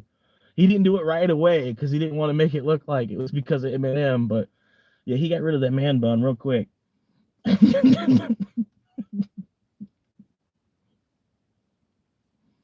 But Mind of Stone is a pretty good song, man. I know he's like, my Toyota's 96, but at least that blunt is lit. They say life is what you make it. I'm trying to make it money. Ride through my hood on Easter Sunday and say what's up.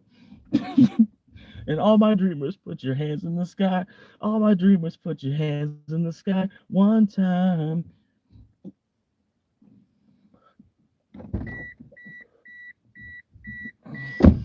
There ain't much to do now since little brother got locked up, and I'm stuck smoking this mid, waiting for the weed man to get stocked up. My girl canceled on me.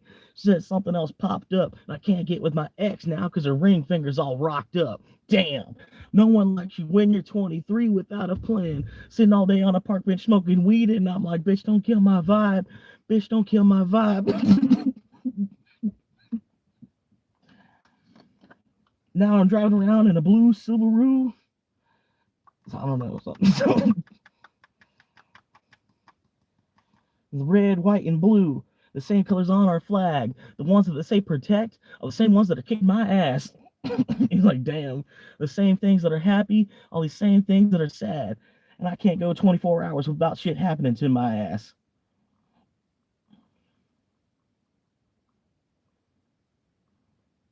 I don't know if I'll get a copyright for singing. I don't think you do. I think you're allowed to sing a song. You just can't, like, play it and shit. Yeah. Unless you're, like, on a guitar and you're trying to do a cover of it or whatever. But you still, I think you have to credit it or whatever. I don't know. But I think it's all right if you're just singing it.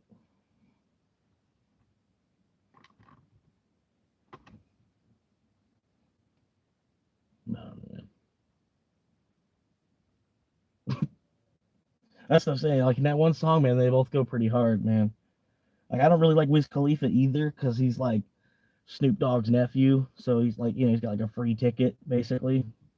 All he really has to do, like, he decided he wanted to do more than just move speakers for his uncle, though. So I can at least salute him on that. You know what I mean? Because, like, that's really all he would have had to do is just be his uncle's personal blunt roller and make $100K a year. You know what I mean? I think it's like $250,000 a year. Snoop Dogg's blunt roller gets $250,000 a year or some shit. It's like $2 million a year to roll blunts for Snoop Dogg. Something like that. Some weird number. some decent number, you know. I think it's $250,000, maybe, probably $1 million. Depends on how good of a year he's having, I guess. But shit, you know, like a fucking $250,000 a year to smoke blunts with Snoop Dogg. You know, like fuck it.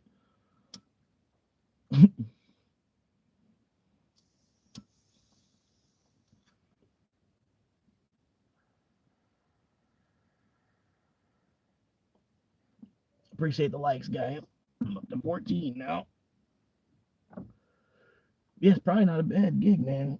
Fucking moving speakers for like any band, I think. You know what I mean? Fucking you're touring across the country. You fucking, you know, you getting roadie chicks and shit too. You know, you'd think, you know, you'd be able to snatch some kind of pussy. You know, you'd think. At least every now and then, maybe not in every city, because you're not, you know, you're not the performer. You're just the guy that moves speakers. But since you're the guy that moves speakers, you can still help them get behind stage and shit. You know what I mean? They'll suck you off because they can't suck off the guy that sings for Maroon 5 or whatever. And then who's winning? Like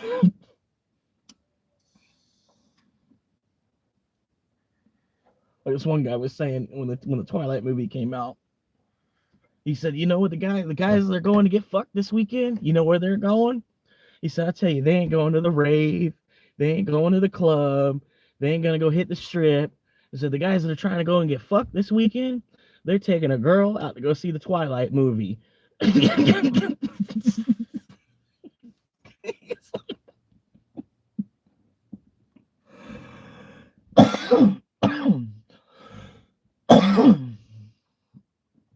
Hell yeah. Yeah, he's not a bad guy, man. I gotta respect hard work where hard work is, you know what I mean? Like fucking damn Taylor Swift, or like Taylor Swift, man, she travels all over the country back and forth. Like you watch the thing with her plane going across the country in one year, her plane just like zigzagging everywhere. I'm like, damn, that's a lot of time on a plane, even, you know what I mean? That's like shit, dude. She could have got her hours like and learned how to fly herself with that much time in the air. You know, it's like, but yeah, she'd probably be running fucking. I can only imagine, man, having to do like maybe 100 shows a year, or you know, like you have to show up at 100 different locations a year and like be your personality and everything. Like, granted, you're just being you. You know what I mean? You're just showing up and being you. But I can only imagine like all the time just constantly on the road. I mean, I'm already kind of constantly on the road, but you know what I mean. Still in my hometown, just zigzagging around all the fucking old people and the dudes in their obnoxiously huge trucks. You know. I wish this beeping would stop. Starting to get hot in the car. I'm gonna stand up and walk around the car real quick. Hang on. Just kind of stretch my legs.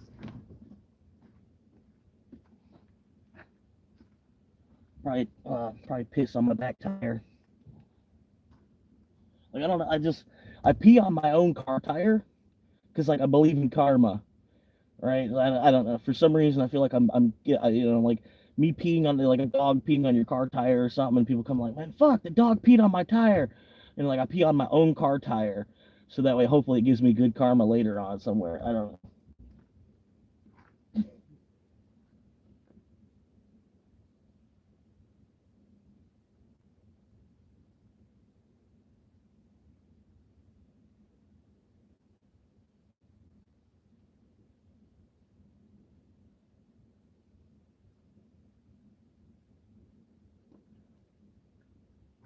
There's a whippoorwill. I don't know if y'all can hear it. It's really quiet. Whippoorwill. Windshield whipper blades. Laugh my ass off. True, not building up your bad. I feel like, yeah, it's got to erase something wrong that I'm doing. You know, a couple of times me flipping somebody off, pissing on my own car tire for it. And it's just the tire. You know, I aim on the rubber. Using some tire shine, like spraying it with some tire wet.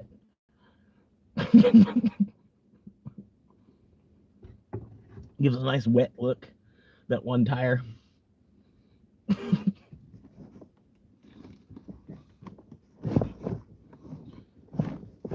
still trying to finish off this jar of peanut butter, man. I got all this oatmeal in the car. I'm trying to clean out this jar of peanut butter, so then I could cold soak the oatmeal. You know what I mean? Just put the pack of oatmeal in enough water and then just leave it there like 3 hours. It'll just with cold water. I can cook oatmeal. Granted, it'd be better to use hot water. And I can go to like a gas station and just get some hot, some of them, like the coffee machines, you can just dispense hot water right off the coffee machine and shit. And that'd be the better play, obviously. But I still need to finish this peanut butter. And then I ate a good amount. I really did try to clean it out. You know what I mean? The jar was full to the top, and now it's, it just needs to be cleaned out. But I ain't got no craving for peanut butter. I can't finish it. Constantly wanting cheeseburgers, though. Can't help it. Especially these, man, fucking, I don't know if it's for y'all, but around here on Sundays and Wednesdays, that 6-7 meme, right? They got 67-cent cheeseburgers on fucking Sundays and Wednesdays, but you gotta buy them through the app. But they'll let you get up to 5 of them bitches too. You get 5. That's probably, Kev, you've already heard me advertising. You get 5 cheeseburgers, 67 cents on each one. And it's like, with me after tax, it's like $3.65, which is a perfect year.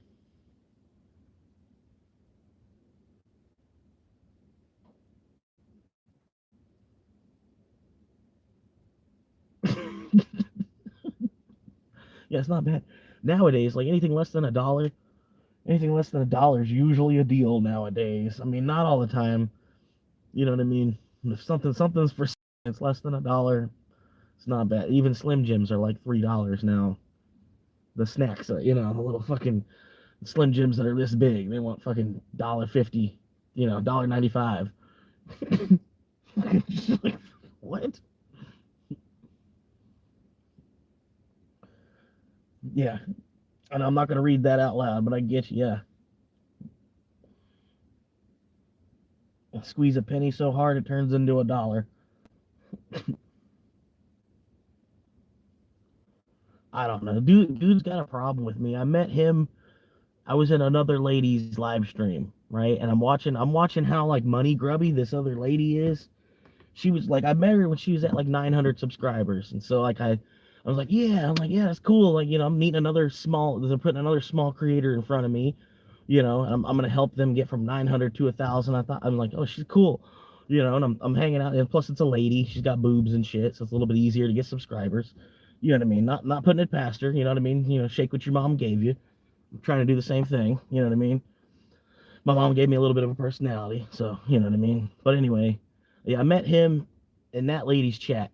Right? She live streams herself door dashing, which is kind of where I had the idea, and then like the next day, it's like all over my fucking YouTube and all these fucking other people that are doing it. I'm like, God fucking yeah, because I'm making the Uber video anyway. I was like, I ought to go ahead and just like live stream the whole day of me Ubering, so that way they can see more realistic angle of what it actually is. It's not just, oh, bing, here's a $12. Oh, bing, here's an $18. Oh, bing, here's a $7. Like, yeah, I made $115 today, and I put it all together in a little, no, it's like a 10-hour day of sitting there, It's like, it's just, you know what I mean? But yeah, I found her live stream somehow. I go in there and she's pretty cool at first, you know what I mean? Her moderators were fucking pieces of shit. Like, they were all just power tripping as fuck, dude. This one dude, he's cracking jokes and da da da da. So I'm cracking jokes off of his jokes, right? I'm trying to be cool. I'm introducing myself to the chat and everything. But anyway, this dude, he's just fucking, all cocky and trying to do his shit, whatever.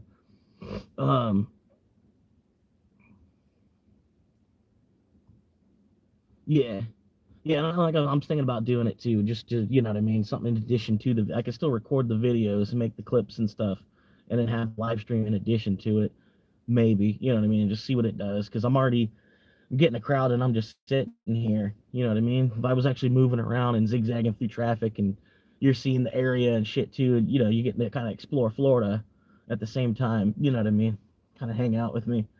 Um, but anyway, we were both kind of like ragging on her a little bit because like her story's good too. Like she had breast cancer, or she thought she had breast cancer. The doctors told her she had breast cancer, and then she gets a port put in her, and then finds out that she doesn't actually have cancer.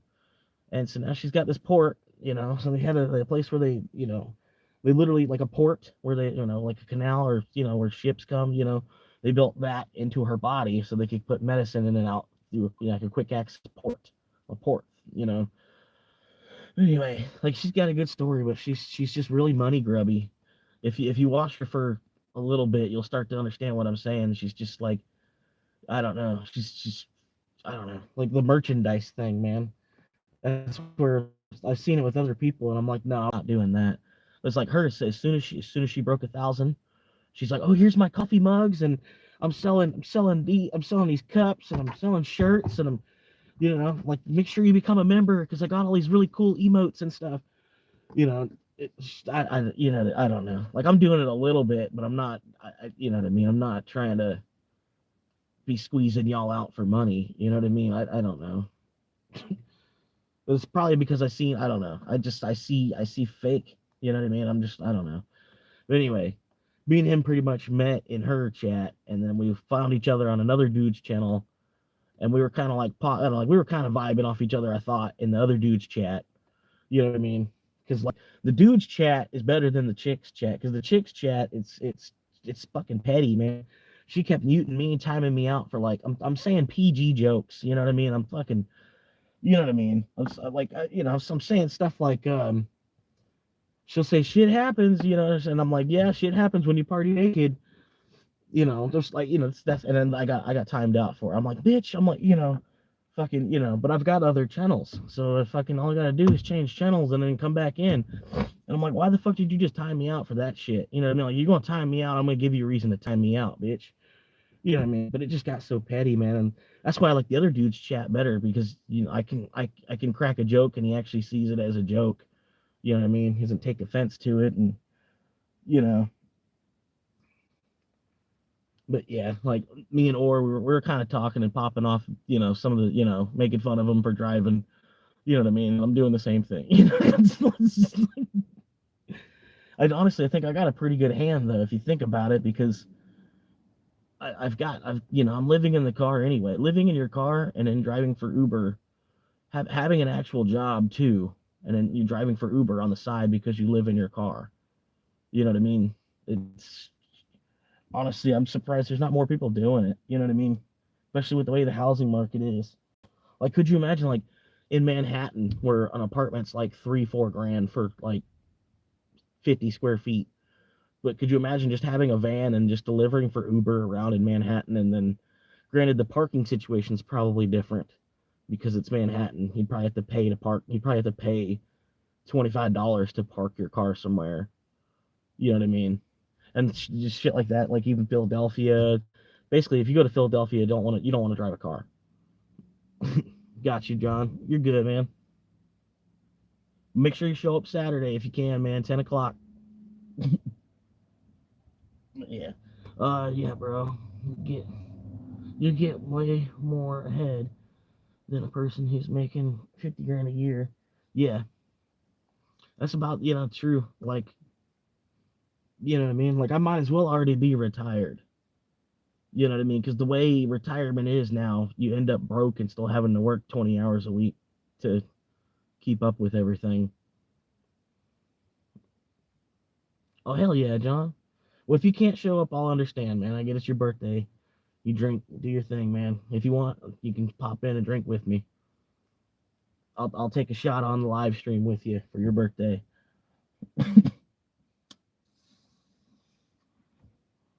Like this. You can't actually tell I'm smoking, right?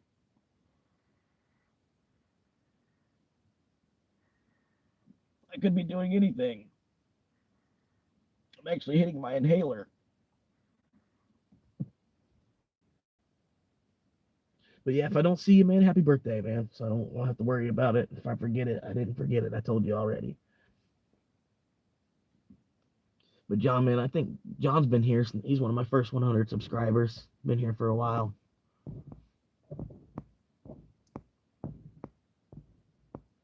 And Honda, man, I see you too, man. I'm not ignoring you. I see you in here.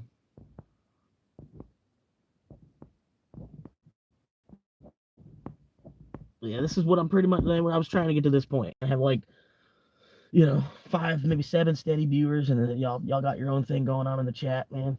So we're doing good, man. Channel's going good, man. For somebody, granted I got boobs, but not necessarily, not ones that you'd really necessarily want to look at. Hopefully, if you do, well then yeah, we'll go a quick little you have something to watch for.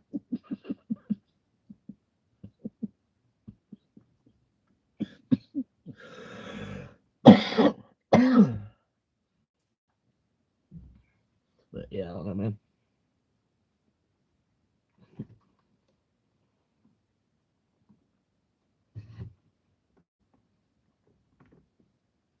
Yeah, I don't know, man. It's hot, man. I want to open the door, but if I open the door, I'm gonna get a bunch of bugs in the car, and then this beeping shit.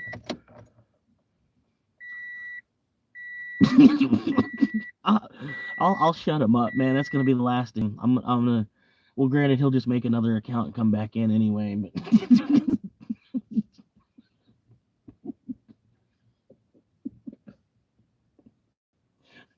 I can't do anything now because I can't change screens on the live stream to go to where I can put him where I hide him from channel.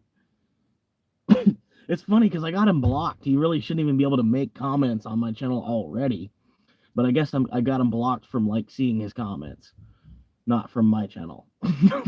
It's just like YouTube only thought halfway on that one apparently. Google, one of the biggest companies in the world, only thought that went halfway through. That's the software engineers that we're living under. They didn't think about that part. Obviously that's a bug. I got the guy blocked and he's still in my chat making chats. I just can't even see him. Oh my god.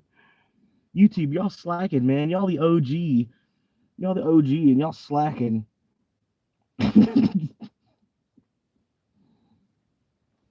But yeah, man, almost got enough of a group. I could probably go horizontal now, probably.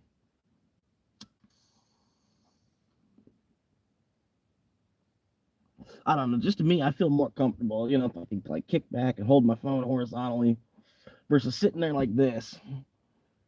You know what I mean? I just feel like that's carpal tunnel. As long as I'm fucking live streaming and shit. And Bradley, he's been in here since the first minute. He was ready. He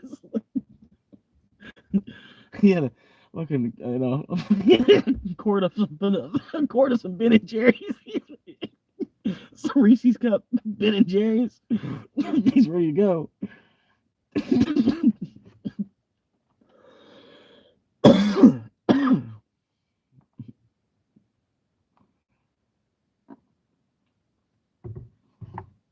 Yeah, I know it's stupid how they do that.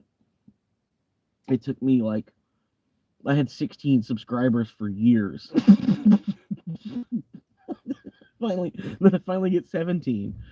And then I finally get 17, and then I started getting up to 33, and then I made it up to 33, and then I asked a few more people, and then I made it to 36. And then damn, they just said to make shorts. They were saying just make shorts or I don't know, what did I do? I did something where I went from 47. I remember I got up to 55. I had 55 subscribers and they still wouldn't let me go live. They made me wait a whole nother 31 days from after I hit 50. And I'm like, really? I'm like, y'all are fucking with me on that. What's up, Willow? Yeah, man. And that's crypto videos they're in right now. I mean, they're not car crash videos or you know what I mean? What else is hot? It's not like a cat video, but crypto videos, I still think it's a top 5 category. You know what I mean? Just as far as that goes.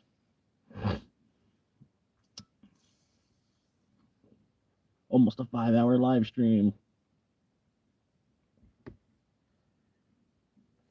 I'm keeping a better eye on my battery than I am the time. Like even my car battery, like, 'cause I'm using my car battery to, you know, like live off of. But yeah, just make sure the alternator's good, and the alternator's good. I got a voltometer plugged into my Bluetooth. Basically, shows me the voltage on the battery. It's down. It's like but it's because I had the car switched over. Yeah, it's got like 12.2 volts. But if I have the car on, not like on, it's not running. But yeah, the car's on and it's showing me down 11.8. I guess because it's drawing more power. I got the door open because I'm trying to catch some airflow.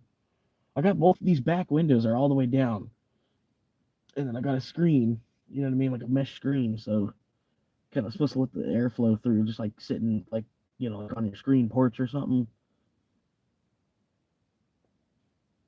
But yeah, with those windows down, there's definitely 67. Oh shit, degrees right outside right now. Hell yeah, Shark Boy. There's definitely gonna be a lane of teaching boomers. Oh well, yeah, the boomers, man. They're not even worried about it, man. They're trying to just spend their dollar. You know what I mean? I don't think enough. Some of them that have investments, enough investments that they're gonna try and pass on. But I think they're trying to like more or less just spend their money out until they die, and then pretty much just die with not a whole lot left. I think that's really what the boomers' plans are. Um, if they get lucky enough, they can spend their money down and then still end up with the house to give to their kids. You know what I mean? I think that's really all boomers are really planning. They're not. They don't have. You know what I mean? They're not going to be here in 2050 to where like we pretty much, unless we talk, we smart mouth the wrong person. Everybody here, I don't know, but we should all have like another 25 years. You know what I mean? To see where Bitcoin's going to go. And then it could be another case where it's like, oh yeah, I saw that, and I had about a dozen people were telling me to buy it at different times, but I never did actually buy into it, and now it's it's on its way to $1 billion each.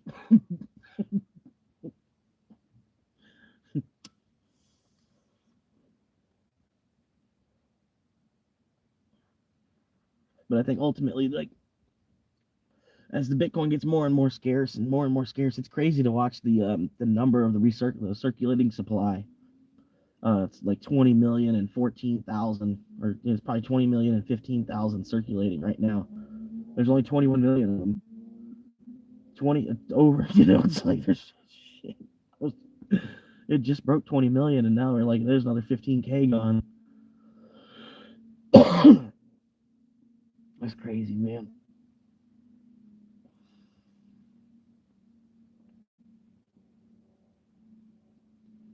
Boomers are like a dragon, yeah, sitting on their hoard. Yeah, my first edition Batman comic, I'm still holding on to.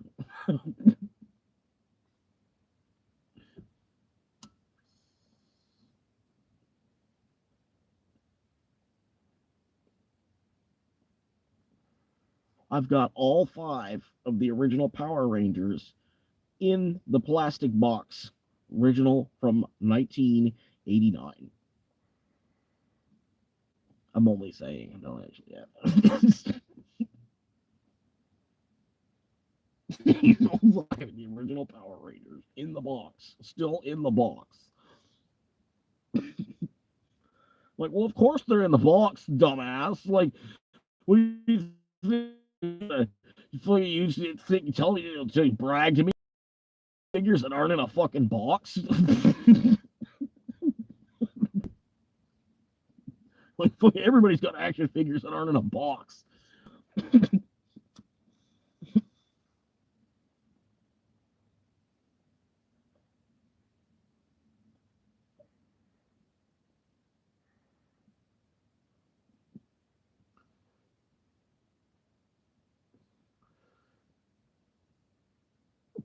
That's what people say.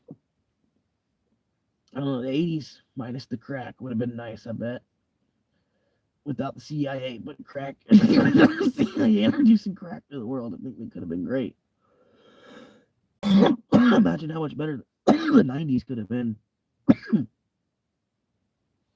But I don't know, like the music in the '80s is like they did. I don't know, they forgot. I don't know. I don't know. Like the rock and roll, like they were trying to. It was like they were on like a. They're all trying to get harder. They're all trying to be like I don't know. They were transitioning into metal, basically. Like yeah, basically yeah. The whole '80s rock from coming out of like '70s rock. You know what I mean? It was like just getting harder and harder and harder until it turned into like Metallica, basically. You know, early '90s.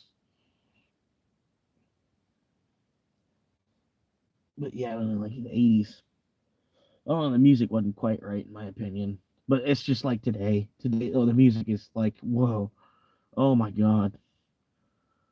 Like they took the shittiest shit from the '80s, or not trying to rip on the '80s that bad, but it's like this music today, man. Oh my god, dude. Oh my god. Like, and if there is a good song, they're gonna play the shit out of it for fucking 20 or 30 years to where you're fucking so sick of hearing it. You know, like fucking.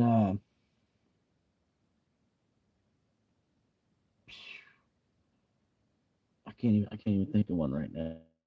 To give you an example, yeah, them songs have been playing for the last 20 years, so it's supposed to be a good song because they keep playing it. You know,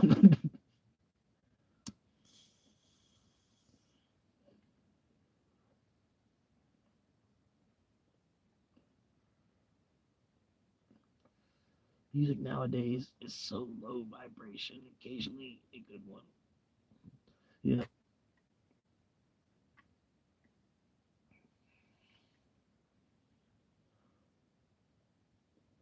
but they talking like no, no. Some of the rappers, it sounds like they got two fingers in their mouth while they're trying to rap. Oh, crazy. Oh, hey, she all crazy. Oh, you know, they my gun case. Did you say she was saying my heart?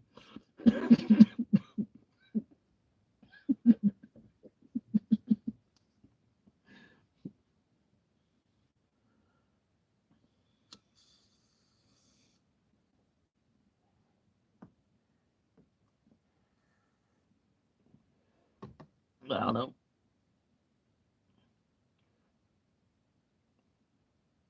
Right. Shoot, even the O's music,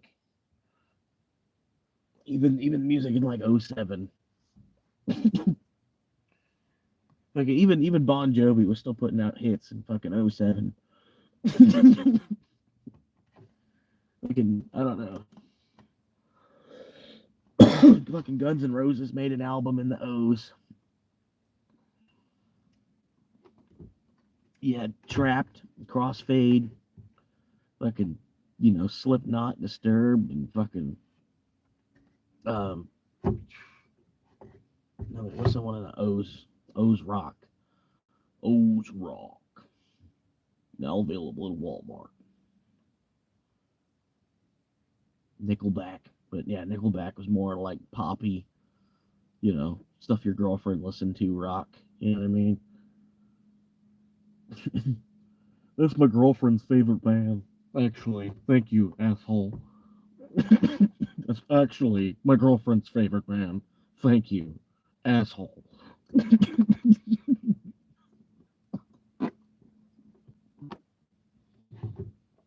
Well, didn't tell her you want the rest of your change back. You had enough of her nickel back. You want the rest of the other 95 cents.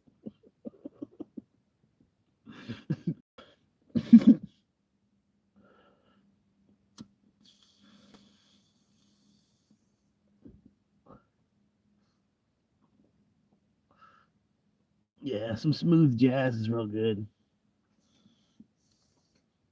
I remember, funny enough, like Isaac Hayes, right? Everybody knows Isaac, because of Chef, South Park and shit.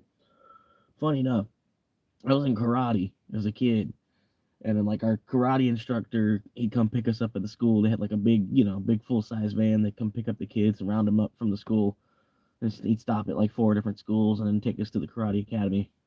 Um, but it's funny enough, his name was Hayes. His like I think it was Sabanam, because of karate. Sabanam, yeah, Sabanam Hayes. It's just funny enough, like, and then I remember like he'd always have like smooth jazz every time we were in the van. He was playing like, the kind of music you want to light a cigar to, just like that music that just like it's just like ice water, just like a nice sipping on a nice glass of ice water, and it's like 98 degrees outside, you know what I mean? That kind of jazz. You know what I mean? Just got that kind of, you know,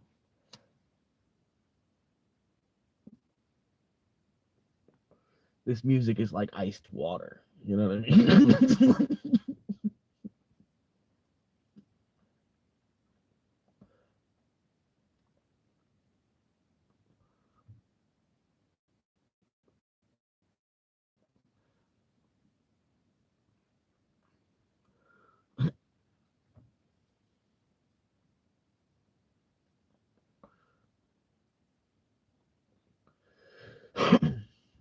Yeah, Kenny G, David A. Stewart. Hell yeah, man. There's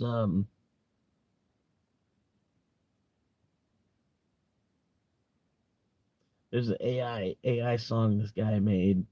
Well, the AI made like a Bitcoin country song. It's pretty good. Like, it's AI, so it's just that part, but they did a pretty good job. AI country Bitcoin song. But yeah, I'll be blaring that shit going around with cruising around. Because they did like a No Kings protest in the city, and like the chorus of the song, he's like, "No king, no clock, Bitcoin marches, block by block." They're all out there on the corner with their signs. I'm just blaring this Bitcoin song.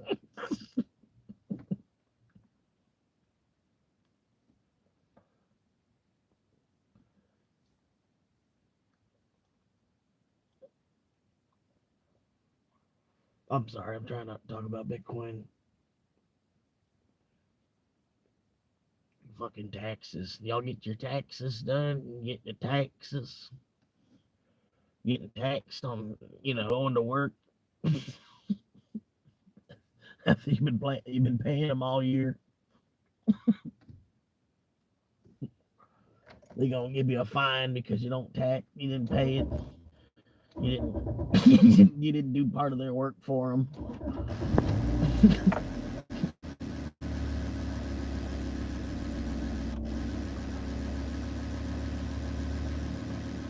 Yeah, I gotta get mine. Gotta file. I'm gonna file for an extension.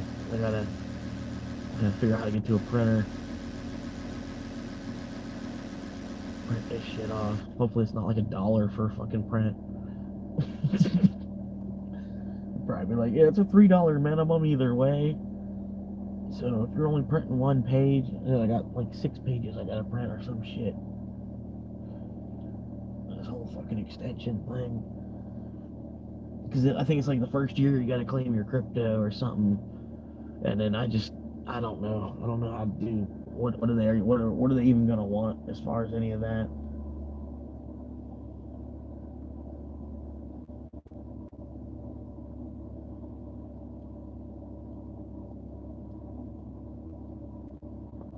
Somebody just drove by really, really slow, and now they're busting a U-turn.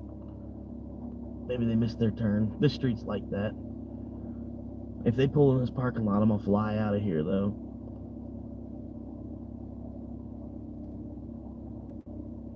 They are pulling into this parking lot.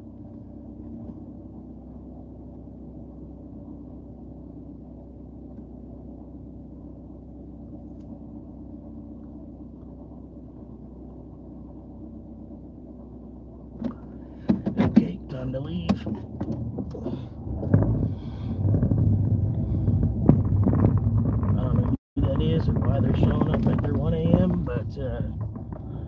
got this campsite reserved, so nobody else should have been pulling into the parking lot. Because it's the park itself doesn't really open back up until 7 a.m. now. So if you didn't reserve the campsite, you shouldn't be showing up at 1 a.m. I don't know. They could be pulling in for any number of reasons, but I'm not going to hang out.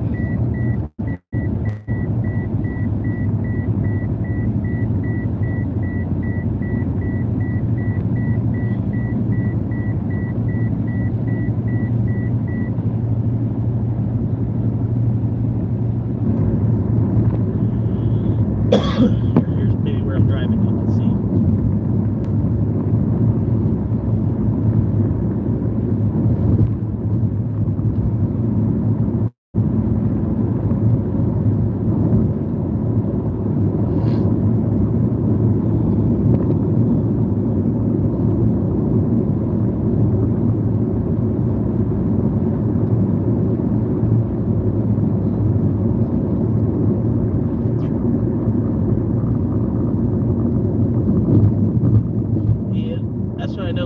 Vertical doesn't work for like the road, you know what I mean? It doesn't. It's like it needs to be horizontal. I feel like it's like if you, it'd be different if you could like see some stars or something, you know what I mean? But no.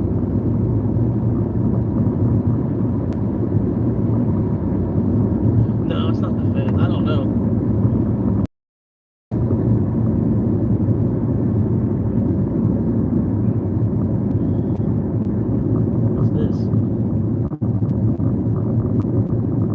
Pulled over on the side of the road now.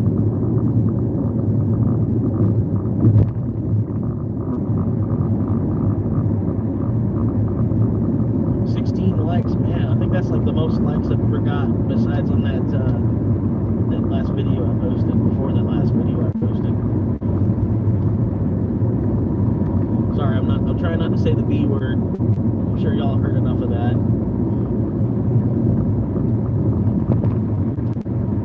Now that car that was on the side of the road's behind me. They did a U-turn and now they're behind me.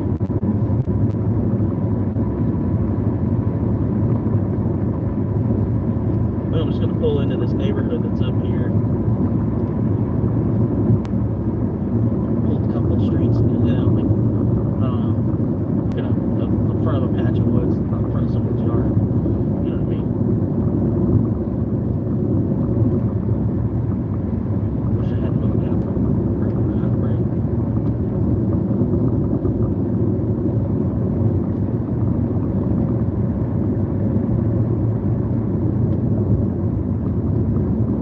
No politicians, hollow word, just the truest ledger that you've ever heard. 21 million is the final score, and they can't debase it, they can't print more. From a city high rise to a country town, it's a sovereign army that can't be shut. A flag of gold that's rippling cold for every single soul like you and me.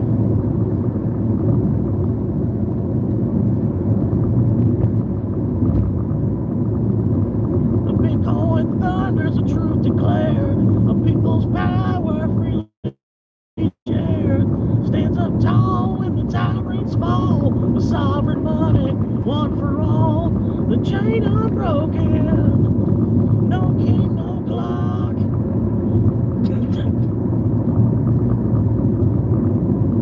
Just Bitcoin marching, block by block. How y'all doing? I'm cruising right now. I can't see too much of the road, you know. There's my bride. Whoa! Oh! God damn, I gotta clean the window.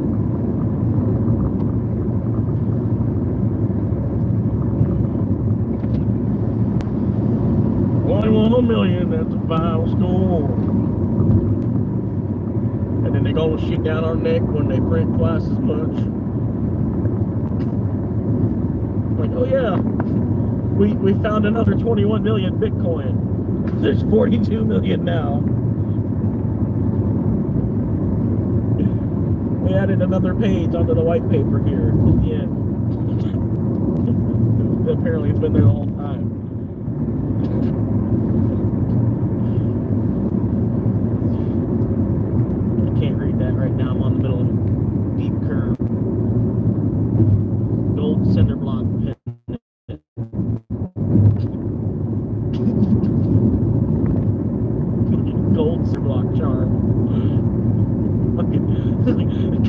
You like represent concrete and gold at the same time. Gold cinder block on a chain.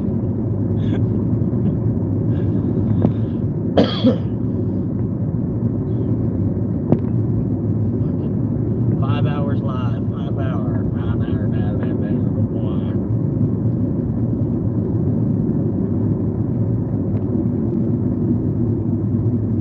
I don't know, man. Maybe I should go into that neighborhood like I should have turned into that street I just drove by. I should have turned.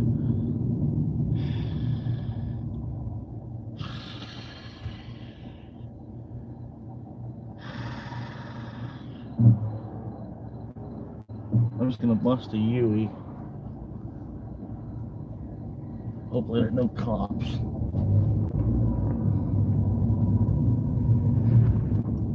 Yeah, no cops. Eastbound and down, loaded up and trucking. We're gonna do what they say can't be done.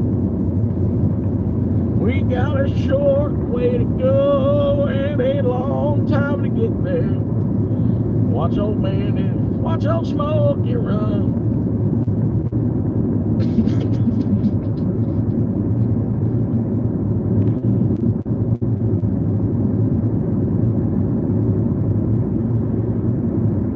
Alright, good. So there was nobody following me. So I'm gonna get that. Here it's 10K. Gold cinder block.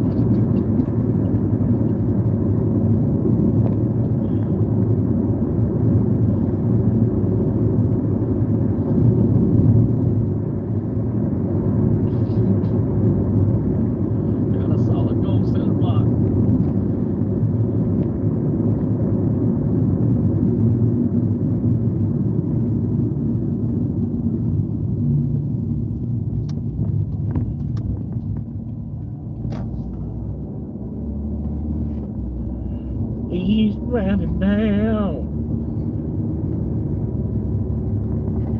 Highway to the danger zone. I'm gonna take a ride into the danger zone. I don't know. I think it's a good street. Hopefully it's a good street. I'm gonna take a left.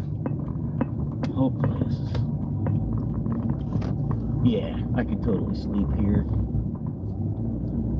I'm gonna go up one more street just to be like, you know, 2 roads off the main road instead of just one. We got this whole street. Well, at least on the left, because I took a left. This left side, there's only one house. Now we got this whole street. What's this? This is a short street, but it's got only one house on it. Well, yeah, it's a duplex. It's a duplex for some reason.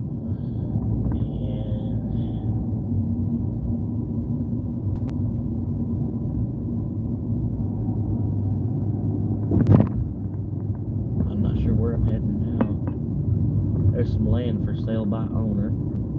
I should get that number tomorrow morning. I don't want land out here though. This area is a little bit too busy. Wouldn't want to be here. It's the same road, Edith. Huh. I'm gonna turn here down this street, and then that looks like a good spot to park right there. Which does look like it's not a bad spot. It's like looking at the angle too. I'm trying to catch more, a little bit flatter, without going like too far off the road. What street is that? This is good. Oh, this is perfect right here. Hell yeah. Okay, yeah, this is gonna work. And then we just shut the brights off, and then crack these windows just a tad. Just to keep the mosquitoes out. Mosquitoes will pick me up, carry me away if you're not careful. Get land and redacted.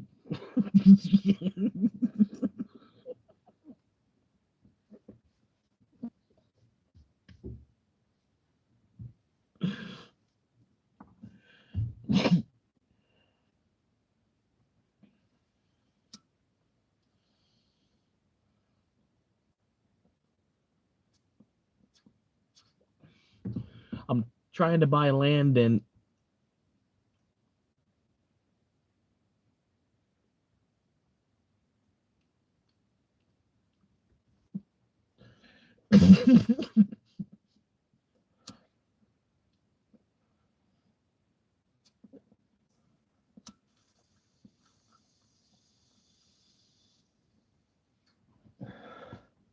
no, we got this area of town they call Little Mexico. I actually wouldn't mind living out there, man.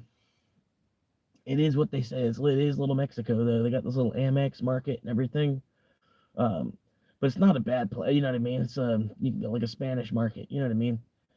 Um, they probably have like a cafeteria in there and shit too.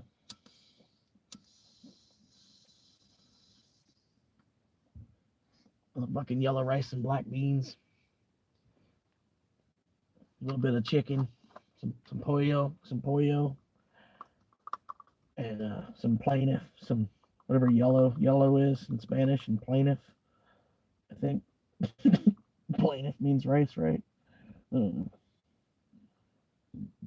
I don't know enough Spanish to live in Florida.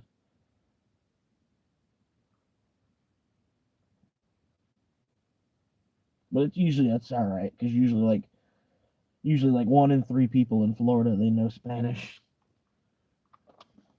So if you're in a room, you know usually one out of 3 people in that room will know Spanish. That's cool. Cigarette or vape? Are you asking me, or are you asking like me to answer for you? For you to pick between a cigarette or a vape? I'd go with the cigarette because there might be some kind of like cancer later. You know what I mean? Cigarette's more natural.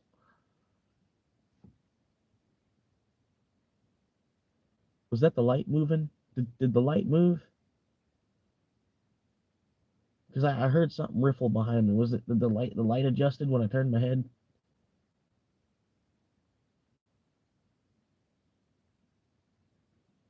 Because I think it was the light moving.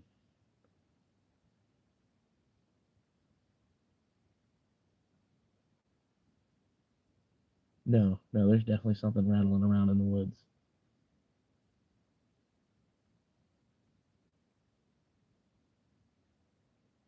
Granted, it's probably just a raccoon or something.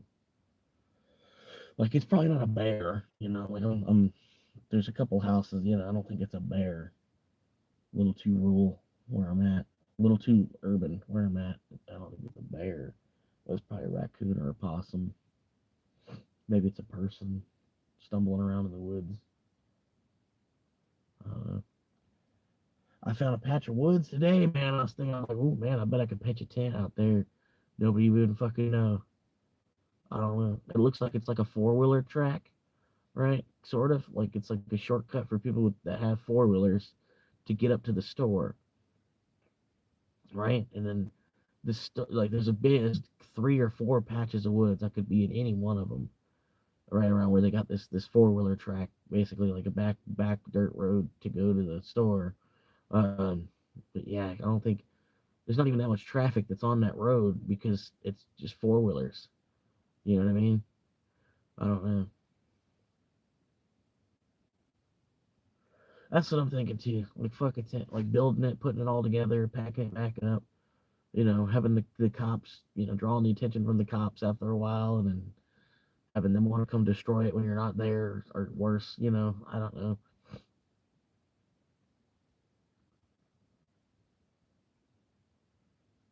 Yeah, yeah, I do got bug nets on the back windows right now. That's cool. Disconnected. I don't know. But I think they'll start just building tiny house communities because they don't want single wide trailers because they think it's an eyesore. So they'll just make like little cute looking like doll houses, like, you know what I mean? Like it's a little 200 square foot house, but it looks like a little doll house, you know what I mean? Just like a whole neighborhood of these little doll houses that people will be living in, like, like a playhouse for your like 8-year-old daughter, but it's like actually somebody's house. But then they'll build a whole neighborhood, you know what I mean? Because ultimately, I don't. They'll eventually start doing that kind of thing, you know what I mean? Because it's just an affordability thing. That's what I'm like. I'm going around like, I don't know why there's not a more affordable option somewhere. You know what I mean? Like why is housing like as much as they could possibly charge? They always try to like they made these apartments, but these apartments are 1,500 square feet for a 2 bedroom. And I'm like, why do I need 1,500 square feet? I'm like, I don't. Y'all are just trying to sell this apartment for 3 grand. You know what I mean? Like really, they could have split that apartment in half and had 2 apartments that were both like 750 square feet each. You know, but no, they decided to make this like it's like a luxury thing. And it's like we don't need luxury apartments. We need affordable apartments. You know what I mean? Even affordable apartments are like 1,200 a month. And that that sounds cheap. That doesn't sound right. You know what I mean? Like not for this area because I know how much they want for studios. They want 1,000 a month for a fucking studio. You know what I mean?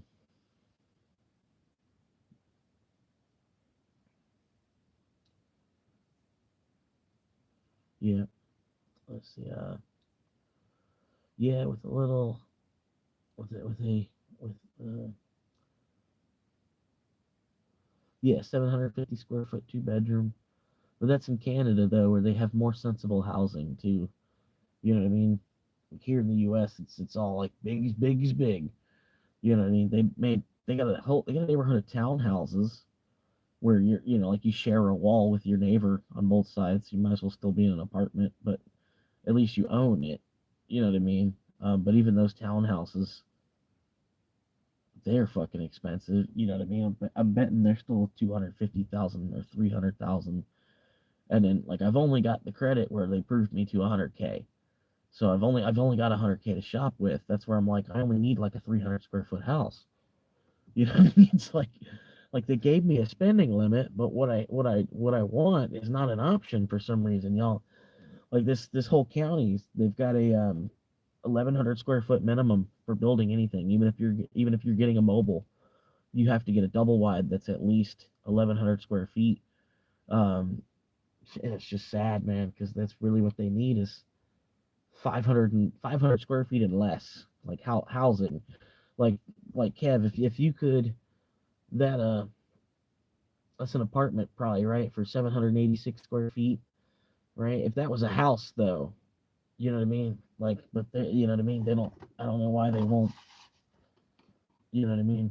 There are like inner city, but they're an old decrepit house. And it's like the way that they built houses smaller back in the day. You know what I mean? Now they're cathedral ceilings and shit.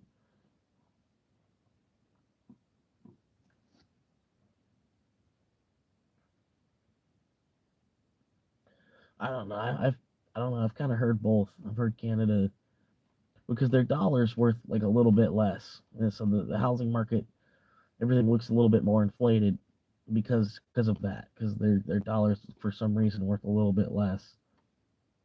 It's probably because of like it's like a resource driven thing. You know what I mean? Canada's a lot of ice, a lot of ice and terrain that you can't live on, and you know. But yeah, if they like built a whole community where every house is 500 square feet or smaller, like the 500 square foot house is a 2 story. The 200 square foot house is like a 1 story. You know what I mean? 1 story with a loft, but the loft isn't included in the square foot. The square because that's not floor space; it's loft. Yeah, or you know what I mean? I don't know. Anyway, I think eventually they will though, because like I said, they don't want a bunch of mobile homes stacked on top of each other like on Ready Player One. You know what I mean? Which that would be the other direction. So I think they're either going to make the lots way smaller and make the houses smaller, and then we're going to be priced out of being able to have kids. So it'll just be like two adults living in a small house that are struggling to eat still. You know.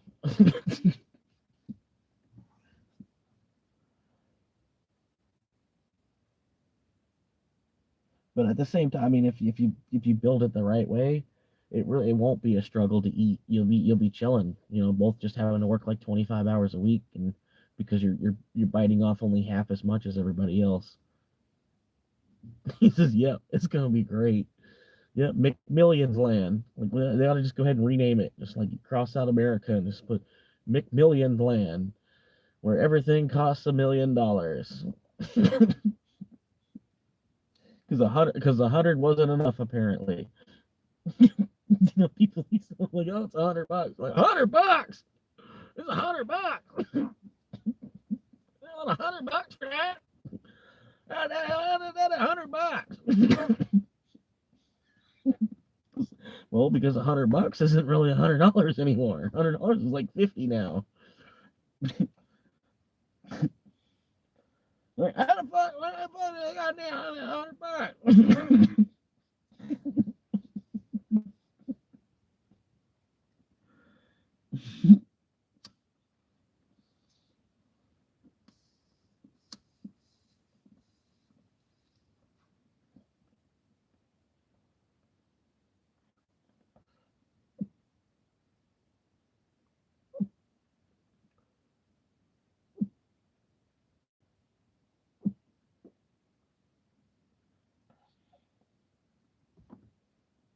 But yeah, you're making me want to. I'm gonna watch some videos on Monero. I'll be honest with you and figure out more about it.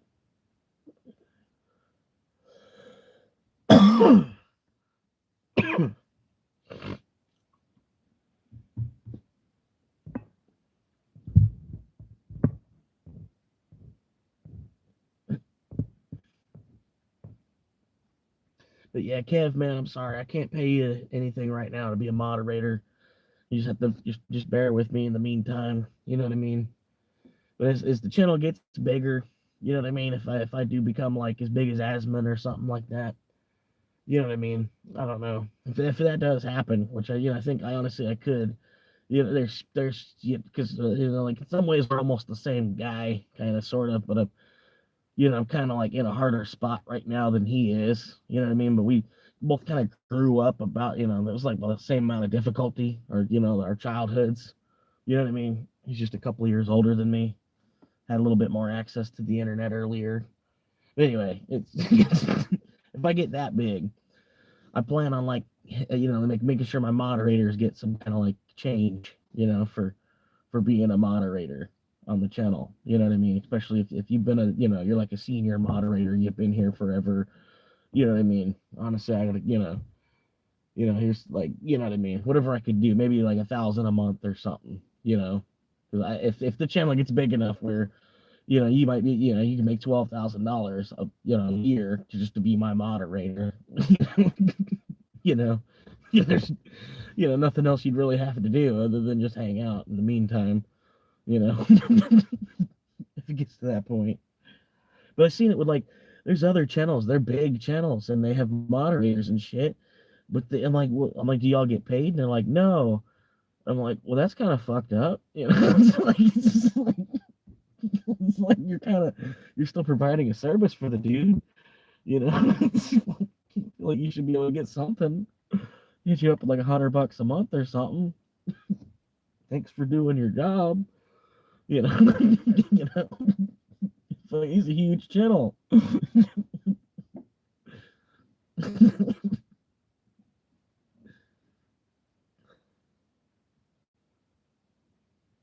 Yeah, being polarizing helps, especially nowadays.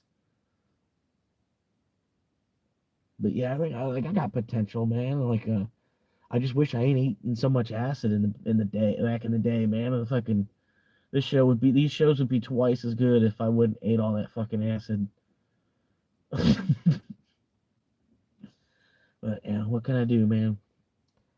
I call it cake and ice cream. You know what I mean? Like like on Toy Story. But he's like, I guess it was just a little bit too much cake and ice cream or something. Like, yeah, it was a little bit too much cake and ice cream when I was a kid. Take it easy on the cake and ice cream.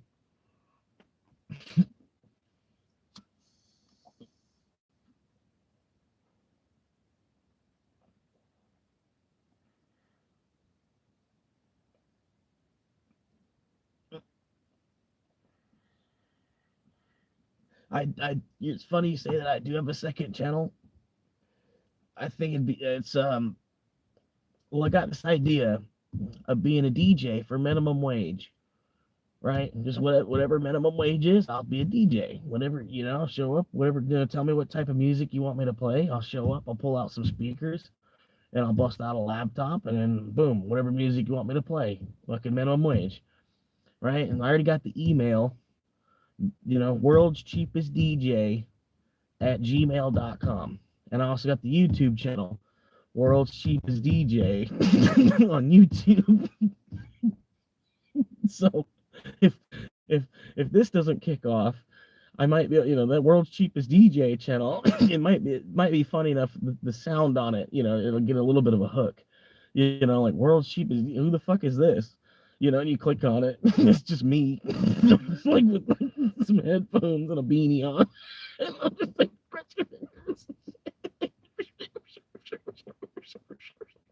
it's like, but I gotta make this channel into something so I can have the money to get all the soundboard and everything. You know what I mean? And be able to, be like a karaoke DJ. And then I got the van and everything, and I just show up at a birthday party or whatever, and then pop out all the shit. You know what I mean?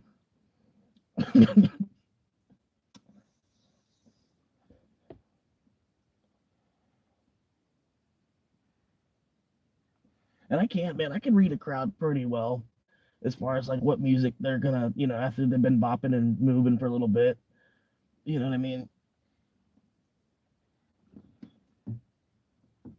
I feel like I got a decent taste in music. I don't like all types of music, but what can I do?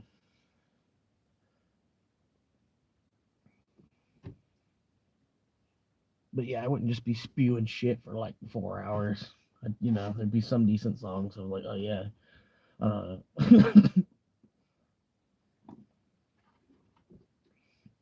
But really, you wouldn't need to do much. I don't know. Nowadays, you could have like an AI build you like a set list, and then you just go out there and just have the 18 tracks run, and the 18 tracks is 2 hours, and you know what I mean. And then boom, here, give me $50, I'm out of here.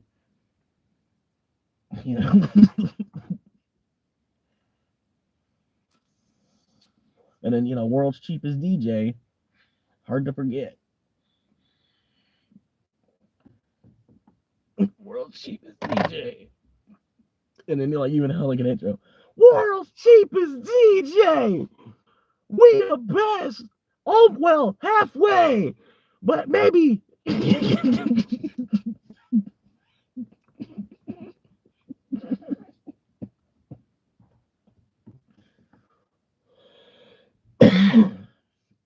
Might be a little bit too loud. I think I'm fine where I'm at. There's like no houses around me for a good little bit. crying, laughing. World's cheapest DJ in the house. But of course, I'd have my face painted and shit too. You know what I mean? like,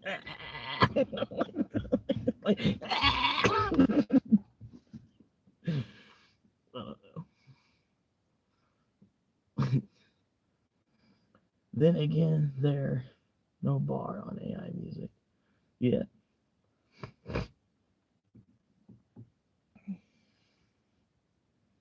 Yeah, fucking.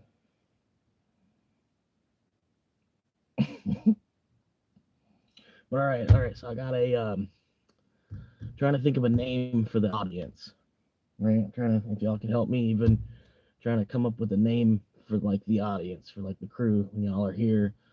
So far, the best thing I'm thinking of is the like ladies and gentlemen, but instead of ladies and gentlemen, you got the stink seekers and the skunk apes. Like welcome in, stink seekers and skunk apes. Welcome back to another show. I don't know. That's just the best thing I'm thinking of so far. I don't know. Skunk apes. I don't know. Um, I forgot what Bradley said earlier. I'll scroll all the way back to the top.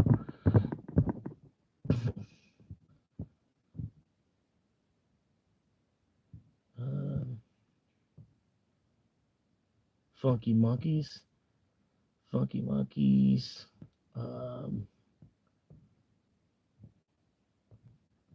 I thought we had a better one than Funky Monkeys too. I don't know. But yeah, it's kind of like in the Funky Monkeys too, because like, I'm homeless, so there's a certain smell. So obviously my audience would probably smell too, maybe. I don't know. That's why we'd be the Funky Monkeys. We'd all, the whole crew of us, we're the Funky Monkeys. Both because, we're kind of funky. We can groove, I'm world's cheapest DJ, you know what I mean? We're here, we're kicking it. I'm not saying you gotta go and subscribe to the other channel, but it already exists. You know what I mean? I'm just not doing anything with it. I'm gonna start it out the same way as this channel, or I'm not gonna do anything with it for 5 years before I start actually putting stuff on it. Just to see if it is built in the algorithm somehow, or I don't know, whatever it is. I think honestly, it's like that's what's hurting my channel is like it's got an age to it. They try to help younger channels. Like if you have a channel that's like less than 3 months old and you've got like 30 videos you posted, there's a chance you probably already have about the same amount of subscribers as me. You know what I mean? I don't know. It takes work, and you know what I mean. It does. It's a lot of time you're putting into it. A lot of time you're sitting here live streaming to one person. You know what I mean? But that's the fun of it. And then I kind of, I was using Bradley for a therapist for a little while earlier. You know what I mean? That's the good side of it.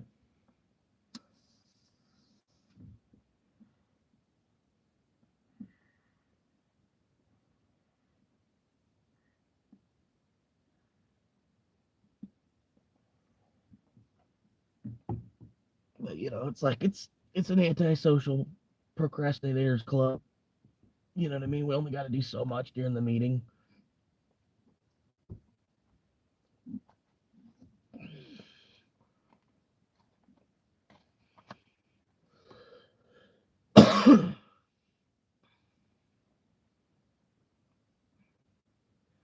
Yeah, sure it can just go doom scrolling and pray across. Pray it cross and pray it cross. Sure it can just go doom scrolling and pray it cross.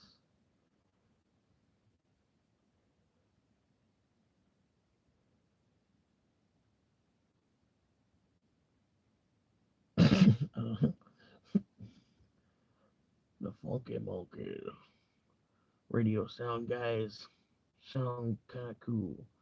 Yeah.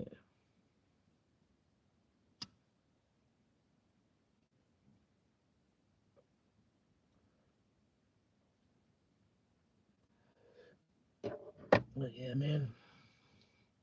What up, Frederick? Frederick Franklin, how you doing, sir? Nice to meet you.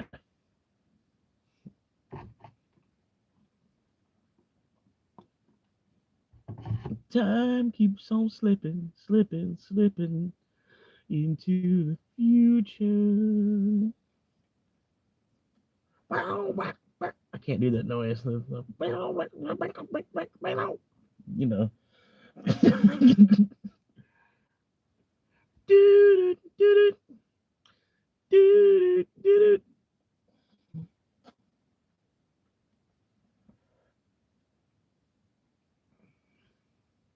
Battery voltage. We're currently at 12.3 volts on the battery.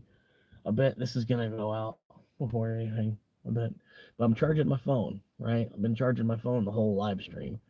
So Once the light goes out, I'll just plug, take the wire, I'll plug it into the light, and then the phone should be good for another hour at least while I'm charging the light back up. So we're good there. And then I got the light; it's beaming at the roof of the car, so it's not creating too much light. Like the light's not beaming 300 feet out. You know what I mean? It's beaming at the roof of the car. Anyway, I'm gonna give a shout out to somebody because I think one of y'all is gonna end up being a fan. You know what I mean? Because y'all are already here hanging out with me. And this chick's pretty cool. Honestly, she's a pretty cool chick. I've been watching her videos for about 2 months now or so. Her name is Jilted Valkyrie. Jilted, Jilted. And Valkyrie, don't ask me how to. I mean, VALK. I think. Anyway, Jilted Valkyrie. She's pretty much almost the. She's not Uber driving, but she's living in her car. She made the decision. She left her apartment, and she just got tired of paying, how much they want for the apartment. So she moved out of her apartment and into her car with her cat. Her channel's kind of small. She's starting to rip open a little bit, so she's at like 1,200 subscribers, maybe 1,300 subscribers. Yeah, Jilted Valkyrie with a Y. She's a cool chick. I mean, I bet y'all would vibe with her a little bit if you watch like 2 minutes of one of her videos, and you can see she's actually a better fucking producer than me. You know what I mean? I might lose y'all to her. You'll end up going, giving her like 100 hours of watch time, and then giving me like an hour of watch time.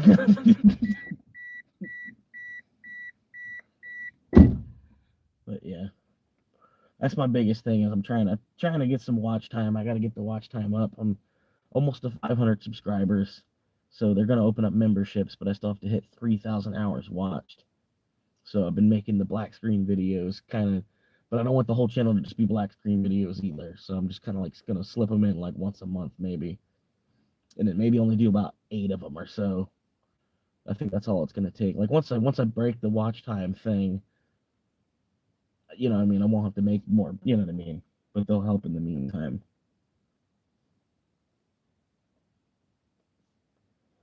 But yeah, she pretty much will take the whole week of living in her car, and then make it into one episode.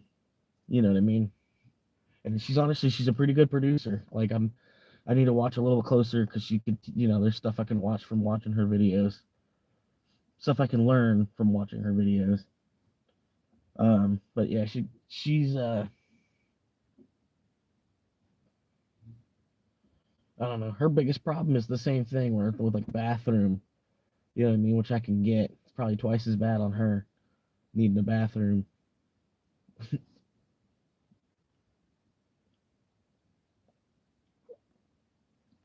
And then I don't know, for some reason, she's like super far away from her work.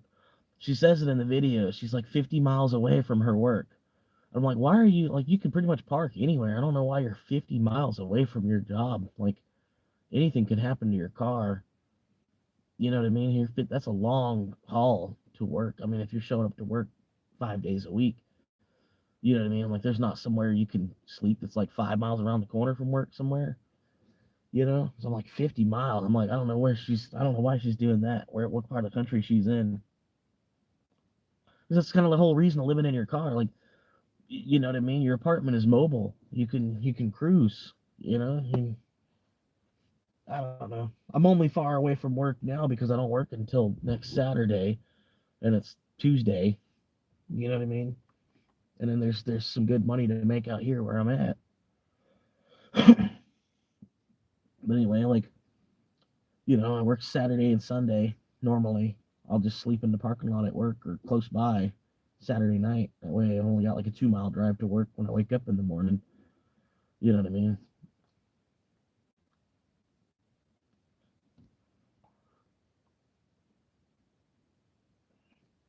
Yes, I've seen, like, she's putting a lot of time into one episode a week. And her thumbnails, man, she's on a whole other level with her thumbnails, man. But that's probably from having a whole laptop and shit. That's probably what all that is. It's just because she's got a MacBook. But that's, you know, because she's coming out of her apartment and everything. Probably had more time to plan for it, prepare for it. I was just kind of like thrown to the wind.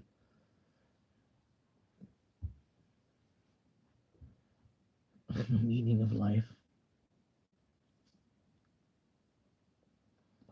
Fred, can you do me a favor? Just time him out. Time him out for like, give him like an 8 hour timeout if you can.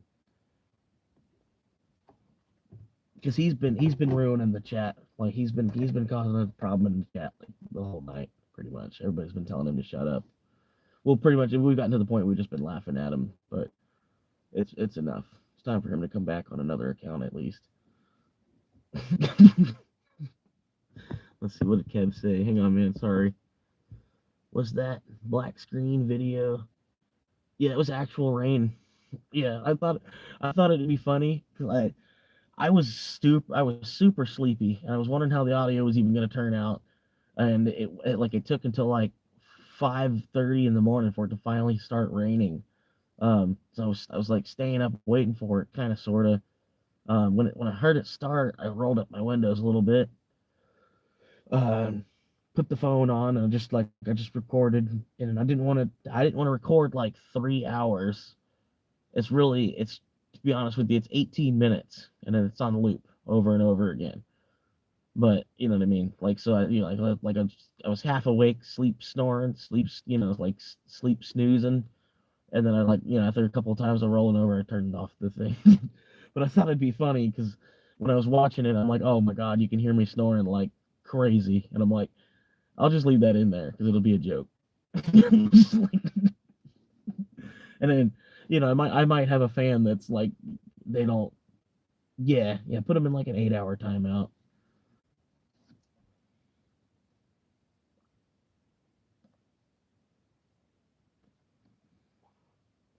I appreciate it, sir. But like I said, if YouTube ever lets me out of this cage, I'll hook my moderators up, like 1,000 a month to be a moderator.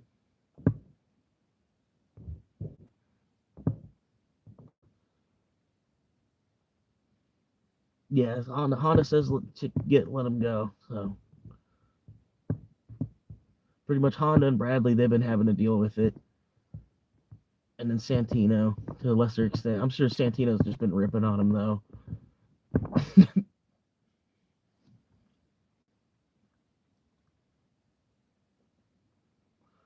Gotcha. Hang on, let me see if I can figure that out.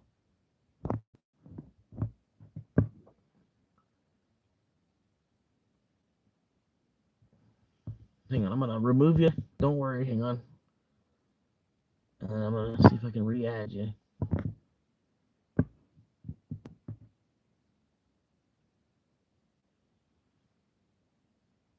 Yeah. Okay. Yeah, you should be able to.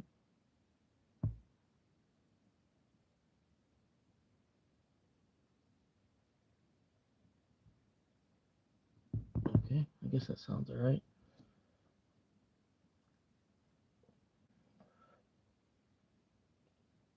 It's 30 minutes or 24 hours or 8 hour option. Oh, okay. Well then, yeah, 24 hours then. Sorry, man. I just figured. I was thinking 24 anyway. I don't know. Appreciate it, man. Appreciate you being on the ball again.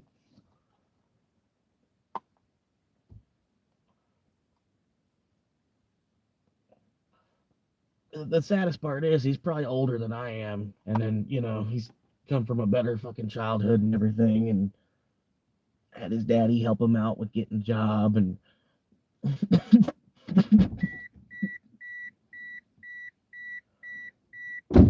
just had a way better hand in his. I'm sitting here, I got we're playing 5 card stud. I got 3 twos. I'm sitting here, I got 3 of a kind, but they're all twos.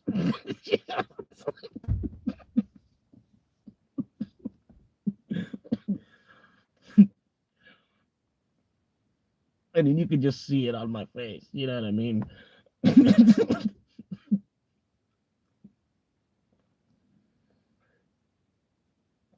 I'm sorry, I don't even see how much he's blowing up the chat. I don't know.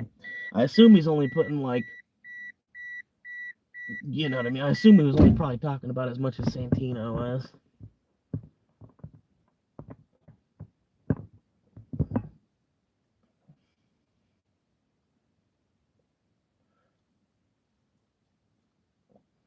But yeah, I don't know what that dude's problem is.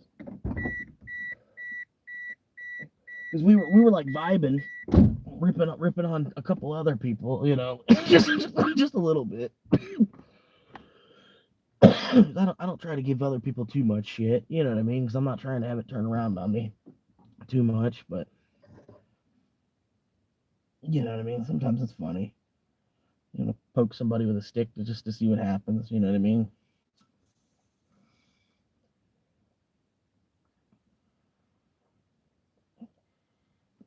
What's up, Payette? He's okay. Yeah, he should be all right, man. He's an adult. He should be an adult. He's up this late. He's probably at least, you know, old enough to masturbate. I should have got some more to drink. Water. Sorry for the beeping. Oh yeah, like 20-degree difference outside the car than inside the car.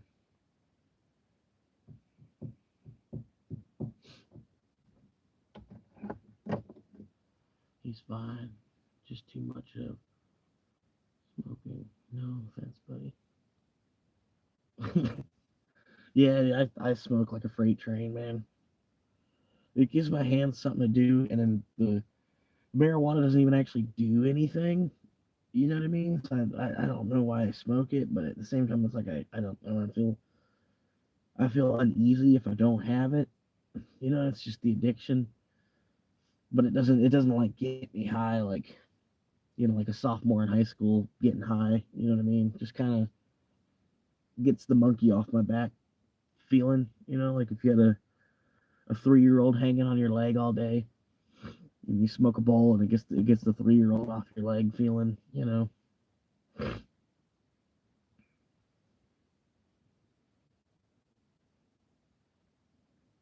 Don't worry, you're okay. Yeah, I'm all right, man. Still trying to get to absolute zero a month on bills after food. You know what I mean? Because you can't not spend money on food. I don't want to be a bum and just like beg for every meal. You know what I mean?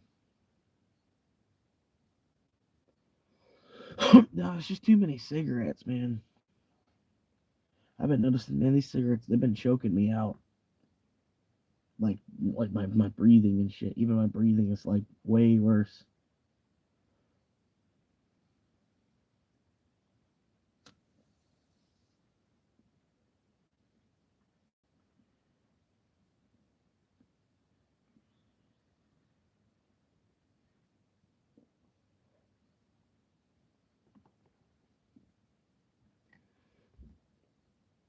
But yeah, it just gives me something to do.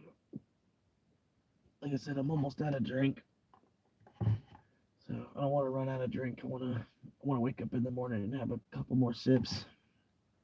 I might just have to go get another drink because that's about what I have now. I do have this whole other. I got this big ass bottle of Red 40. You know, but this is, I don't know, this whole big ass bottle of Red 40.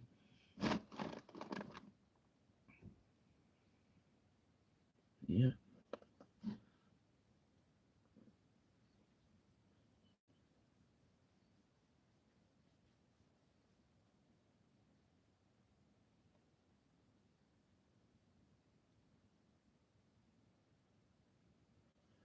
it's a weird noise.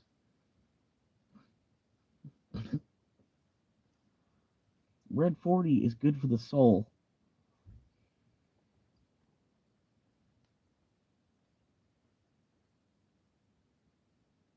Yeah, just a recycling system. I don't know, man. Fucking, I don't want to get into it.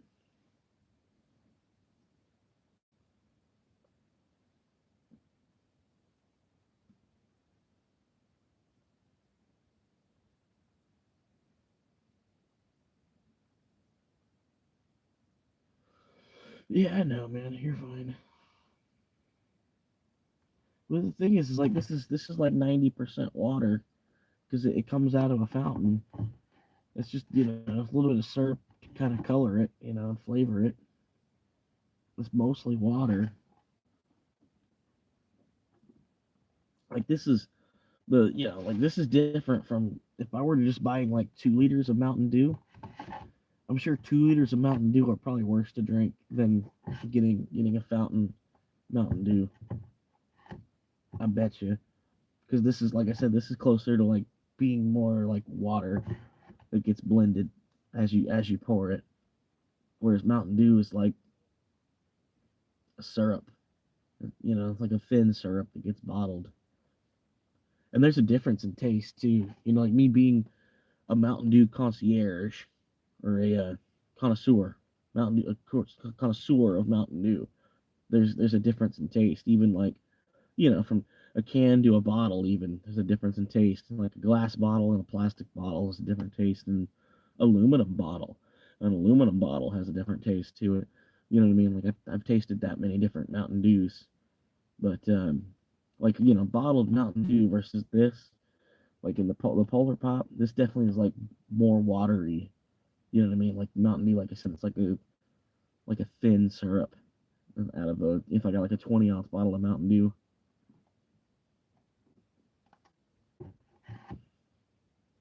Well, because water would cost the same amount anyway. They still want 79 cents to fill the cup, even just ice. It's sad.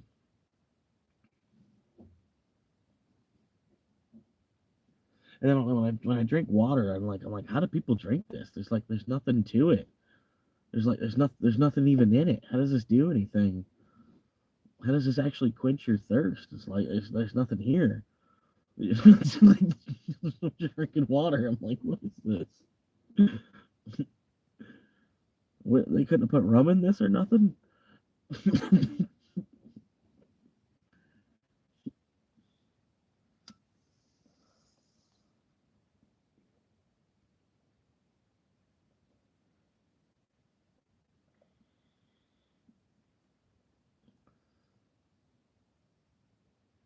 Yeah, no, honestly, I should be making more long-term health decisions. Oh man. Right now, I'm trying to decide between like, do I want to purchase land or do I want to go to the Philippines and try to find a wife? But also, I'm trying to figure out like what's my ex gonna do? Like, what's I don't know. Let's see what's gonna happen with her. Are we gonna end up going back together? Because I would much rather have that. You know what I mean? But I don't know, man.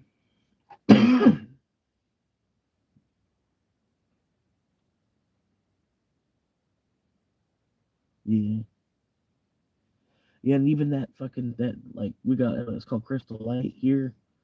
Crystal Light, or you can get Mio, or you can get like a Gatorade. You can squirt Gatorade in your bottle of water. But all that shit, that's expensive too. Yeah. Well, that's something. I'm gonna go to the Philippines just for like a month, and then see if I could find a girl in just like a month. You know what I mean? But there might be somebody I could find. She'd be willing to marry me just because I'm an American, and then she would get dual citizenship rights just to marry me, and then I could talk her into coming to America and working with me, building with me as my wife. You know what I mean?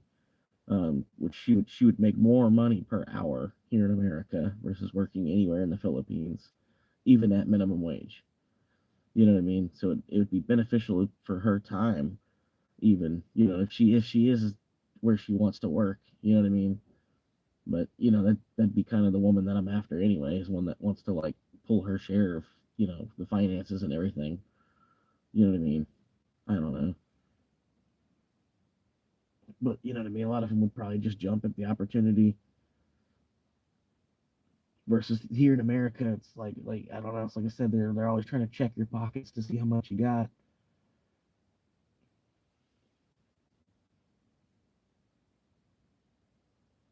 Yeah, it's like I wouldn't recommend a quick overseas marriage.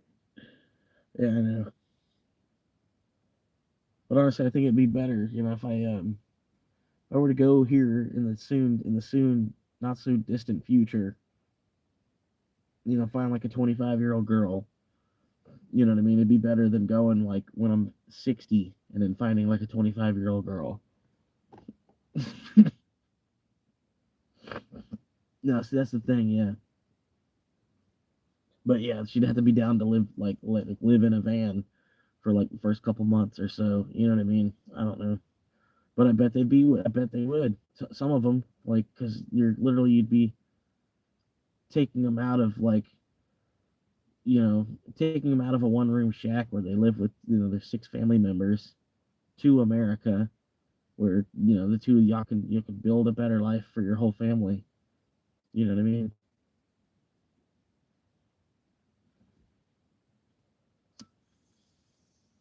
You would just have to rough it in like by living in a car. But the thing is, like, we'd be in America, so it really wouldn't be that bad.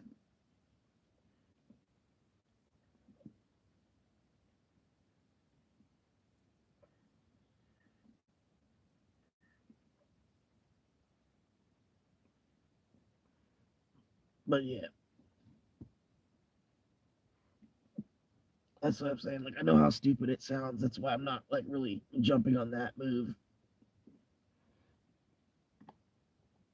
But like I said, I don't know. I wish the ex would give me a little bit more attention because like I am still covering $200 a month in bills for her. You know what I mean? It's the dumbest part.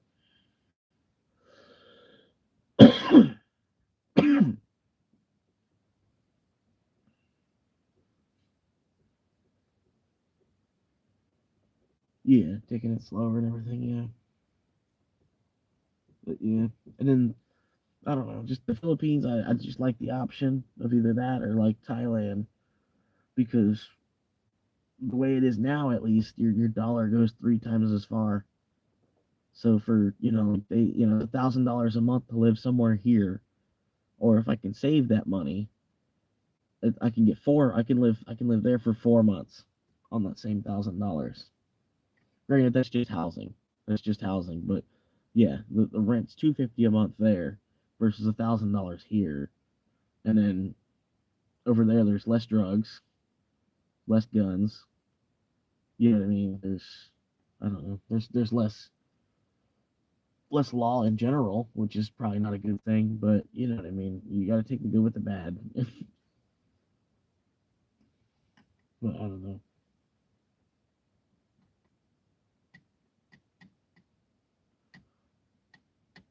We'll see.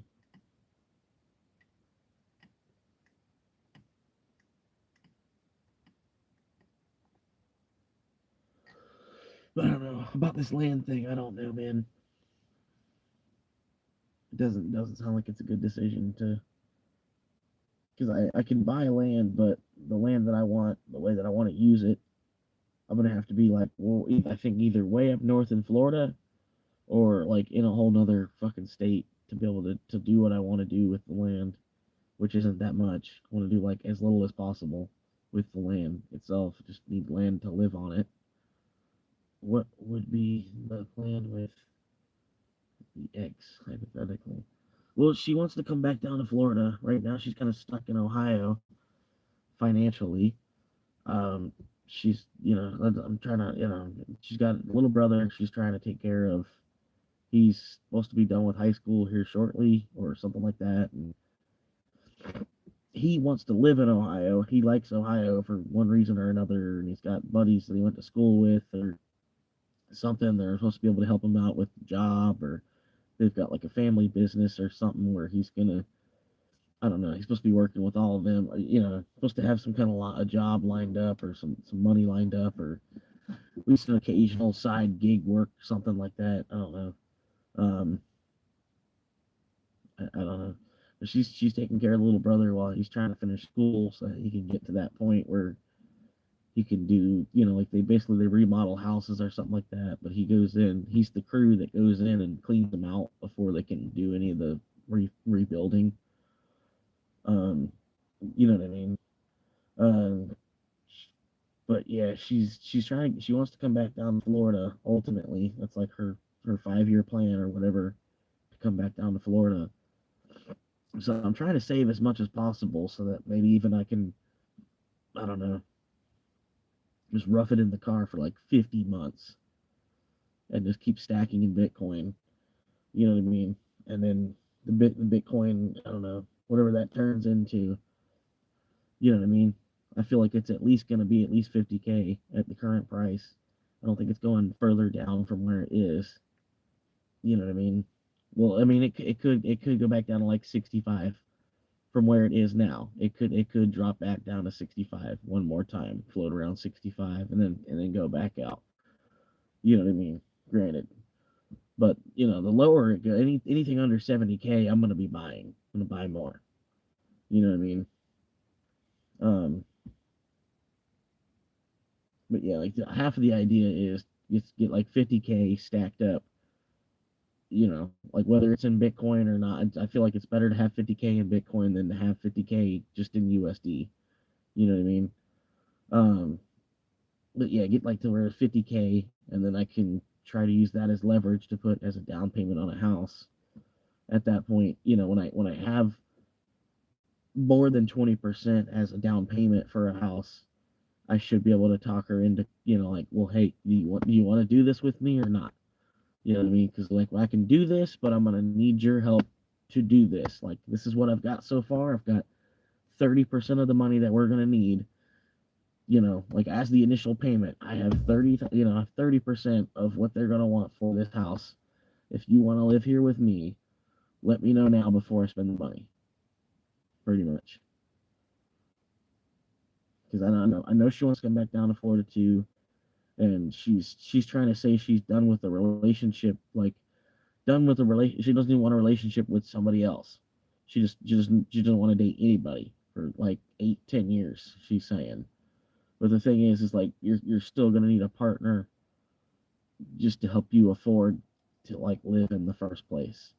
Whether she's planning on living with her brother for that whole time, I don't exactly know. You know what I mean? I don't think so. I don't think that's really going to be the plan. I think ultimately, I think her brother wants to pick up the house payments, but he's got to get to a point, because he's still in school and he's trying to get school finished. But I think the brother,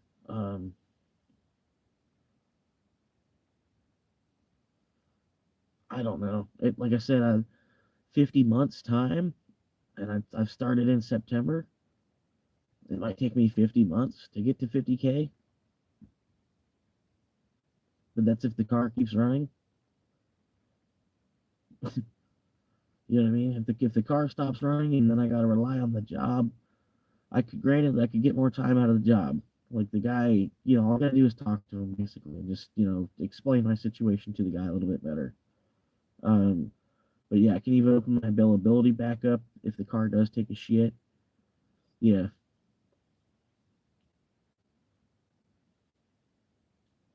but I don't know, dude. I'm living out of my car. I've got nothing else I can do. I can't afford a place on my own. Financially, not a bit. I'm not able to. Even if I were working a 40-hour week, and that's the part that's ridiculous. Like I understand it because the way they built the economy, like you need two incomes to have a household.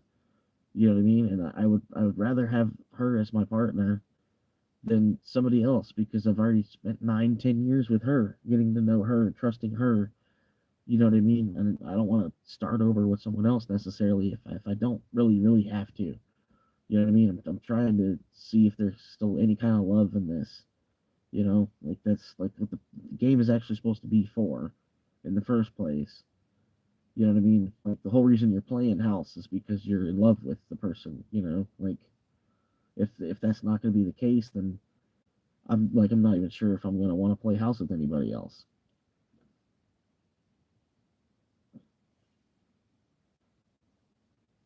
I don't know, man.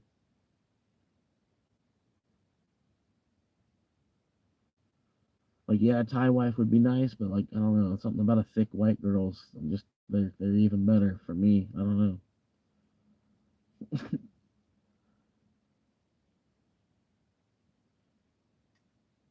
Some nice big old thigh, nice big old, you can hold a meter stick up, and her hips are almost just as wide as the meter stick. That's what I like.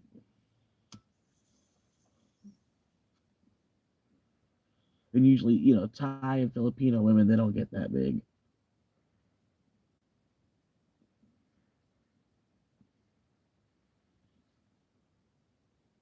Probably because they don't have a couch to sit on for as much time.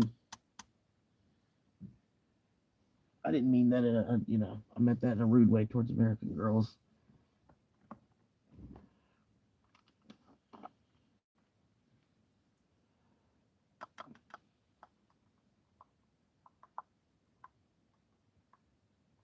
It's probably because Filipino women don't lay in bed and order DoorDash.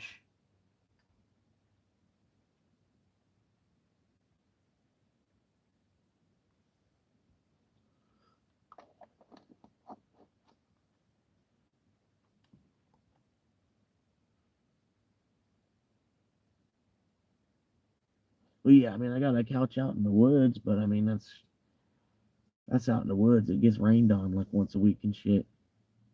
It's moldy and shit. You really don't even want to sit on it.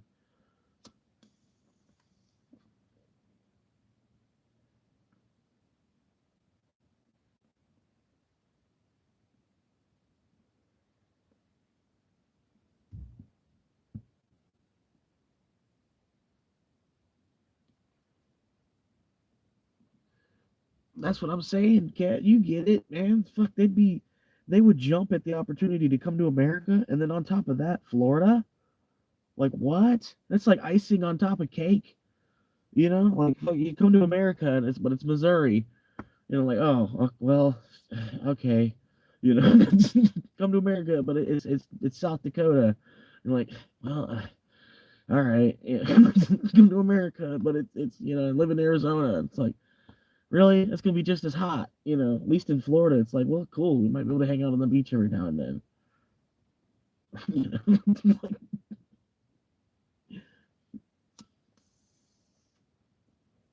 I can't wait to go to the beach, but right now it's like beach season just started since spring break, and then until Labor Day,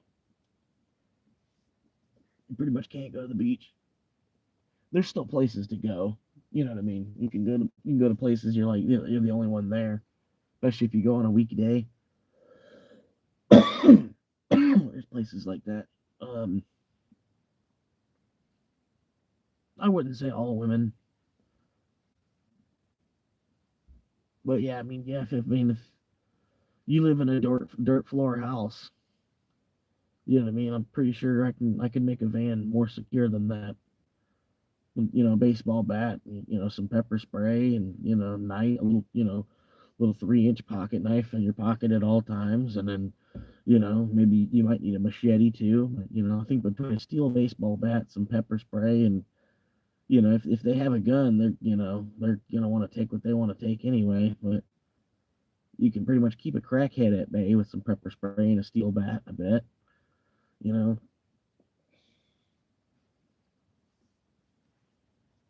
Well, no. So you can't say that because, like, what if it's a Toyota Sienna? It's not fair to say, man. Because Toyota's good motor. You know what I mean? Fucking, any car that you think you get like a 500,000 miles out of. Um,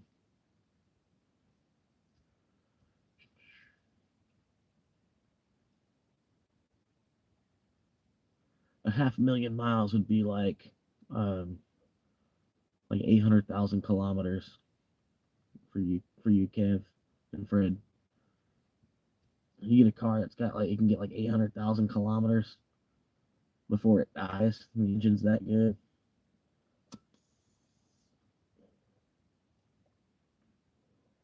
It depends what you do. But no, yeah, you do have domicile rights in your car, believe it or not. And then, yeah, you can take a car and make it into a home. You know what I mean? Like, granted, a van is easier. because you have like a little bit more of like, you pop open the doors and you're basically on your front porch, and especially if you have pop up canopy and shit. You put the pop up canopy up and then slide open the door on your van, and then boom, you're chilling. You're out in the woods somewhere hanging out. You're camping all year, where other people that like camping, they can only camp like 3 weeks out of the year. You're camping the whole time and then spending about half as much money to live as they are.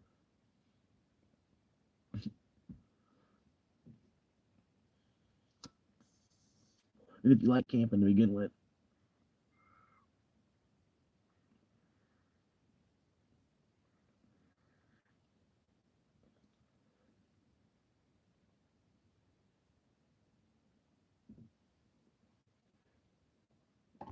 could you imagine having a car and gets a million kilometers? You get a million kilometers out of a car.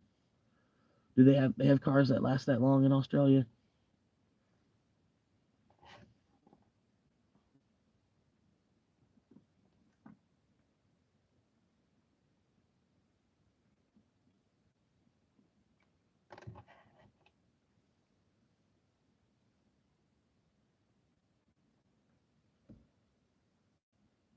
My nose is all stuffed up. I think I got some Benadryl.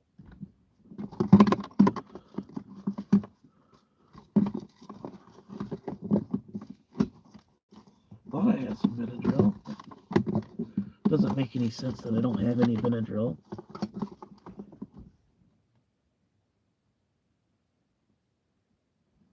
That's crazy.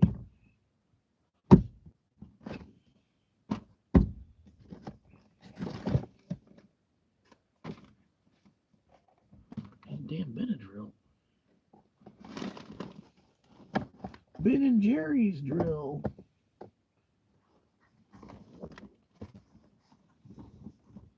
That's crazy, man. Where did the fucking Benadryl go?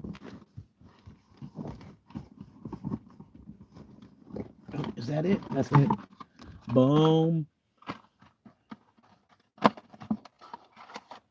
See, it's like it's a mess, but there's still an organization to it. Like I knew if it wasn't in the first spot, like okay, well it's got to be somewhere over here in this spot.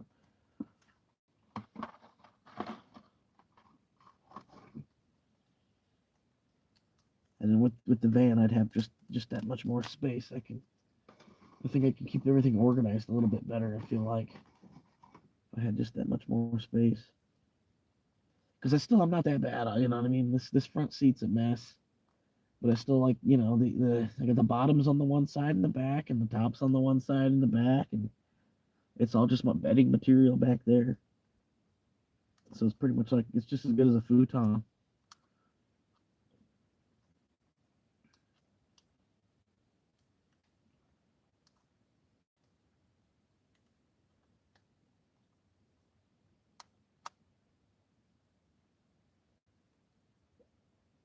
And then yeah, I try not to.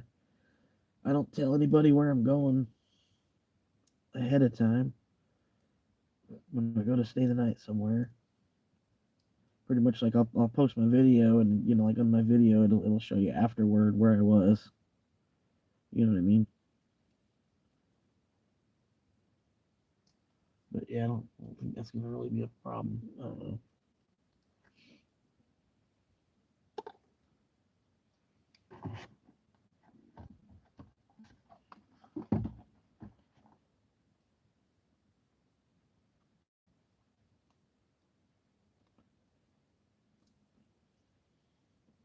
Where did I go wrong? I lost a friend. Swear long, long distance.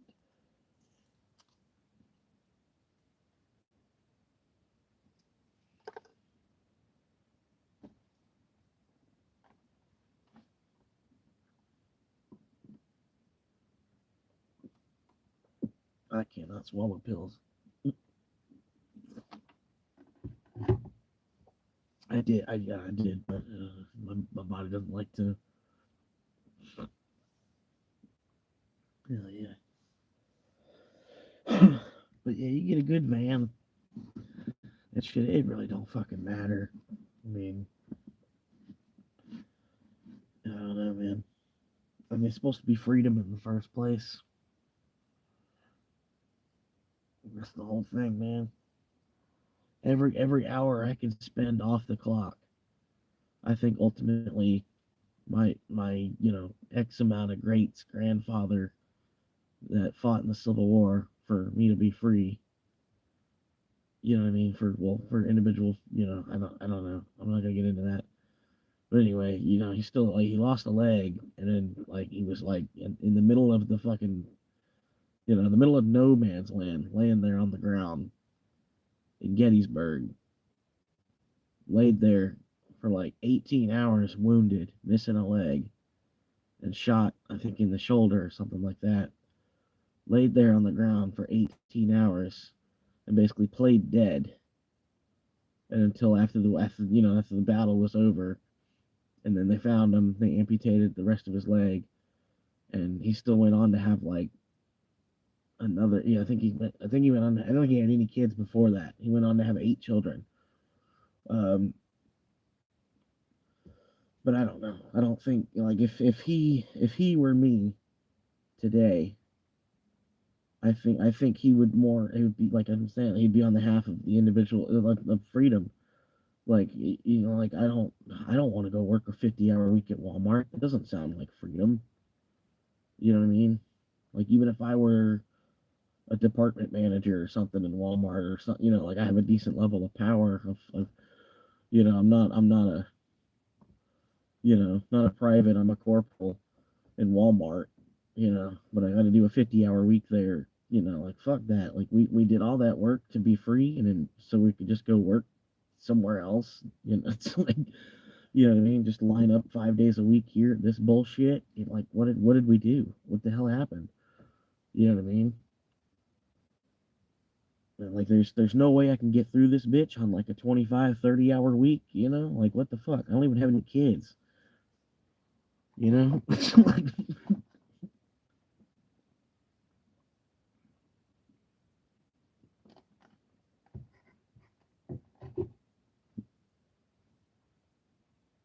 and I'm just behind right now because like I said, she kind of like abruptly threw me out. You know what I mean? I didn't have like 90 days to create no kind of plan for myself.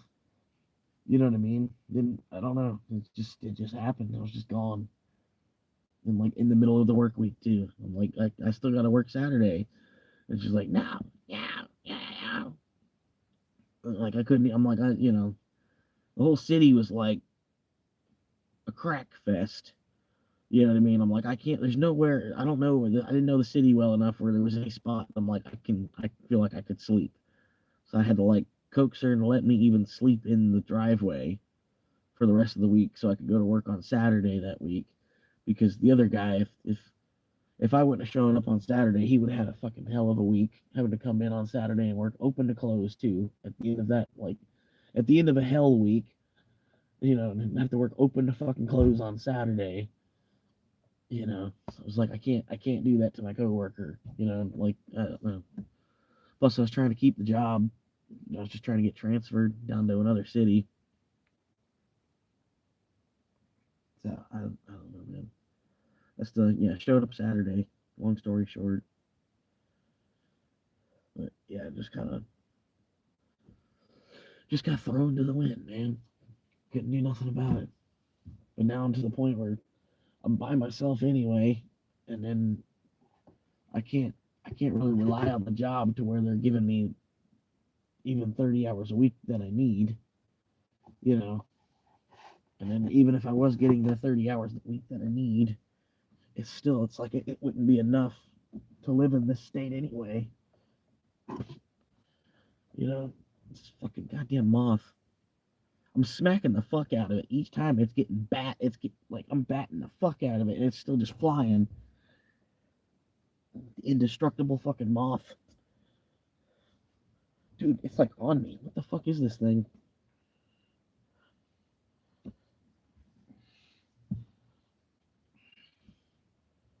This thing needs to go. Oh, now there's two of them. Yeah, get it from that.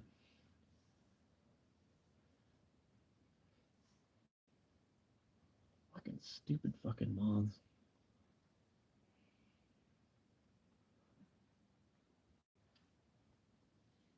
How many more hours do you think it'll go? You got a good point, man. 6 hours live. Holy shit! This is a new record. A new record.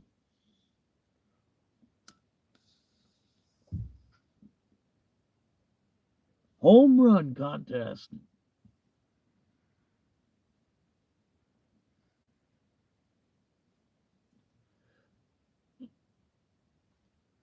Good night, Kev. Appreciate you help out with that order. I'm surprised he didn't come back with a different account. I thought for sure he would. I was even ripping on him to do it. He's probably trying to figure out how to make another email.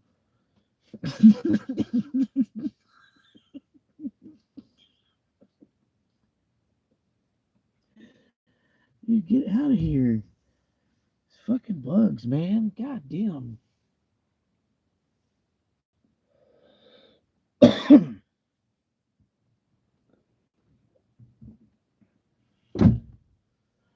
All right. Okay. I got a question for y'all. Whoever wants to answer back. All right. You can come and say whatever you want. Um,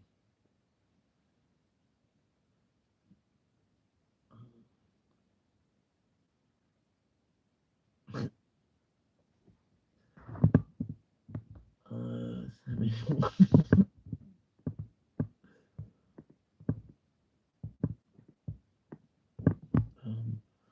All right. Here's the question. If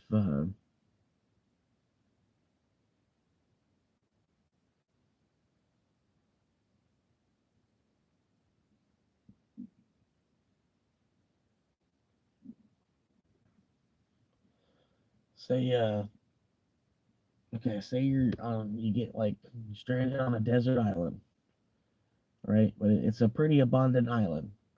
You know what I mean? Like all you need to do is follow like your basic survival skills.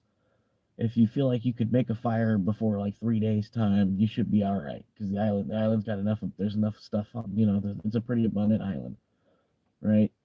All you'd really, they'd say there's already a machete there too. You're good. You can crack open, you're gonna be able to crack open coconuts. You're good. But you can only bring one other item. What item would you bring with you? If, granted you wouldn't know because you're getting stranded on a desert island, but not saying I'm gonna do that to y'all. You know what I'm saying? But I wouldn't say come on my boat with me. You know what I mean?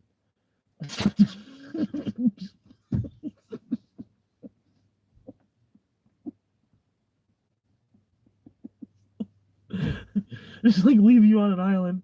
Here's a lighter. He said you'd be good. He said you'd be fine with just a lighter, right? I'll come back and get you in a week. You be all right.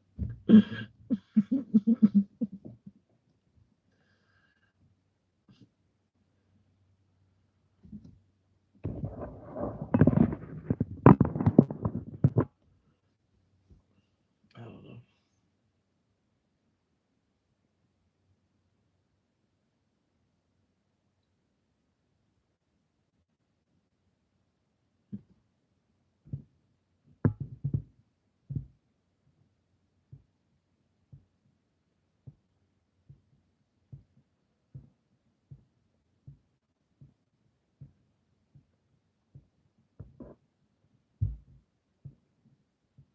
Whee!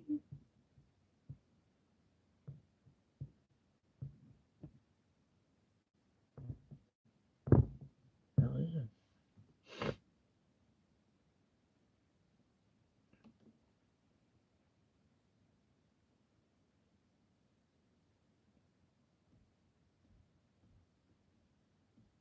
Did the chat mess up? I'm lucky, man. YouTube ain't shut the live down on me yet. That's normally what happens, man. YouTube will shut the live down on me for one reason or another. I got too real one night, man. I had like 17 viewers, man, and they were sitting there for a good minute. I'm talking to them for like 20 minutes, man. Fucking, I had them hooked almost. If I would have talked to them for another 5 minutes, all 17 of them would have subscribed. But then the damn fucking YouTube shuts all the way down on me. I got too real. What I was talking about was like it was too hard hitting. The facts I was throwing YouTube didn't like, I guess, you know what I mean? And just shut the whole thing down. I couldn't log back into it or nothing. Had to close the whole live stream down and then make another live stream. And then only like 2 people showed back up. So I was like, fuck. And I think one of them already unsubscribed and shit too.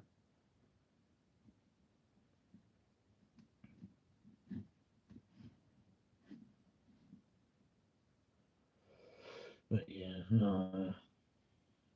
I'm doing all right on subscribers.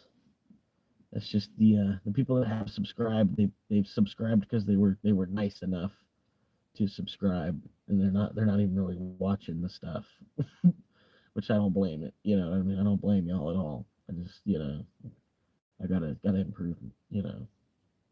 Work on some stuff for that.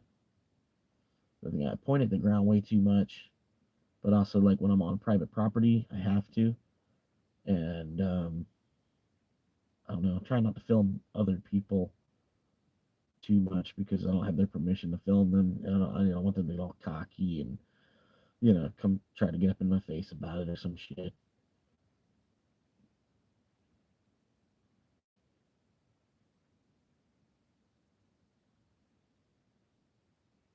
I'm not even sure what emojis are that. Constructing a wall, a crane, and a wall.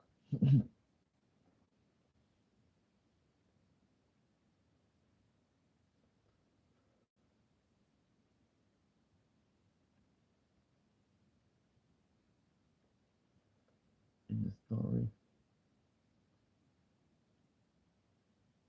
I don't know.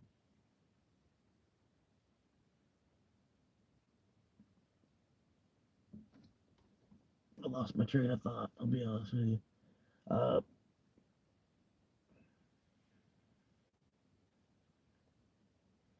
but yeah, appreciate y'all hanging out, man. Otherwise, it'd just be me and Fred. You know what I mean? And Fred, he can't do it. You know what I mean? I get it. You gotta go. I get you. Anyone else here live in their car?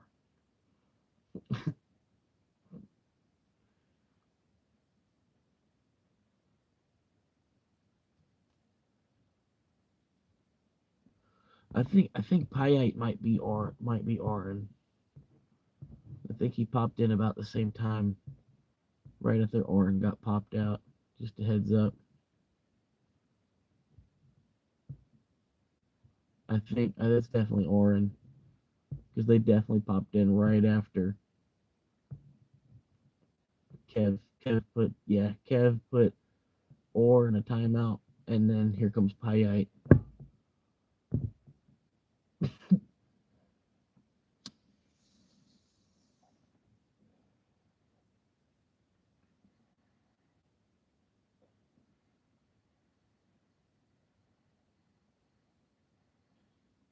Usually the other people that live stream in their car, they don't also live in their car.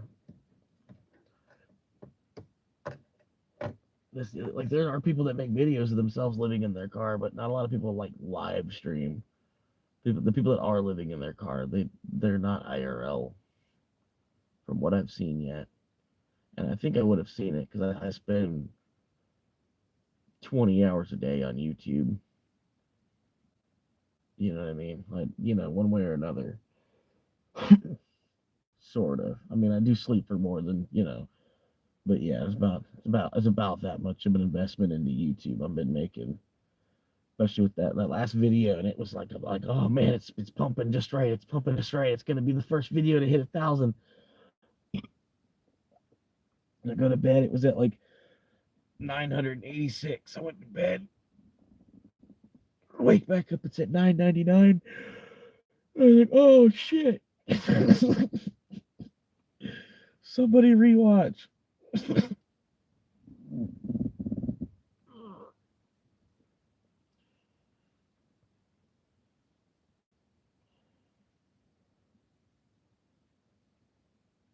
That's weird. I mean, I don't know. I'm not saying I'm the only person that's living in my car and also a live streamer. I'm sure there's other people out there. Just the way the economy is right now. bullshit. You know, there's a lot of hardworking individuals that are still like living in their car just because it's insane how much they want for a roof over your head nowadays. Like, what's really the benefit, man? There's a lot of modern enemies, a lot of modern enemies from like people, campers and RVs for the last like 50 years. You know what I mean? They've pretty much made a way to make them more small scale. And there's some campers and RVs, they cost just as much as a house. It's crazy. It's crazy how they got them priced similarly. Oh, Benadryl's my nose is all stuffed up for some reason or another. I'm not sure why. Like I got hit by pollen or something. I'm not. Yeah, I usually don't get like allergies from pollen or nothing. And so I'm like, I don't know why. I drank a little bit, but it was just like the tiniest little bit. I didn't even actually get drunk from it. Almost out of drink, except for Red 40. Um, yeah, my nose is just clogged up for some reason.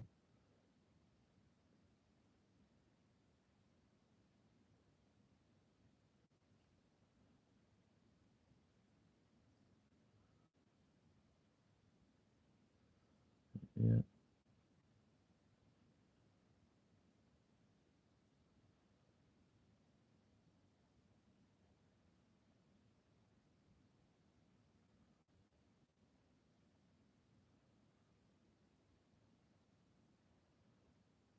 yeah, freedom to learn any skills. That's what I was thinking. I don't know. I might even be able to. If I could talk to my boss, I need a few more hours. I gotta talk to him some more. But yeah, he's wanting to basically make me a key holder, bump me up to like low level management. Um, so I might be able to get like 3 or 4 days a week, and then get some decent time out of those 3 4 days a week. So I won't have to Uber drive. And then I've seen you can get a CDL license. I think I saw something about like a 6 week course to get a CDL license, which I don't know. Don't necessarily want to be a truck driver, but I think it's an easy $1,000 a week. You know what I mean? The job I'm basically already doing that. You know what I mean? Just I wouldn't have to struggle to make that 1,000. It would just be like part of the job. The job just in time. It's just gonna pay 1,000 to do the job itself. You know what I mean? But I don't know. I don't want to be a truck driver. I don't want to be that crowd. But I guess it's better than being one of like the crabby fucking looking Uber and DoorDash drivers that I see. Because like ultimately I look like the same. You know what I mean? I don't know. Like sometimes when I see like another Uber or DoorDash driver, I'm like, wow, they're lucky that this is the thing that they can do. Because sometimes they don't look like they can work somewhere. You know what I mean? Like they're lucky that they can just put food in their car and drive it somewhere.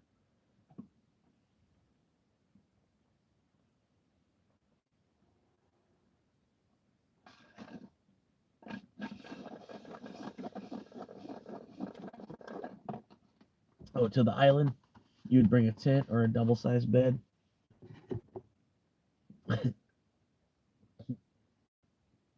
Yeah, the mattress would probably be a good idea because I bet you get a bunch of palm fronds, you can make a roof out of that. You try to, the mattress would still get soaked over time anyway, but you know, I don't know, however long you're gonna be on that island anyway. But still, a mattress you'd probably get like 7 years out of it, whether it's soaked and moldy anyway from being on an island. I don't know how long you think a mattress would last.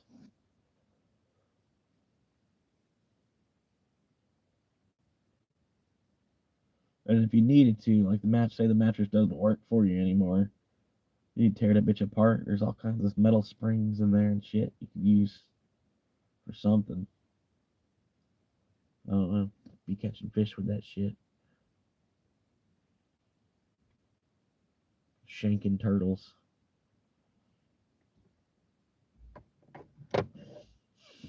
Shake, shake, shake.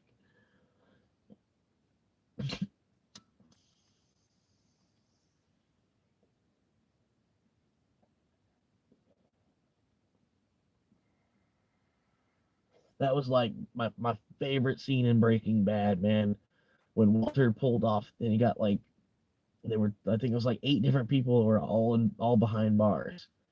And he pulled off like getting them all killed in like the same 2 minute window in all these different prisons. I was like, damn, that was some fucking straight shit right there.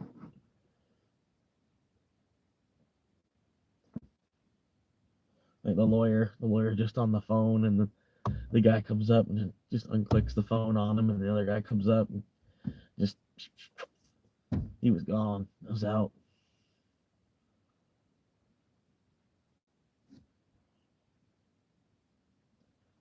Damn, this battery's draining quick. Normally it'll sit at like 12.3 volts, 12.2 volts, and I just had the car running. I just drove here.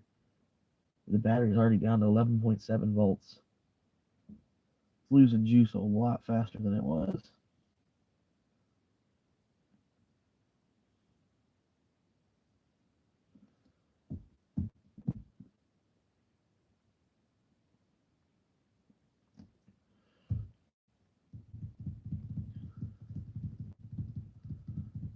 Brad says he'd bring his bird with him. I gotta have my parrot. If I'm gonna be on the island, I at least need my parrot. What's it going to be on an island? Ain't got a parrot? What am I supposed to do? What's the point in that?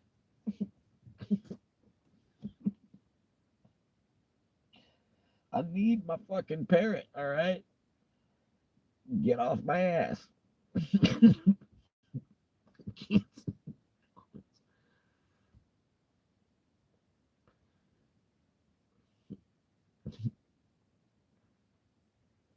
I'm sorry, Fred. I don't know what that is. You're pretty much the only one that's been like you and Brad are the only ones that's been commenting recently. I don't know.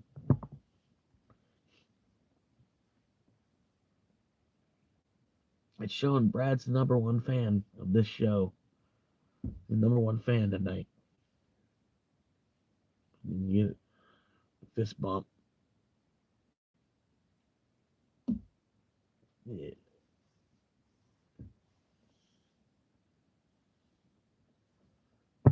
Still got the lighting thing on? Yeah. Yeah, I'll definitely leave that on. Let's do some big mode for a while.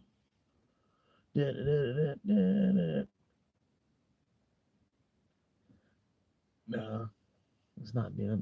This phone sucks, man.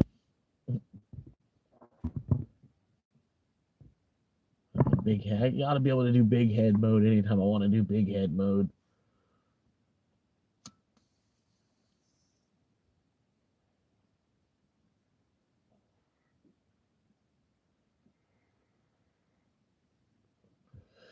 Hell yeah, man. I appreciate y'all.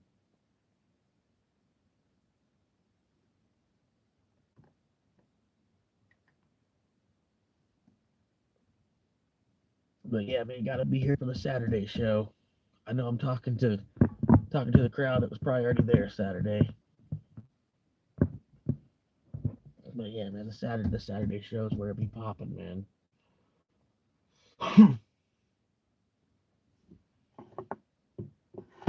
But yeah, still got the Wednesday show planned, 8 o'clock.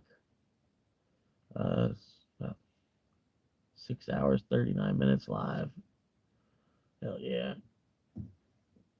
Kicking it. Hell yeah, man. Fucking chilling. Fucking shit, I bet this live is at least gonna be like 15 hours of watch time. I don't think they count myself watching while making the live. They should. They should be nice like that. Do that for you. You know what I mean? Like you're sitting there, putting in work, and they won't even give you the 6 hours and 40 minutes of you watching yourself.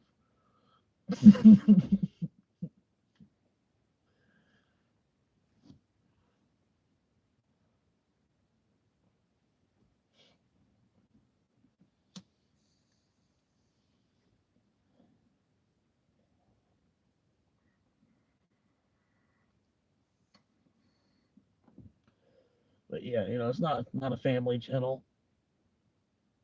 so I don't know what I'm gonna do about that. Not really concerned about it. Well, yeah, sometimes you gotta laugh. You gotta let people know that you're not being serious. You know what I mean? You gotta like kind of. Sometimes you have to laugh. Not saying that it's a good. It's not really. Like everybody should be laughing at their own jokes, but sometimes especially like the way online is now, you can't. You gotta let people know that you were JKing.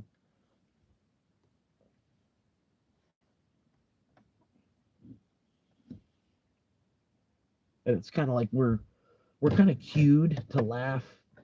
Like since the '80s sitcoms and '90s sitcoms, and like Urkel would come in there and do some stupid shit, and like because they put the laugh track on there, you're like, oh, okay, he's just being dumb. This is Urkel. You know what I mean? That's what I feel like. And man, I have had Brad rolling all fucking night too, so don't even start, bitch.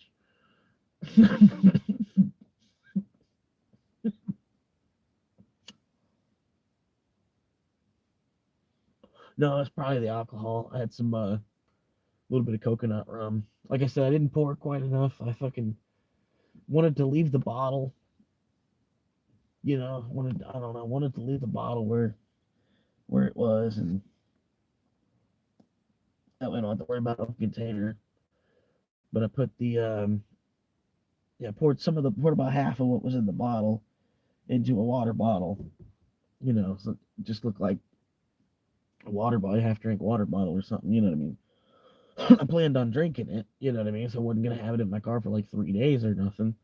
You know what I mean? But I wanted to get rid of the glass liquor bottle because I'm not gonna drink the other half of what's left. And you know what I mean? The other half of what's left is I'm holding that for Saturday, basically keeping that where it's at.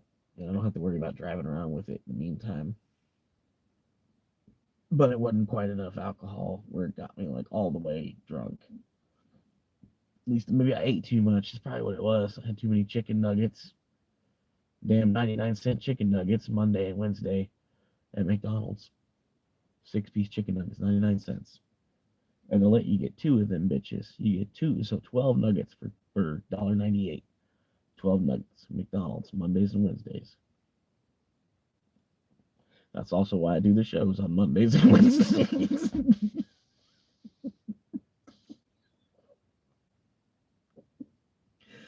This show is not yet sponsored by McDonald's, but McDonald's, if you would like to sponsor me, you're already getting a shout out. So I feel like you already owe me about $50 at this point because this is some pretty good advertisement we got here. I think that's about the second time I brought McDonald's up. Maybe the fourth time I brought McDonald's.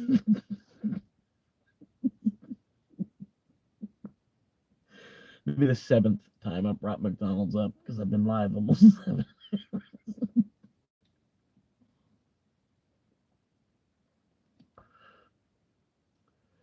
I never know what you mean. Hell yeah, man.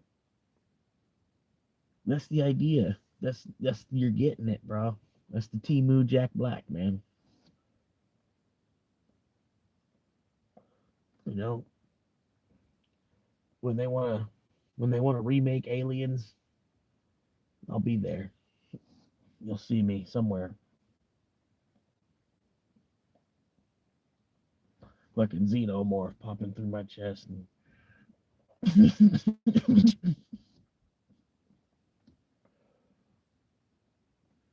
fucking Aliens versus Jurassic World. Oh my god, dude, could you imagine Aliens versus dinosaurs? Bro, that's a movie right there. How did they not already make that? How have they not already made that? Are they both Universal? I think they are, right? Jurassic World's definitely Universal. I think Aliens is definitely Universal too, because there was an Alien versus Predator ride at Universal Studios, wasn't there? Bro, Aliens versus dinosaurs. Come on, come on. You ain't gonna that ain't gonna make some movie that ain't gonna make some money at the theater. Come on. Aliens versus dinosaurs. That's gonna make some money on Netflix afterward too. Come on, Aliens versus dinosaurs. Has that ever happened in a movie? I don't think I've ever seen a movie aliens versus dinosaurs, especially like the computer graphics the way that we have nowadays. Like, fucking dude, oh my god, that'd be a badass movie. Even if they wrote it cheesy as fuck, because you know the writers they'd take a good idea like that and then they would just shit all over it, and it would just turn out to be some bullshit movie. Fucking put Ken from Barbie in it and shit.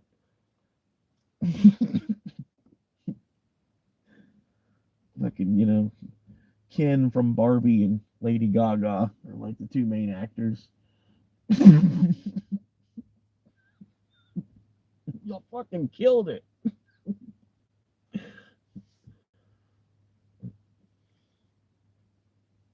That's that's what I'm saying, man. Like I'm too far from Hollywood. Not that I would make it in Hollywood either. So I'm glad where I'm at. I'm glad I'm just in a spot in the woods. You know what I mean? But yeah, if they would let me in like a table where we're like brainstorming and all this shit, especially me and my buddy Derek. Yeah, my buddy Derek, he's even better than me. But he died years ago. But he had man, his imagination was like on a whole nother level.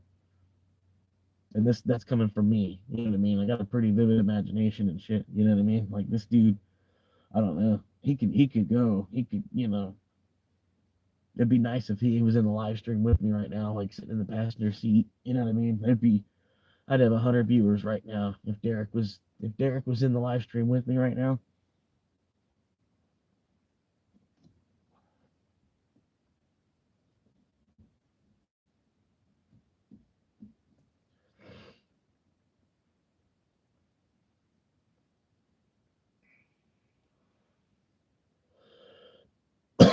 Hell yeah, man.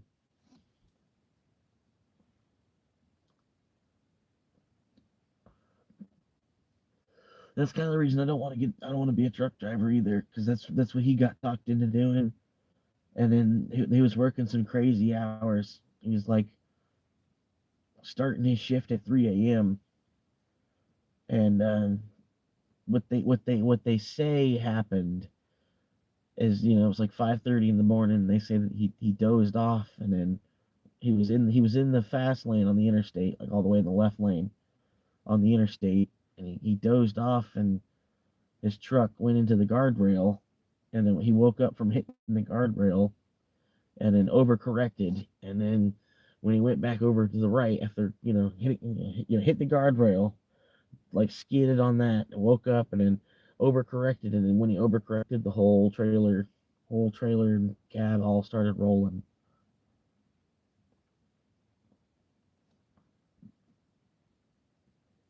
And then the police said, like, due to the nature of the crash and everything, like he had his phone in his pocket and he was wearing tight jeans.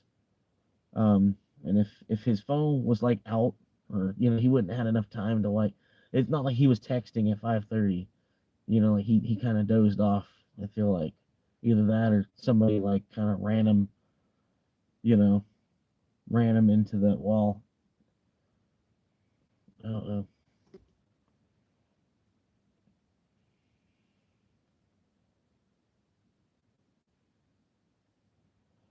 Nah, no, I'm gonna live Wednesday. Wednesday, 8 o'clock. I'll start.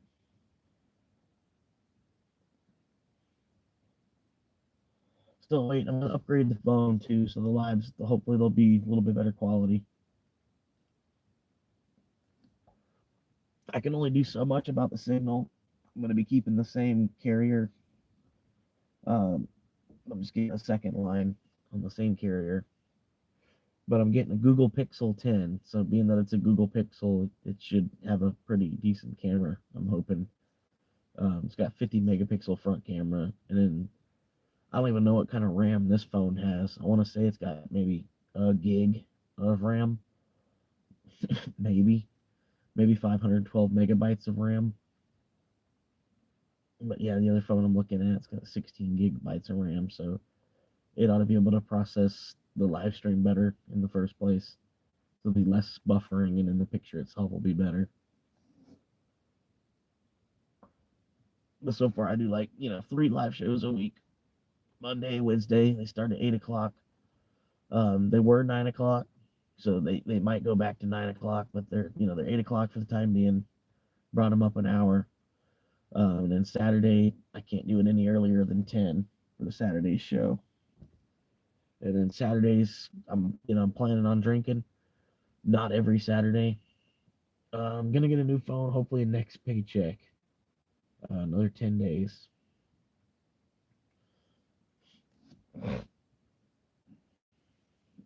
Cause I don't need to buy the whole phone. I just need to make enough room. Make enough room on the credit card where I can. There's like a $95 activation fee, plus the phone. The price of the phone is gonna be like $22 a month. And there's it's gonna be like $94, and then I gotta wait 6 days for the phone to get there. And so that's the part I was like, come on now, there's no way if I'm buying this phone, there's no way I can get the phone like today or tomorrow somewhere if I go like into a store. They're like, no. I'm like, okay, that's kind of shitty. Like one of the best selling phones you don't even actually have at the store.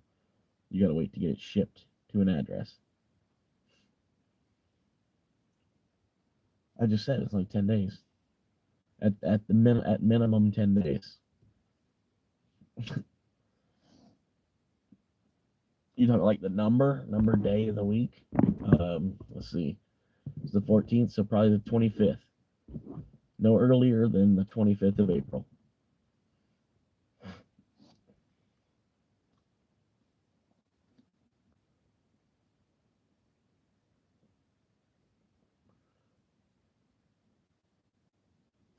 Yeah. Another person was hitting me up. They were like, "You should make a video. Or you should make a couple videos. You trying to save money to upgrade your phone." They're trying to give me an idea for a come up with a video or something. I don't know, man. I think doing the cart narcs and then the First Amendment auditing would be good little, side videos I could make for the channel. Cart narcs is gonna be fucking hilarious. I'm pretty sure I'm gonna rack up a couple assault charges though doing that.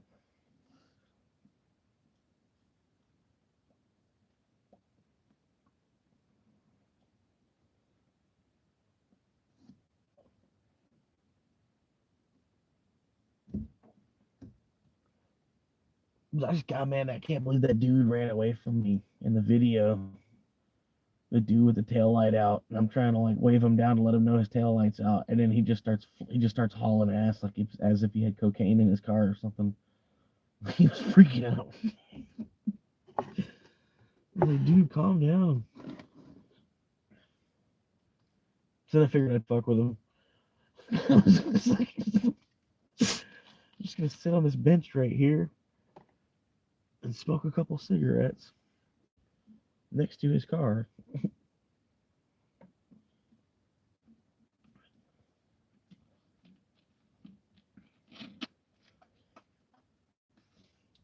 You fucking stank seekers and fucking skunk apes.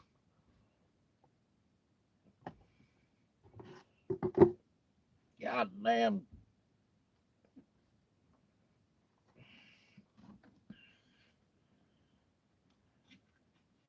Yes, I don't know. That's a little bit too abrasive.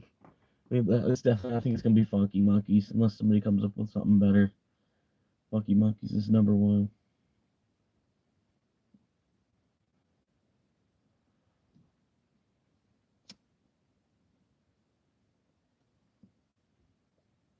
And Funky Monkeys might be funny, say Jerry pops in the chat. You know what I mean, Brad? You know what I'm saying. So Jerry pops in the chat, and I go, I thought I smelled you, Jerry. How long you been sitting there? You know.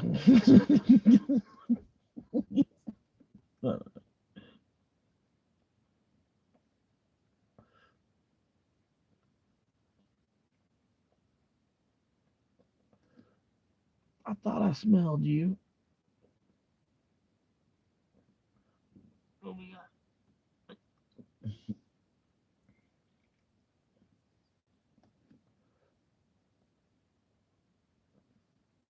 Almost at 198,000 miles.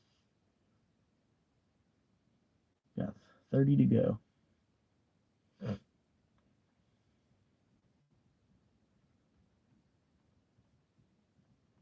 Yeah, last 10,000 miles went by kind of slow too.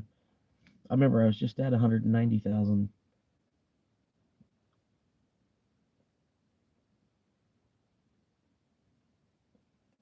I said when I first started driving for Uber, I think this car had 176,000 miles on it. So I put 21,000 miles on this car driving for Uber so far. But 21,000 miles, I think I've made about $11,000 off of Uber to drive 21,000 miles.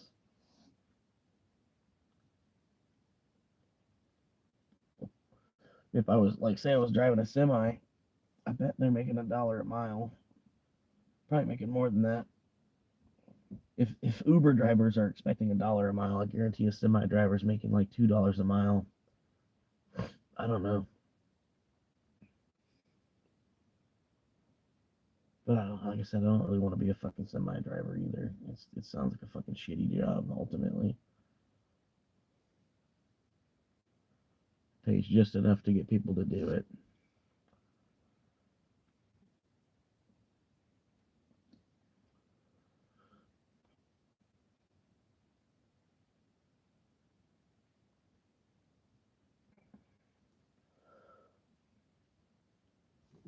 But yeah, I might cut it here in a little bit. 3:03 a.m.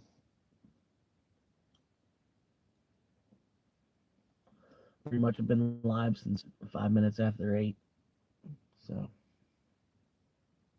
man, I don't know. Guess that three of us. Yeah, there's 3, there's 4, sometimes there's 5. I don't know. Sometimes there's 4. Sometimes it'll show me just one. It'll show me one, and there's 2 people. There's 2 people in the chat, but it's only showing me one person viewing sometimes. It makes me think Jerry might be working for Jerry might be a government organization member because like he'll be viewing, but it doesn't show him viewing, which is kind of weird.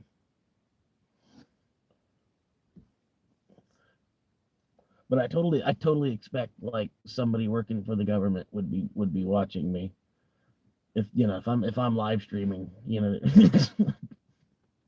somewhere down the line, at least an AI is watching me. So an AI that works for the government is watching me. No, I don't think I'm gonna stream tomorrow. I mean, I might stream between like maybe 2 and 4 p.m. just because that's the slow point in the day. But I do try to like take a little break from live streaming just to like y'all are geared up for the Wednesday show because I didn't stream Tuesday night, so when the Wednesday show gets there, you're like, yeah, you know what I mean. And then Wednesday show, when the Wednesday show ends, you gotta wait till Saturday for the Saturday show, and you know what I mean. The Saturday show is supposed to be the highlight of the week, you know what I mean. You know what I mean. And then take Sunday off, kind of sort of. I might go live. You know what I mean. It depends if I get bored, because I do like going live, and then each time I go live, I pretty much like get like 2 or 3 new subscribers out of it, one way or another. So I'm slowly building up a fan base. The thing is, I'm not doing enough, while I'm live. You know what I mean? So I think a good way I can change that, like I'm trying to upgrade the phone first, but I have a tablet. I get the tablet, make sure it's charged up and shit. Then I could be sitting here and like gaming, right? Gaming on the tablet, and I'm like You know what I mean? Kind of like video game streaming, from my car, streaming myself playing video games from my car. You know what I mean? Um, I don't know. Just there'd be a little bit more going on than just the conversation.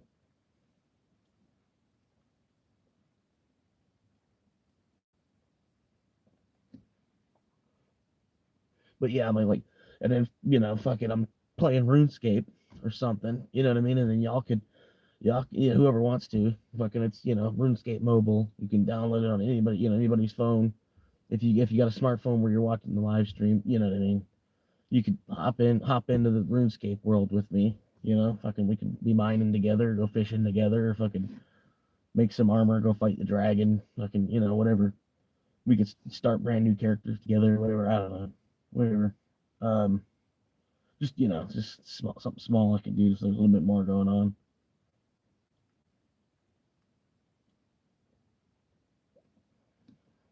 No, yeah, we get it, bro.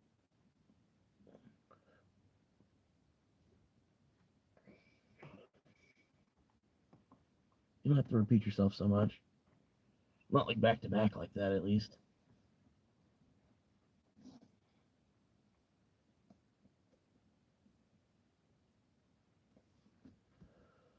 But yeah,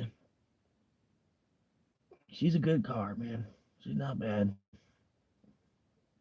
Just hoping maybe she could be another 200,000 miles. It'd be nice. Decent little money. I'll get it. You know what I mean? If I get another 200,000 miles out of this car, that's gonna be a good chunk of change.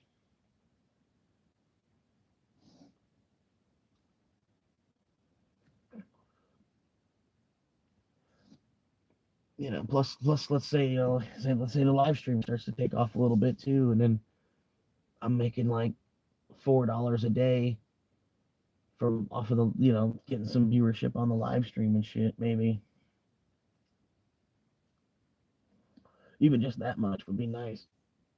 But like I said, I'm gonna tell people not to super chat me because it's fucked up that YouTube takes 30%. I'm just gonna encourage people to be a member.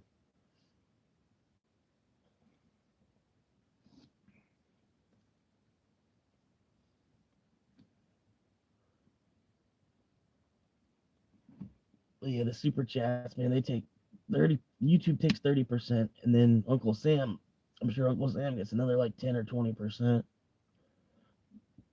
You know what I mean? So you send 20, say let's per se, I might see 12 of that after I get tagged. Well, I'll see 12 of that after YouTube, which I think that's fucked up because they're already making a bunch of money off the small creators. You know what I mean?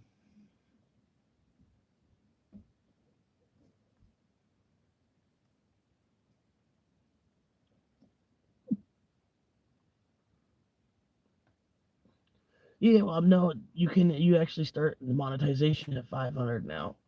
They made it a little bit easier. Um, but you get monetization at 500. You just get your memberships and your super chats. You don't get your ad revenue until 1,000. And even still, the ad revenue on 1,000, there's no money. You gotta wait till about 10K before you can really like say you're making like $40 a month. You know what I mean? Because they really don't pay. It's more of a hobby. You know what I mean? It's like PBS. Like if it's like PBS, but if PBS went online, sort of. You know what I mean? Like we're all kind of like our own PBS channel, if that makes sense. I don't have a product as good as Sesame Street yet, other than the Aliens versus Dinosaurs. Jurassic World, Aliens in Jurassic World.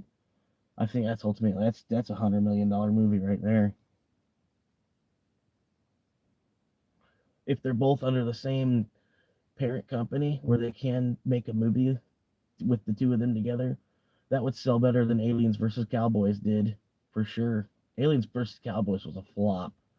They could have done such a good job with that too. It almost didn't make sense, kind of, but I'm sure there might have been stuff going on back in the day when we had like revolvers and shit when we were out west. Who knows?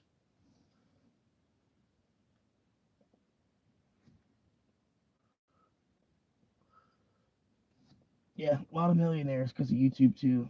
You're right. There's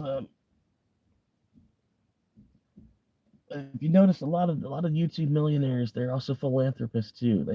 They're because they started out as real people for the most part.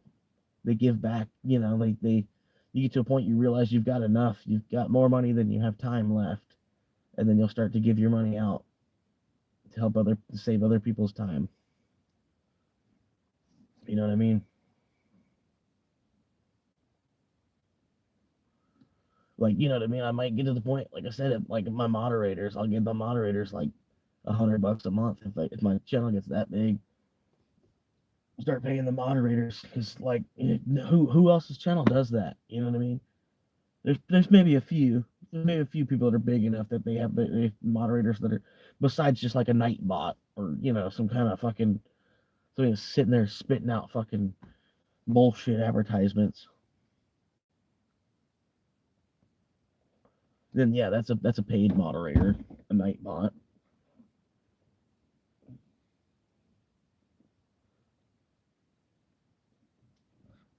But I don't know. I just feel like it'd be nice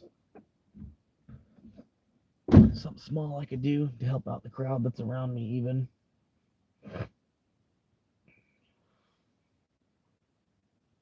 And it sounds stupid. Everything sounds stupid.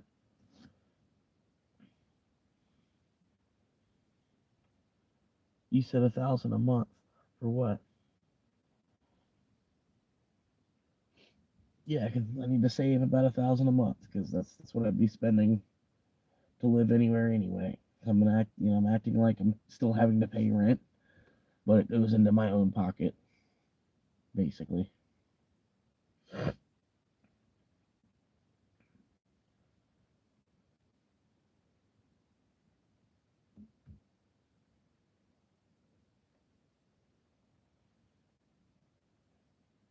But yeah, like $1 a month for channel members.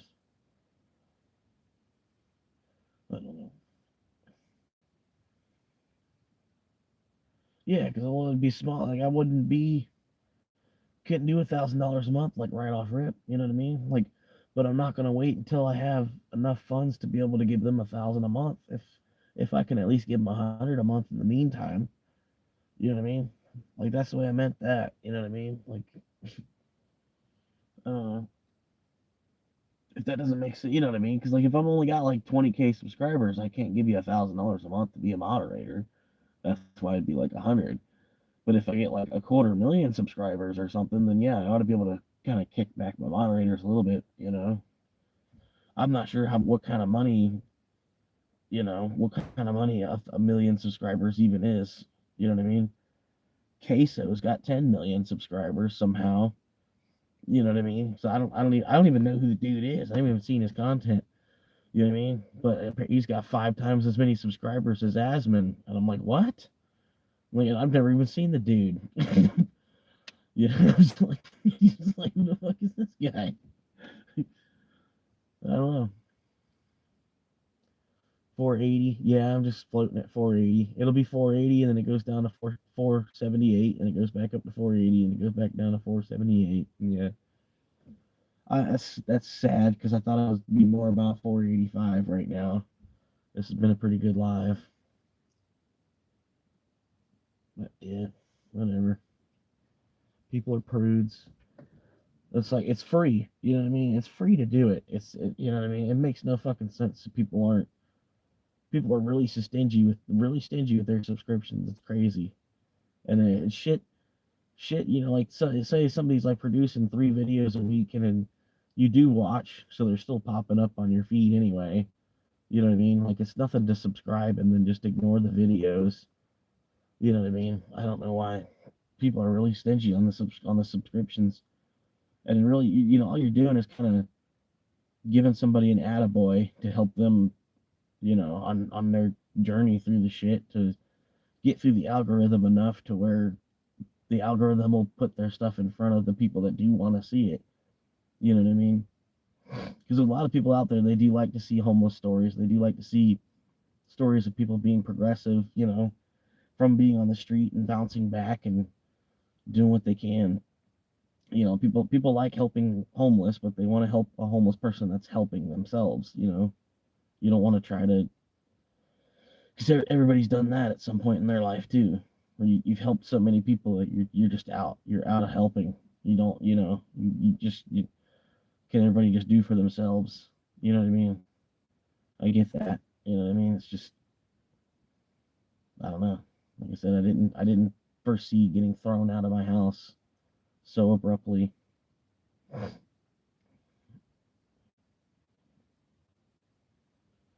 Well, because the fact that I'm homeless and then also driving for Uber, there's a lot of people that are on the cusp of being homeless, and there's a lot of people that are on the cusp. You know, they're thinking about driving for Uber or DoorDash. You know, just to make another $100 a month. You know what I mean? Like even driving for DoorDash so that you can afford your own DoorDash. You know, like I don't know. I literally see that happen. You know what I mean? It's stupid, but you know, it's the convenience thing. You can go out and make, you know, $100 like on your own time, in your own time, whenever you have time to like log onto the app. And then if it's not worth your time, then just hit no on it. Well, that's, yeah, but there's a lot of sad content too. You know what I mean? And I don't try to be sad. I'm just answering your questions. So I'm just trying to be real with you more than like sad. It's just it's late. I'm getting tired. You know, probably sound groggy,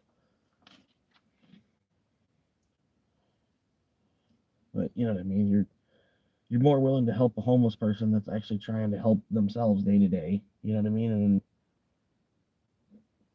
And on my channel, if you zoom out, you're gonna see a lot of progress made. But at the same time, it's like I'm not really getting any lucky breaks in this bitch where, you know, you're gonna see like massive improvement either. You know what I mean? It's slow moving horse. You know what I mean? I don't know what y'all want. You know what I mean? But I am trying to listen to, you know, people that are trying to help me out.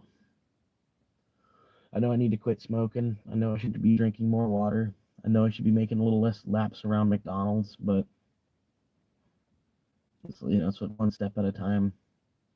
But right now I've got like $9,000 in savings that I've built between now and being thrown out. So I feel like I'm doing all right, you know. And then I'm doing just about, stress wise, I'm doing just about as good as anybody else that's got $4,000 a month in bills they have to cover. You know what I mean?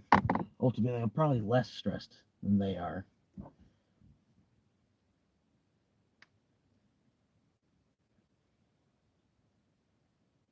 But yeah, even brain rot's good every now and then too. You want to click on something stupid and just like, what the, you know, I don't know. Something dumb. I don't know.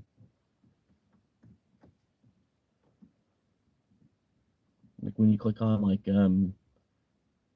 Peter Griffin's funniest moments, and it's like a 6 hour montage.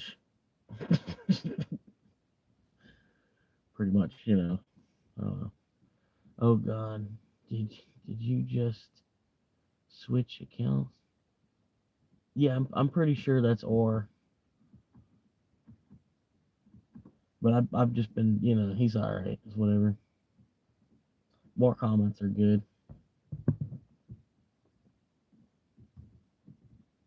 Hell, 5 viewers. How the hell did that happen, man? I must be the only thing on.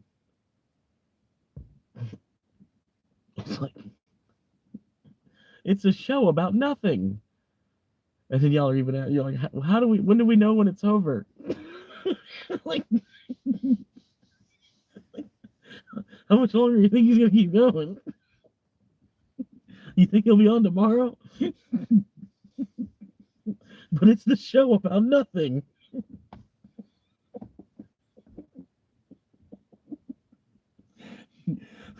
Mom, Mom, I did it. I did it. What do you mean? Oh, you're already watching? Oh, okay.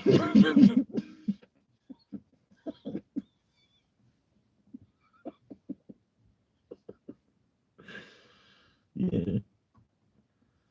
All right, Brad. I appreciate you being here, man. You've been the blunt end of half my jokes tonight. I appreciate it.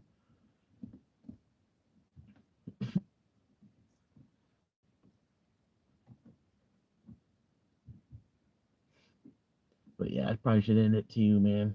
7 hours live. Unless I'm just gonna crawl in the back and then y'all can watch me sleep if you want.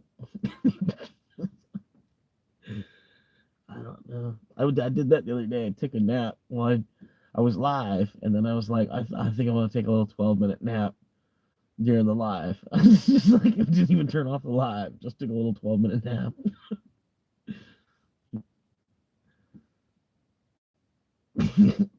Hell yeah.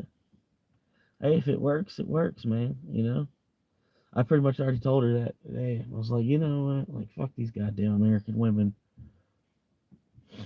You can't get a fucking golf one anyway, man. Fucking.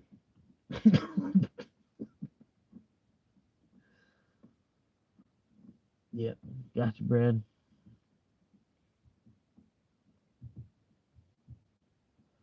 We got. I don't even know how many seasons Family Guy had by now. Last I see, that season 5 was the last you saw Family Guy. I think they're like a season 30 now or something like that. Because there's a couple of years they made 2 seasons in 1 year or something like that. So they're probably at like season 30. It might even be more than that.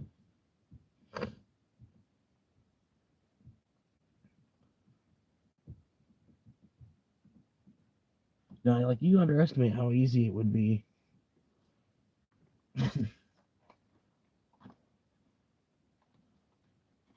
Like I'm not talking like I don't know, not trying to put nobody down. But yeah, I don't know, man. Lost count already.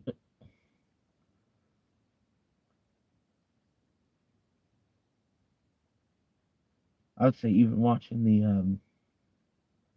they do some kind of yearly special on Family Guy. Like I know the Simpsons have Treehouse of Horror, but doesn't Family Guy does something like once a year. They do some kind of special show. Have you seen all the Family Guy Star Warses? I would recommend if you've only watched Family Guy until season 5, at least you know enough of the characters.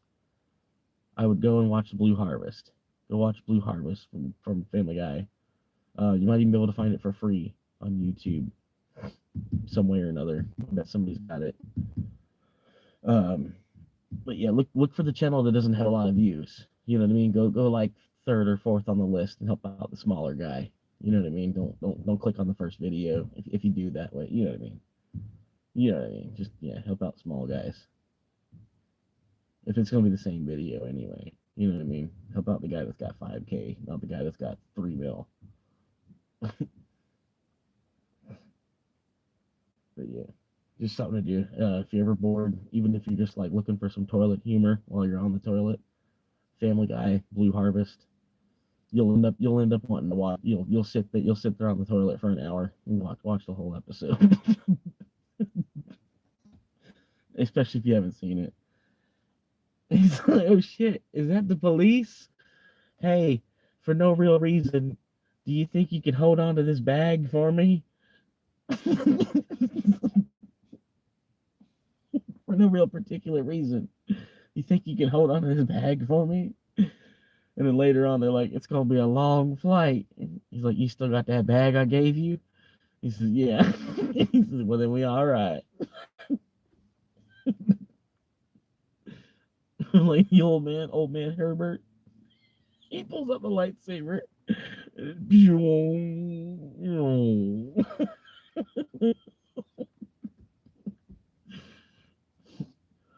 Oh man, that's like nothing.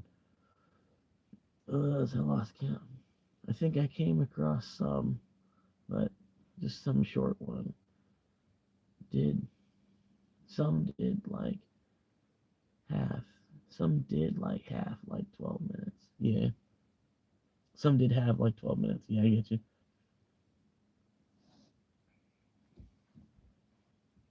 Yeah.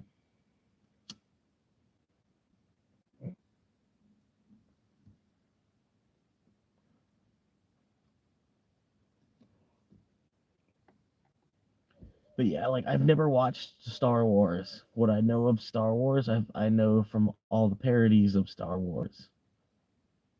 And there's a lot of parody, like the Robot Chicken Star Wars, the Family Guy Star Wars, and I know the whole story.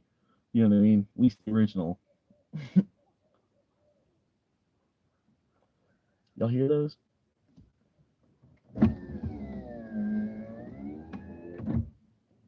You hear the monkeys?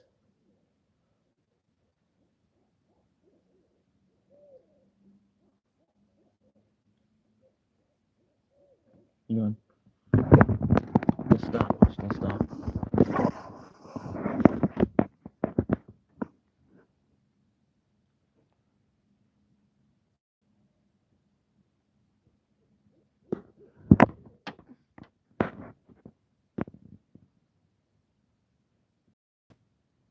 Let's see. Are they gonna do it again?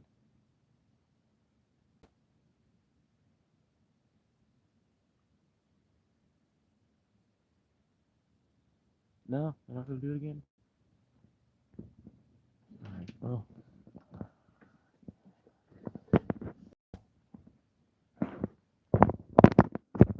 Yeah, you can hear them all.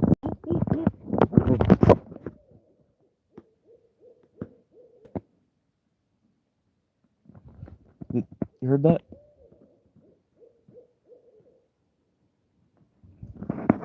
The nuts.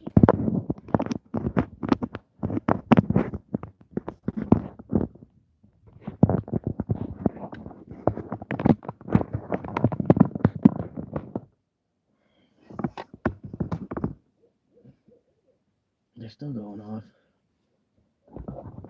We might be waking up for the night. Waking up for the day. Jacking it. No, that's the monkeys. That's the monkeys working. That's the monkeys going. Ooh, ooh, ooh, ooh, ooh, ooh.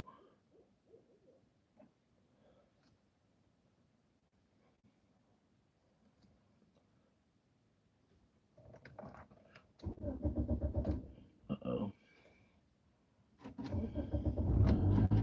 Fire her up for a second. Let the battery charge.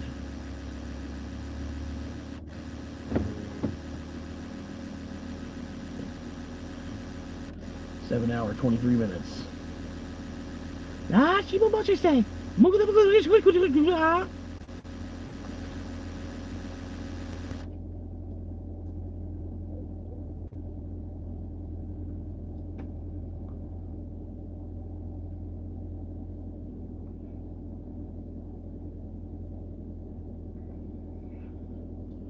Cause it's midnight in Montgomery.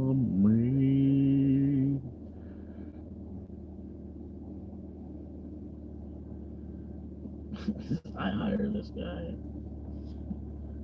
World's cheapest DJ, bro. Hit me up. Hit me up on my YouTube. World's cheapest DJ. Or hit me up at the email. World's cheapest DJ at Gmail. Whatever minimum wage is in your county, I'll show up and I'll be the DJ for a minimum wage. That's the world's cheapest price is minimum wage. I thought world's cheapest DJ hit harder than minimum wage DJ, but I don't know. Minimum wage DJ sounds pretty rough too. You know what I mean? Like, damn, I wonder what kind of beats he be throwing out. Minimum wage DJ, man, he be hitting it.